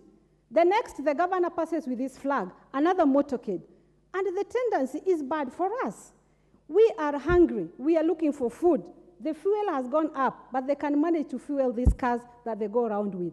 If you go to the white men country who happen to be richer than us, and they have nothing in their country, everything they have they get from Africa, including Kenya. They are getting copper from us. In my constituency, Nyatike constituency, Chinese, Indians are there taking copper back to their country. When you go there, the president will pass with one car and an extra car, if not a border, passing as his security. But you come to Kenya, the poor country, with overloaded debts, a governor, a president, passes with all those motorcades, and you wonder where they're going to. But I want to remind them, there's an equalizer. That equalizer is death. When you die, you will leave those cars. When you die, you will go to your God. And God will have one question for you. I gave you an opportunity to live in your country and lead your country. Proceed, I'm speaking out of reality, and don't be scared of death. Me as a Muslim, I'm not scared. Honorable Speaker, I just want to, I don't know, is it in order for Honorable Fatuma to impose threats and blackmail while passing a very important message, that the only equalizer is death? I mean, can't this House mitigate such challenges without really death? Must we die for us to save people from the public death? I mean... sorry if that touched your heart, but I want to remind you again that you are a candidate for death. All of us will die. And I'm reminding you, as a Muslim, I am not scared of death. I'm scared of the day of judgment. And that is why it's my responsibility as a Muslim sister.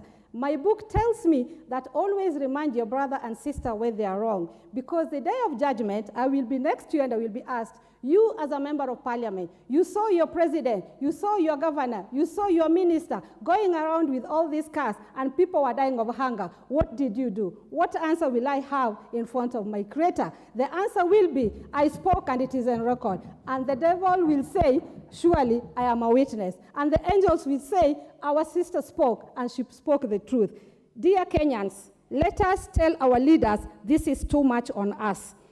In 6 months, since this government was elected, they overseeded their debts by 17.4 billion. Then you hear in State House, tea is taken daily, and they spend 2 million on tea. Oh God, hear this, on tea. Day of judgment is coming. We might not be able to judge you the right way, but God will judge you. I am reminding you again, Honorable Soro, and your government, that there's an equalizer, it is death. These cars will be left here, and you'll go to your God empty-handed. Please remind them. Thank you, Mr. Speaker. I support. Honorable Fatma, the cars are really scaring you. Thank you, well spoken. Let's have Honorable Catherine Omanyo on the same. Thank you, Mr. Speaker, sir. I'm just topping up because most of our honorable members have actually given a lot. I was saying borrowing is not bad, but borrowing to do what? We have to borrow to promote economic growth. Because if we borrowed and said every county must have an industry, a running factory, and something that employs our youths, so we can increase people who pay taxes without increasing taxes, then that way we will be promoting our economic growth by actually having something that we can use to repay the taxes. I am very sure Kenyans are not afraid to pay these taxes, but also the borrowing and then the corruption that is not sealed, those gaps that have allowed people to just chew over 2 billion a day and nothing happens to such people, it makes the country bleed more. And I was also saying that the report is good, but then how do we actually come in to see our spending reduced? Because just like my colleague has said, you can see one governor or the president or even the vice president, deputy president, being escorted to just go for lunch with a fleet of over 50 cars and those pikipikis that escort them in style, making sure that they stop everybody fast. The person you are stopping was rushing maybe to sell sukuma wiki, to sell fruits, but the president is passing. So everything stops so that the president passes. Every minute, every hour a Kenyan has been wasted for was time for them to create or build the nation. I see MPs abroad who just sit in a train. Somebody tells you this is the MP. You're like, what? I was in Berlin the other day and they told me the former, this Angela Merkel, goes just across to the supermarket and buys her things, the chancellor buys her things, sits in a train to go to wherever she wants to go and comes back. So we need to actually cut down public spending. That is what is costing Kenyans more, because you'll see the spending is just ridiculous on things that we don't need. They are wants, meaning they can do without. So if I cut my coat according to my size, like Kenya, we know where we belong, everybody from the president to the smallest person in Kenya, then I think we will be doing a lot of justice to our nation and not remain as beggars the way people see us. In fact, you can go to greet somebody and they just know that you have come to beg, especially when you go abroad. And yet you just maybe wanted to see or pay a courtesy call. So we need to improve. All of us must be responsible in how we manage this. The other day I was on a pikipiki and I felt really nice. I was on a boda boda and I paid 200 shillings. And I didn't waste time because there was jam. And two, I didn't spend a lot of money. So I was like, what if everybody else did this?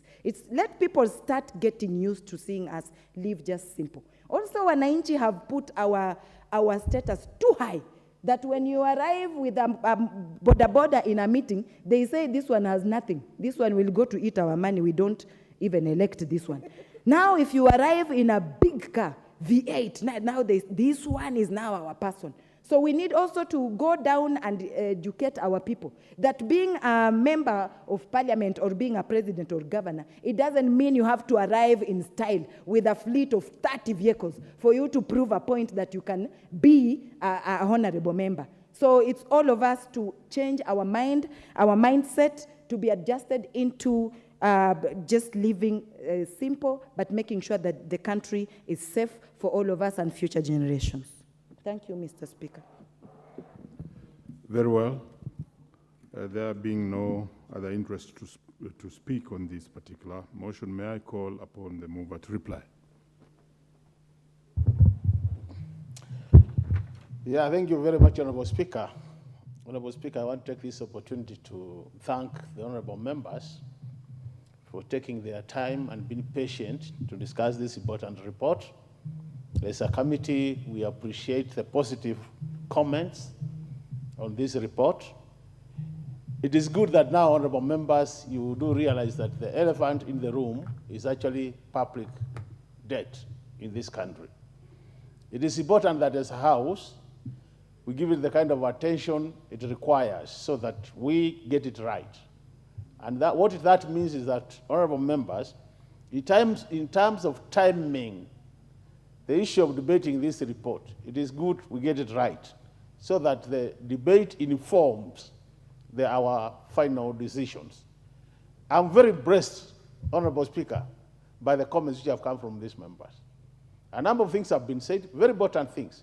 It is time we trim our expenditure or we cut our cloth as per our size. It is time we get a very clear and detailed debt register, as Honorable KK was saying, so that as we move to the future, Honorable Speaker, this country, we can say how much we borrowed and where the money has gone. It is time we ensure that there is equity in the utilization of all the money borrowed. It is time we ensure, Honorable Speaker, that we have intergenerational equity also, so that we don't overburden our future generations. With those many remarks, Honorable Speaker, I beg to reply and request that pursuant to Standing Order 53.3, you defer putting of the question to another sitting. I thank you, Honorable Speaker. Thank you. We shall defer the putting of the question to the next session. Honorable members, on behalf of the House, and given that members are proceeding for short recess, on behalf of the Honorable Speaker and the House, we want to wish all the members very well as they depart to their respective constituencies. We may be upstanding, and the honorable members, and the time being 7 p.m., this House stands adjourned until Tuesday, 25th July, 2023 at 2:30 p.m.